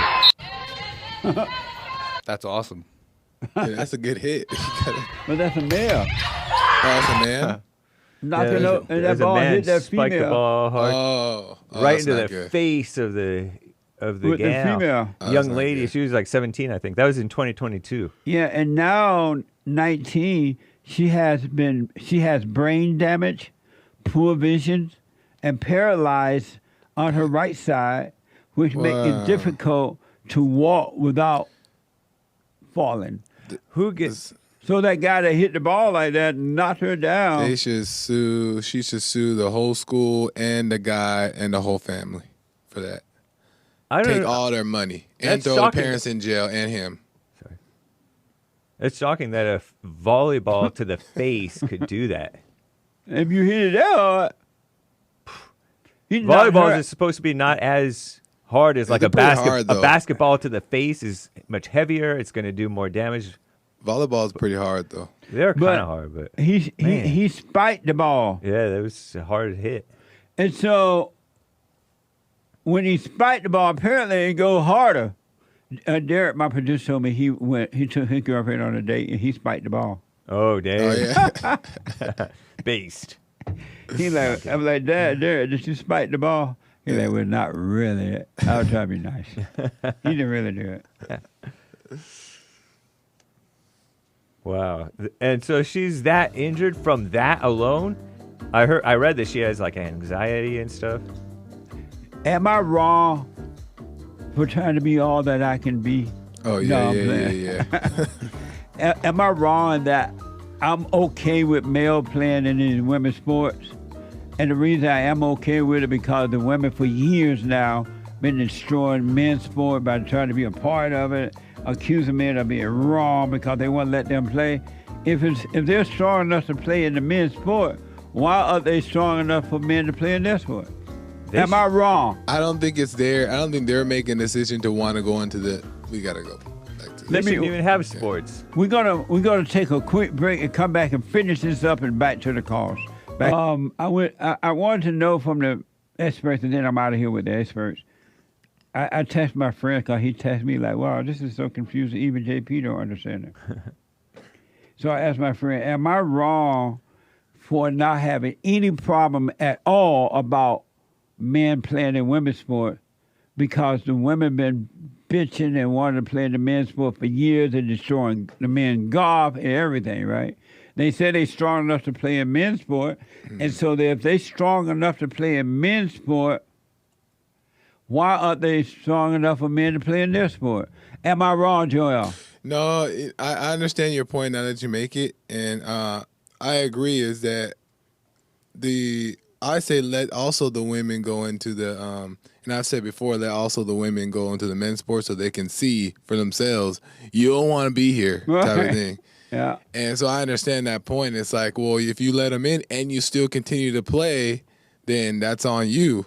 So I interviewed people on the FallenState.tv and I asked them, should men play in women's sport? No. Why? They can't. Men are stronger. And so I asked, should women play in men's sport? Oh, yeah, that's fine. Yeah. How is one fine but the other is not? It's the same thing. Yeah. Well, you say, hey, am I wrong? No, I don't think you're wrong. It is a shame, though, because the kids who had nothing to do with it, little girls and stuff who had nothing to do with it, whether they should be in sports or not, they're getting payback for something that they're suffering from what the adults are doing, which is putting the boys in there. Yeah, it's a shame. Like they don't even. That girl who got partially paralyzed, I don't know if she supports the trans agenda or the women playing men's sports agenda. Am I wrong, Nick? Hey, come here.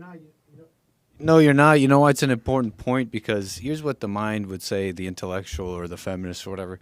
They hear you say that, but see, it still fits in their worldview because you can't put a man in the women's sport because no woman will be able to truly compete. They'll get hurt, blah, blah, blah. But a woman can still go into a man's sport because it's still merit. she could still prove she can hang with the boys as long as she has skill or strength or whatever, right? But you can't even. It's important what you're saying because that's actually still false. Once you start putting women in the men's stuff like that, with the mentality of, well, if they can prove it, they should be there. You're actually weakening the men. You're actually lowering the standards of everything. The men have to actually bring themselves down to the women. That's what happens. It's I don't know what, spiritual for whatever reason. That's what ends up happening. Yeah, you're right. So even that logical conclusion is stupid, actually. In the good old days, they didn't even have women's sports, really. Not like this. Not as out of control like this. Not like this. They had... When I was growing up, they had women basketball. They probably just started by the time you were a kid. Before that, they didn't. Oh, okay. And the women played, and they over there playing. Okay, y'all play ball. Yeah. And then over here, men. It was just men. And there was no argument about transgender and who should do this and who should do that. Zenny want to comment on this. How cool girls playing sports. Yeah. Depends yeah, on I don't mind them playing, but sometimes it just doesn't fit though. It's all mannish. Yeah, that's true. That's true. And this boxing, out of control. Yeah, I know. Yeah, the women are crazy when they do the boxing, but I agree with that point. A little like cute, like not even cute, like playing soccer, but kick the ball around, play basketball. That's cute. I don't care. I mean, I just always know that it makes them turn into, when they get carried away into it, they start to lose their beauty and their like essence as a woman. Yep. But I agree with your point because I say let the women play football so they get hit hard at one time. They will never want to play no more. Right. My friend said you are wrong. I don't agree. Wrong is wrong. Keep it right. I don't want to compromise with wrong. As men, we still need to protect women, even when they are wrong. I don't quite understand how you responded. My friend, he must be on pot this morning. Probably. But no, he's not on pot. He's Christian. But what I'm saying, friend, is that women should not play in men's sport, and men should not play in women's sport, and that's it. And if they're saying it's okay for women to play in men's sport, then it's okay for men to play in women's sport. I don't care how big, how tall, how short. It's fine. Yeah, I get your point. And I gotta say one more last thing is that with basketball, women's basketball, they got a new endorsement deal. I don't know if you heard, to where I think they're like media companies getting paid like $2 billion funded to the women's basketball now. So they're about to be making more money. Money. They trying hard to make women's sports important. They try hard to make us look at it. They're going overtime because they know normally people don't care about women's sports. No, they don't. And so they're trying to make it be so. Yeah, it reminds me of, I watched a clip of Kamala Harris talking to little kids and about schools and teachers' pay and Trump and stuff. And one is like, she's talking to a little girl, oh, we need young leaders like you to get good schooling. And she's talking to a little girl, calling a little girl a young leader, an up-and-coming leader. They're just flipping it upside down. Yeah. Omi said, there is no such, my PR guy, there's no such thing as men's professional sport, just the best competitor, which are all men. Right. Yeah, you understand that? Pro sports means it's all men. He said there's no such thing as men. Oh, they didn't used to call pro sports it's like professional sports. He's just saying the men's mentality is not baseball. Like that. Yeah, just pro the baseball. Best You don't competitor. Pro baseball, you don't have to call it men's because it's already, that it's. Oh, I see. And in the minds of men, we don't think of it like that. Like, we're the men, you're the women. No, it's just like, let's play professionally. Oh, look at that. It's all men. Amazing. Nice. Okay. I still don't agree. I'll protect women because that is our job. We should hold the line on what is right and godly, according to my friend. That's what I'm saying, though, friend. If men cannot play in women's sport because men are bigger, badder, then women can't play in the men's sport for the same reason. And what's the difference? Just think about it. What's the difference? Anyway, I got to go with this and go back to the calls. Last word. Joy off Friday TV. I agree. The Hake Report. Shout out to the ladies. The American Anchor Baby. Yeah, this happens a lot with men. They'll defend. They'll like feel bad for women, and they'll hold the line on what they think is right, but they're actually just defending her feelings, and against the mean guys or something. Joel, before you write, do we suffer the consequence of what we do? Do we suffer the consequences of what we do? Yes. We do suffer the consequences of what we do? There are some consequences, but God's grace is also there. Oh, Lord, here we go with Grace again. You can't get over Grace, huh? I love Grace, too. She's a nice lady. But that had nothing to do with her. Huh? It was God's grace. So you don't think Grace is from God? She is, too. She is. But that's not the grace I'm talking about. Oh, which one are you talking about? Oh. I know about God's grace. So you believe we do suffer the consequence of what we do? Yeah. Okay. You hate? I do. You believe we suffer the consequence of what we do? I have a little bit, yes. Yes. We do? Mm-hmm. And Nick, do we suffer the consequence of what we do? Yeah, seems like it. I'm sorry? Yeah, it seems like it. Oh, okay. Thank you. Thank you, guys. My experts. Thank you. I appreciate it.